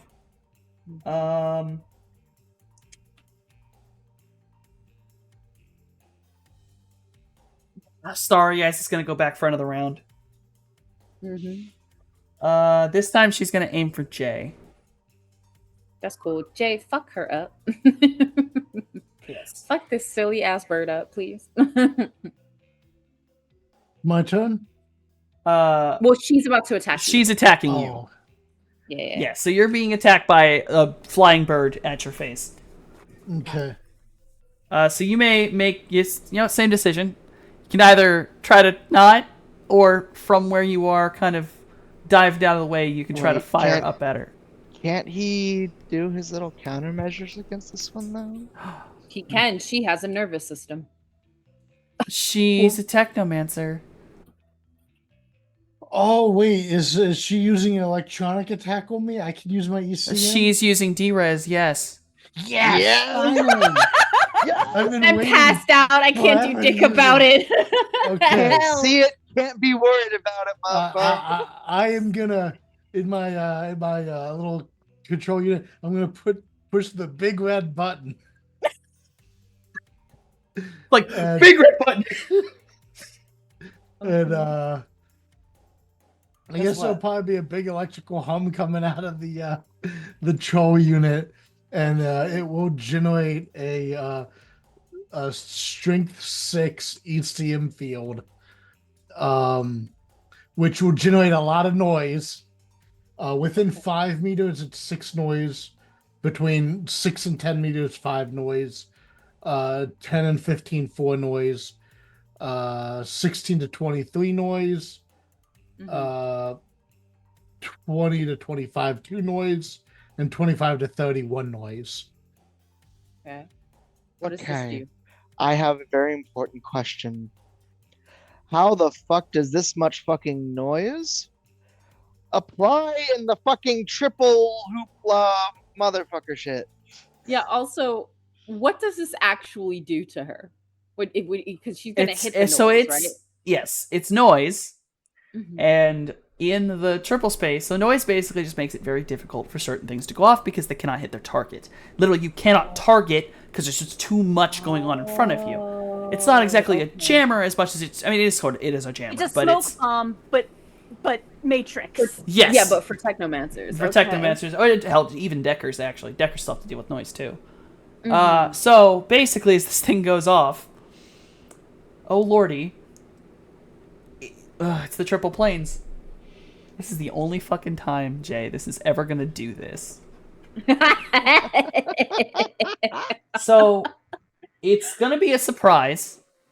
It's not damage, but it's very dangerous for what's happening. The noise hits, and noise disrupts icons. Or it can. Especially if you're trying to fully access them and use them in something, including a living persona, like the fucking owl. Meaning, for a moment, it flickers. Starry Eyes crashes down into the bridge, skidding her across and almost falls off. She's holding on by the edge. T is actually forced backward with physical force due to the amount of technology that's in him. And Scales and Oscar are also kind of pushed forward, but it's more like what the fuck than any kind of damage. Yeah. He's kind of turns around like, what the fuck is that? Just picturing Jay standing in like a cloud of TV static, just with that grin and the thumbs up. See, I have like electronic countermeasures. Electronic countermeasures. That will knock T back. That will put Starry Eyes slightly out of commission for at least a turn, as she is, about to slip off of a metal bridge into not a good place. Into trees. Into trees. The trees are slowly reaching up to her. The Hurons of Fangorn are on the march. So that goes off. T is sent back. Starry Eyes is there. Ongal has run. She's been attacked. She has to do something. I'm Brain.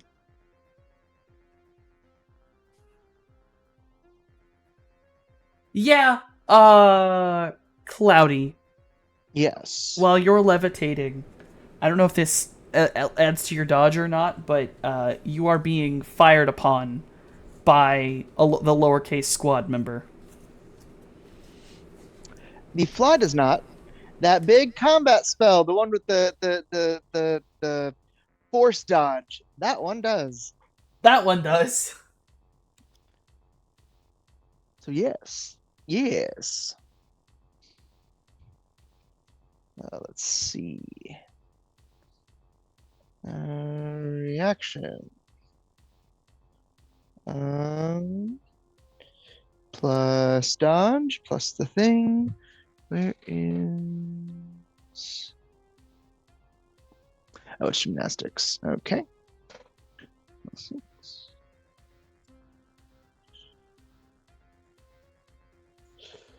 It's probably not gonna... Excuse me?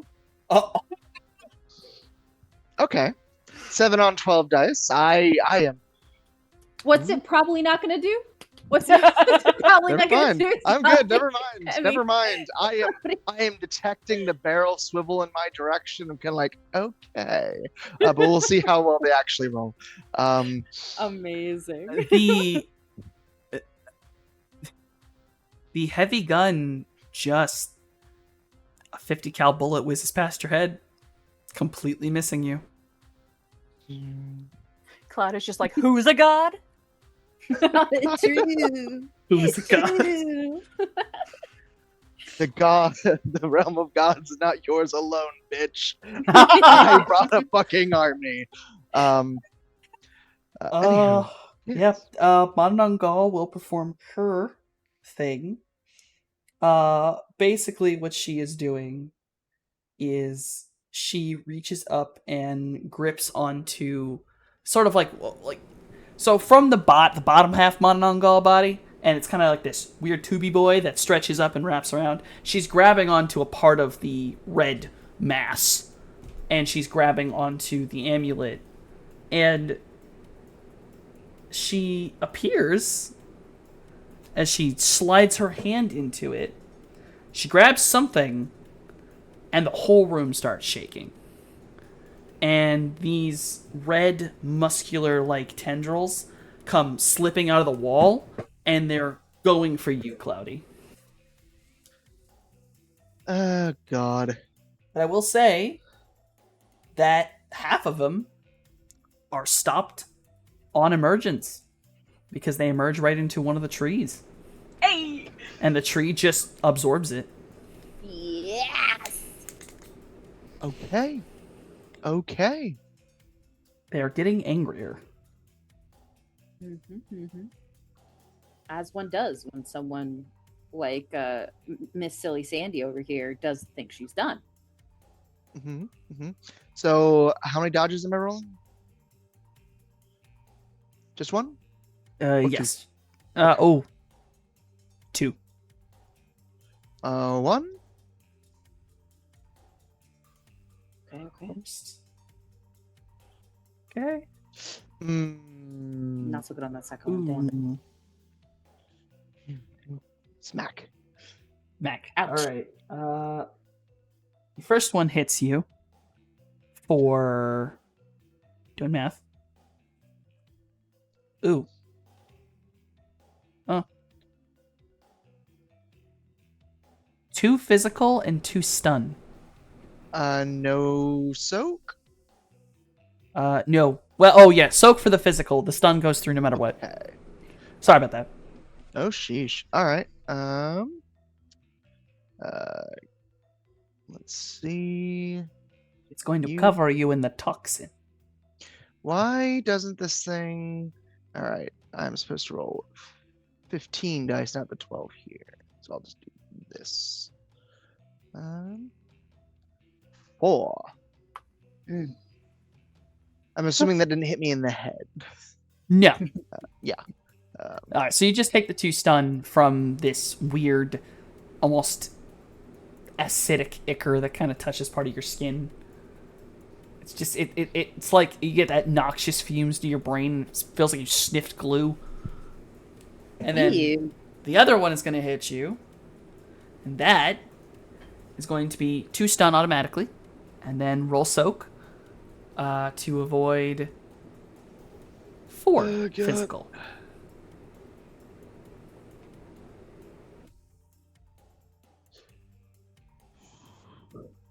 Okay.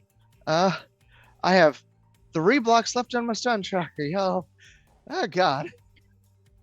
Okay, come on. Hold it together. You have. Wait a minute. So that stun wasn't from Fade. So if you drank Mojave's potion he gave you, it would work, right? Yes. Because it wasn't from Fade. Yes. Yes, it You would. can heal yourself.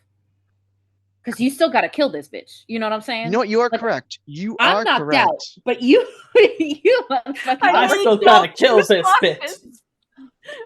We made you There's also been a delightful thing I have had in my gear basically since start, and I haven't had the real need to use it yet. But I have a fucking stim patch. Oh my god. Got To that heal up shit. 6 stun, just smack. Just slap that shit on there. Yes. The vibes, just the adrenaline hits. Hell yeah. Mhm. With Dude, I am going to freaking do this. I'm staying conscious, mofo. Yes. Yes. with her action, that will wrap us around to the players. Mojave, Hello. you and Midori may roll your magic, and we'll see. We'll see if we can get some good. Come on, let's get some edge exploding dice. Yeah, he's just this muttering of Sparathiel, half curses, half just pleading is the wrong word, but almost praying just to the trees, let do what needs doing. We have a job. Oh. We have a job. Oh my god. I was beaming in my mind. Hold on. Midori's turn. Come on, baby. 1 success. Do we need 2 successes? There are 2. Just old prayers. Some of them are from, his upbringing in the Falcones, just the Catholic side. Some of them are inherited from Sparathiel, just elvish, just being spouted, just a constant stream. As you pray and you push all of your magic and energy into this, Midori touches the binary side and shifts resonance in. And with Midori's last little push, and actually I realized Midori actually needs to roll 1 more die. See for shits and giggles. Oh, wait. Wait. Okay. Okay. There was a moment I was like, oh, whoa, Midori. So yeah, with that, so Midori puts down his little hands, and you watch him lift up his back panels that have this carved magical design on them, and he puts all of the energy in his little body into it, and you watch him, all of it goes out, and he shorts out a little bit, kind of stumbles, but the magic circle below you ignites, and you watch as it burns the cloth that it was printed on and burns deep into the metal where you are. And you start feeling the magic. And you start feeling it getting ready and getting bigger. You have about 2 turns. Yeah, I would say this is the first noise Mojave makes since having gone off on his little stealth mission. Is just the actual just whoop of celebration. And next chance we get, we are up and running, little watermelon backpack with go. Technically speaking, I'll let you move because you did your action, but you are allowed to move. Heck yeah, no, we are scooping up our little watermelon buddy and we are hightailing it. I assume you're gonna kind of skirt around where Mananangal and the lowercase squad is. I mean, yeah, I don't want to run directly into them. They are probably faster than me, and I don't actually want to die. It's like nope. But yeah, no. All right, you are starting. Cloudy, you are beginning to feel the magic in that bomb. Obviously, it has started. You can feel it starting to vibe, but you know for a fact that definitely Bloody Mary already has sensed it. So everyone in this room is going to be real fucking aware in a second. It's almost like this painful whine of magic getting ready to burst. Yeah, it's time. So, time to leave. I mean, we have 2 turns before it actually goes off, right? Yes. You So- gotta kill her, dude. You gotta I kill know. her, but you can't die. All right. All right. And this other dude is kind of just interposing himself, right? Mhm. Yeah, he's being puppeted to be literally a fucking shield. Like you can see, Okay. there's nothing in those eyes anymore. Alright. melt her new shield. Hell yeah. He's all metal. It's just melt it all. Melt it all. For those Swig the holding- potion, melt. And then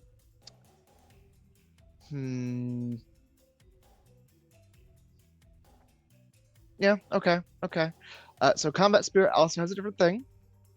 He also has a kaiju breath attack that he wasn't using. He just has a lightning bolt. It's just 12 electricity damage instead of half physical, 6 electric. But yeah, I don't know, just fire an electric laser at the thing. The other two will just go nom nom chomp. But first, laser.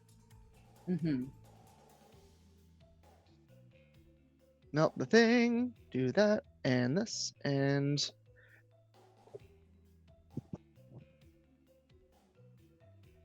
Yes. Oh.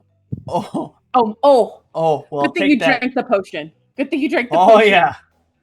And you had your stim pack too, right? So, phew. Yeah. So healed for only 4 of the 6 because the rest of it was taken by that. An extra 2. Stim pack after.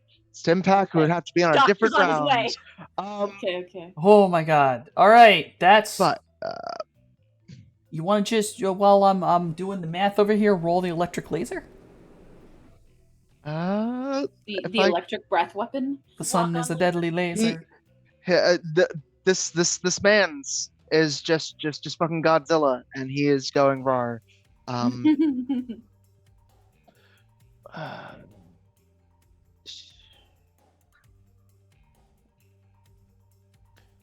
Spirit is agility is that. Yep. Okay. So once again, 14. If he actually hit physically, 5s all the way across the board. Okay. Hey. Because if he did not do this, he would be taking. He would just disappear. He has 2 health left. He has 2. Oh my god. Oh my god.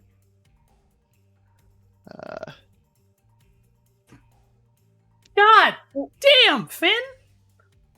That's what we like to Goes see. numb. That's what we like to Finn see. goes fucking. Finn said, "Bitch, you think you're a god? I was birthed from a god. I don't want to hear it." And then he And numbed. the beast for good measure 3. Beautiful. All right. So let me Swipe, grab. describe what starts happening, because this is all going to happen very, very quickly. This bomb is about to go off, and we have a little bit of time for you all to escape. But you spend your turn, you're attacking. So you send out this attack with the melt electronics, and you watch this man, this cyborg, suddenly seem to come back to himself as he cries out in pain. The nanites attempt to escape his body through any way they can, but they just come into the magic and start to melt as well. He falls forward. The electricity breath goes out, and it's eradicating through him. It hits her, seems to stun her for a moment as the blood's kind of like it slashes out and she's trying to draw it back in. Finn comes through and he bites through her. He sends his whole force all the way through her body, and he gets that pendant. And he rips through, tears the pendant, and you hear crunch and glass shattering. And Finn swallows it. She cries out in agony as your last spirit comes running in, basically slamming her up against a fucking wall. She's in agony right now. And Cloudy, you watch something horrifying happen. She's starting to melt, to deteriorate. dripping down. Something, whatever that was, something's wrong with her. Whatever she chose to do, whatever gave her this energy, had a price. And it's starting to be paid. And she looks up at you with her face gently shifting in rage. She looks over at the bomb. And for a moment, she reaches up to basically her, I guess the best way to put it is like a pocket on her shirt. And I would say the shirt's not melting, more she is. Like all these hits have been going, ripping her clothes, but her body won't do it. She grips something in her shirt that seems to have survived slightly. And it's like a little black device, and she clicks it. And she just lets it drop in her hand. You're not sure what it is. It's not beeping or anything, but she just clicks this little device, drops it, and you see that her hand is starting to drip. And she leans back against the pillar, and she looks up at you. And she reaches up and dives her hand into the vein structure. And all the melt starts to shift up. Up her arm, up to the vein structure. She's running. She's morphing her whole body into this vein structure. And she's literally becoming fucking liquid and just Blood Vaporeon. Blood Vaporeon. So she is basically going to do this and turn blood Vaporeon. This device that she clicked, anyone who's near T which is Jason, you're aware. Oz can also hear it. T and Starry Eyes, you hear a small beep go off. And both of them stop. And they look at each other. T looks at you. Looks down at Morningstar. And he just looks frustrated a little bit, actually. He kind of rolls his eyes. And he reaches down and he grabs Starry Eyes, just picks her up like a fucking wet kitten. By like the back of her collar, the nape of her neck. And he raises up his hand. Just palm up while he grabs Starry Eyes, pulls her next to him, and he just raises his hand up. That's all he does on his turn. But you can tell something's happening. Any of the mages who look, energy is wrapping around T right now. Something is about to happen to him. I'll give him a fist bump. You're gonna try to walk Fucking to him, run. give him a... fucking run and goddamn manipulation spirit, grab a bite of something from her. God damn it. Okay, I'll shoot a flash grenade in T's face and run. Just help. Shoot the flash grenade, help Oz. You're just gonna run with the fucking snake going, oh shit, oh shit, oh shit. Yeah, that's the plan.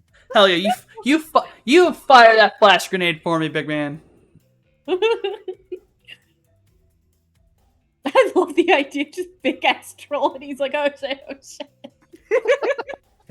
I just got the mental image of just Oz and Jay like running like that with scales, and then just a few feet behind Mojave, same vibe, but just carrying Midori, just cartoon style. Scooby-Doo running. Right. So this is basically just a flashbang, right? Like straight Yeah, up. yeah, I can pull it up. But Essentially, yeah, it's just a blind flashbang. Yeah. All right. So flashbang's about to go off. So the flashbang's kind of a thank you. Actually, this is very useful. Oh boy. Passed out. Yeah. Mojave, you're continuing your run. Go, go, go, go, go, go, go! Yeah, upon detonation, these concussion or stun grenades explode to create a bright, loud, shocking blast, distributed equally over a radius of 10 meters.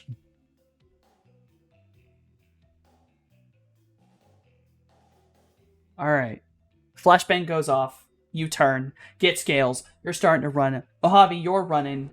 The bridge is blocked by T, but you watch this flashbang go off, and it's obviously it's a flashbang. It's really hard to look at it, and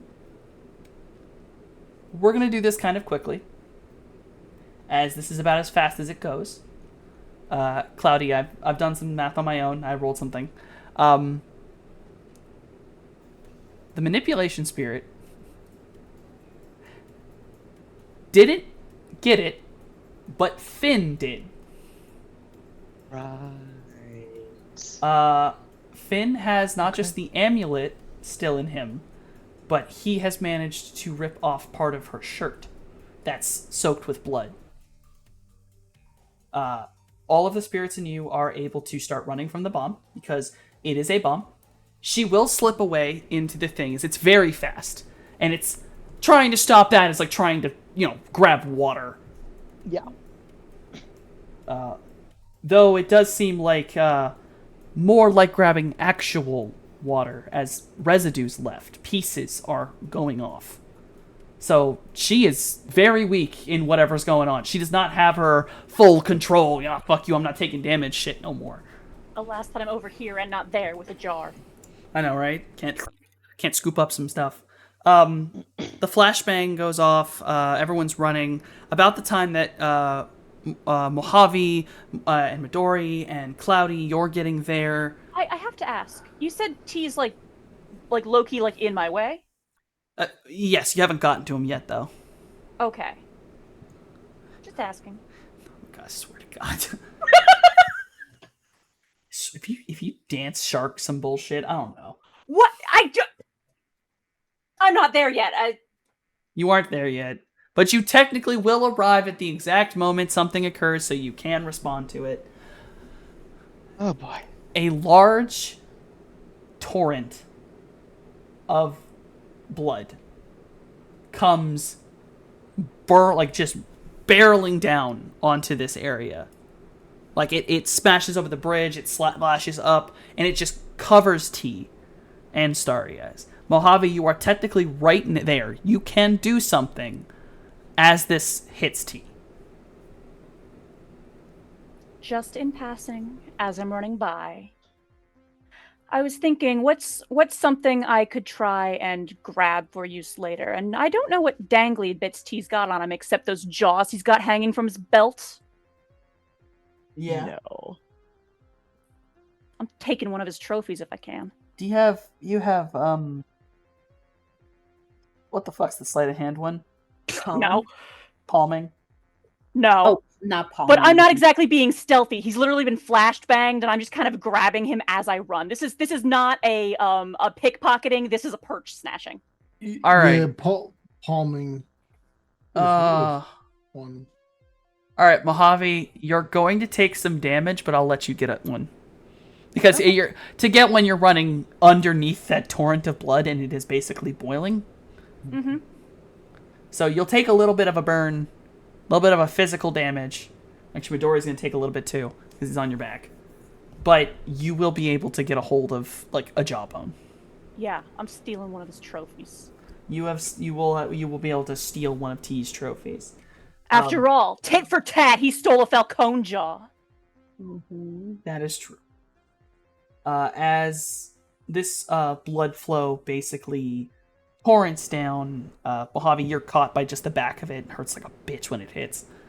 Kind of like a sting. But you are able to collect that trophy. Cloudy, you're watching this like, what the fuck is that? And then it's like it just reverse gravities itself. And draws itself right back up the same way it came. And when it leaves the bridge, it leaves residue, this slick, oily blood, but T and Starry Eyes are gone.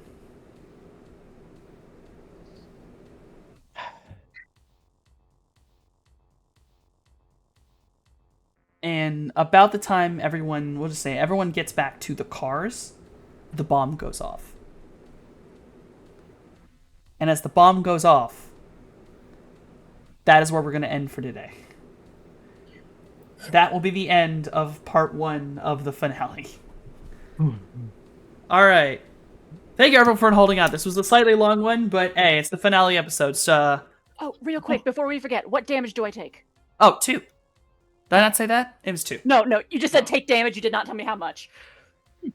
And that's physical? Yes, 2 physical. Okay. Thank you. So, woo, as we dial back a little bit, thank you all for playing. Thank you all for watching part 1 of the finale of season 2 for Run the Flood. Holy shit. It's late at night. I'm tired. Everyone's tired. So let's get going. We are going to go in order of can't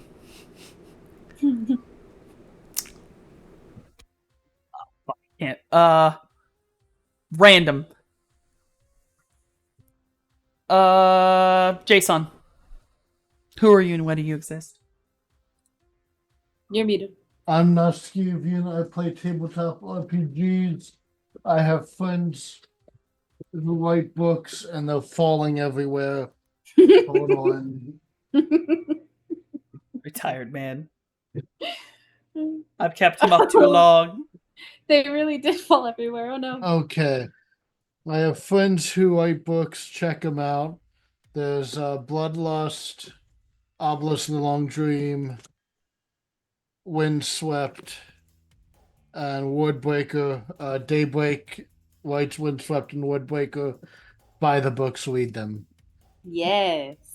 We're gonna transmit random to Mojave. Who are you and why do you exist? Hello, I am Daybreakathon. I exist to cause problems on purpose. And when I'm not here causing problems for my very good friends, I am causing problems over on my own channel right here on Twitch, where I stream. I play whatever I want whenever I can. Lately, it's been a lot of Pal World with Softy. And I have broken things. I don't know how, but I have broken things. And you are welcome to join me tomorrow as I am going to be doing a writing stream working on the 3rd book in the Shattered World series. The first 2 Noskavian is very kindly holding up. Wordbreaker and Windswept are both available for purchase. And I mean, of course, I think they're good, but I would. Yeah, 3rd one is in the works. We'll be working on that on stream tomorrow. And when I'm not doing that, I am also an artist. I do the character art for the characters who have art here, and my commissions are open if you would like me to do some art for you as well. Mm-hmm. You can find me here doing this at these times, and also here doing other things at the other times, and also elsewhere doing other things. This is not actually a useful shout out, is it? Look, I exist. I don't know. I'm just here. It's late. It's late. We'll figure it out. There's links in the description. My dog's Description. Hi, Puffers. I've been rolling a d4 for this. Morningstar, who are you and why do you exist? Hey, y'all. It's me. I exist here. I do TTRPGs here at Table of Horrors, but also at Lanyap Gaming, where I am both storyteller and player. Lost my train of thought just then.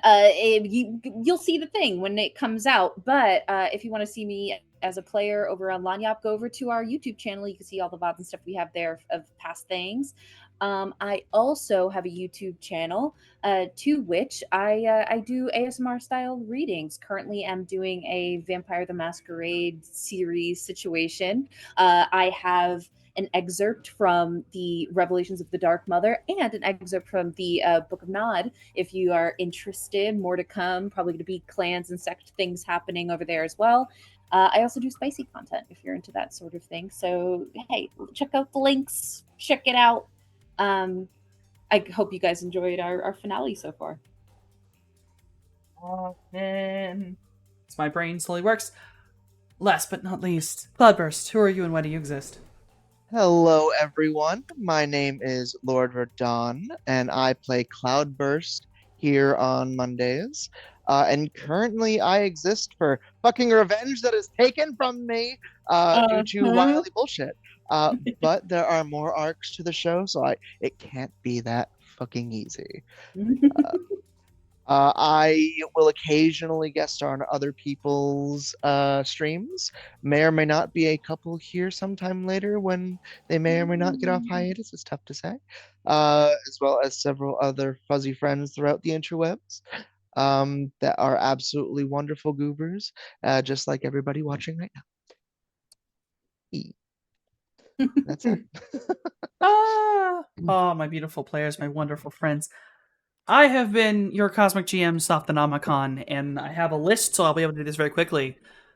Obviously, here on Mondays, I am the one who does Run the Flood, Shadowrun 5e. I have 2 other games that were previously done that are on the Table of Horrors YouTube channel.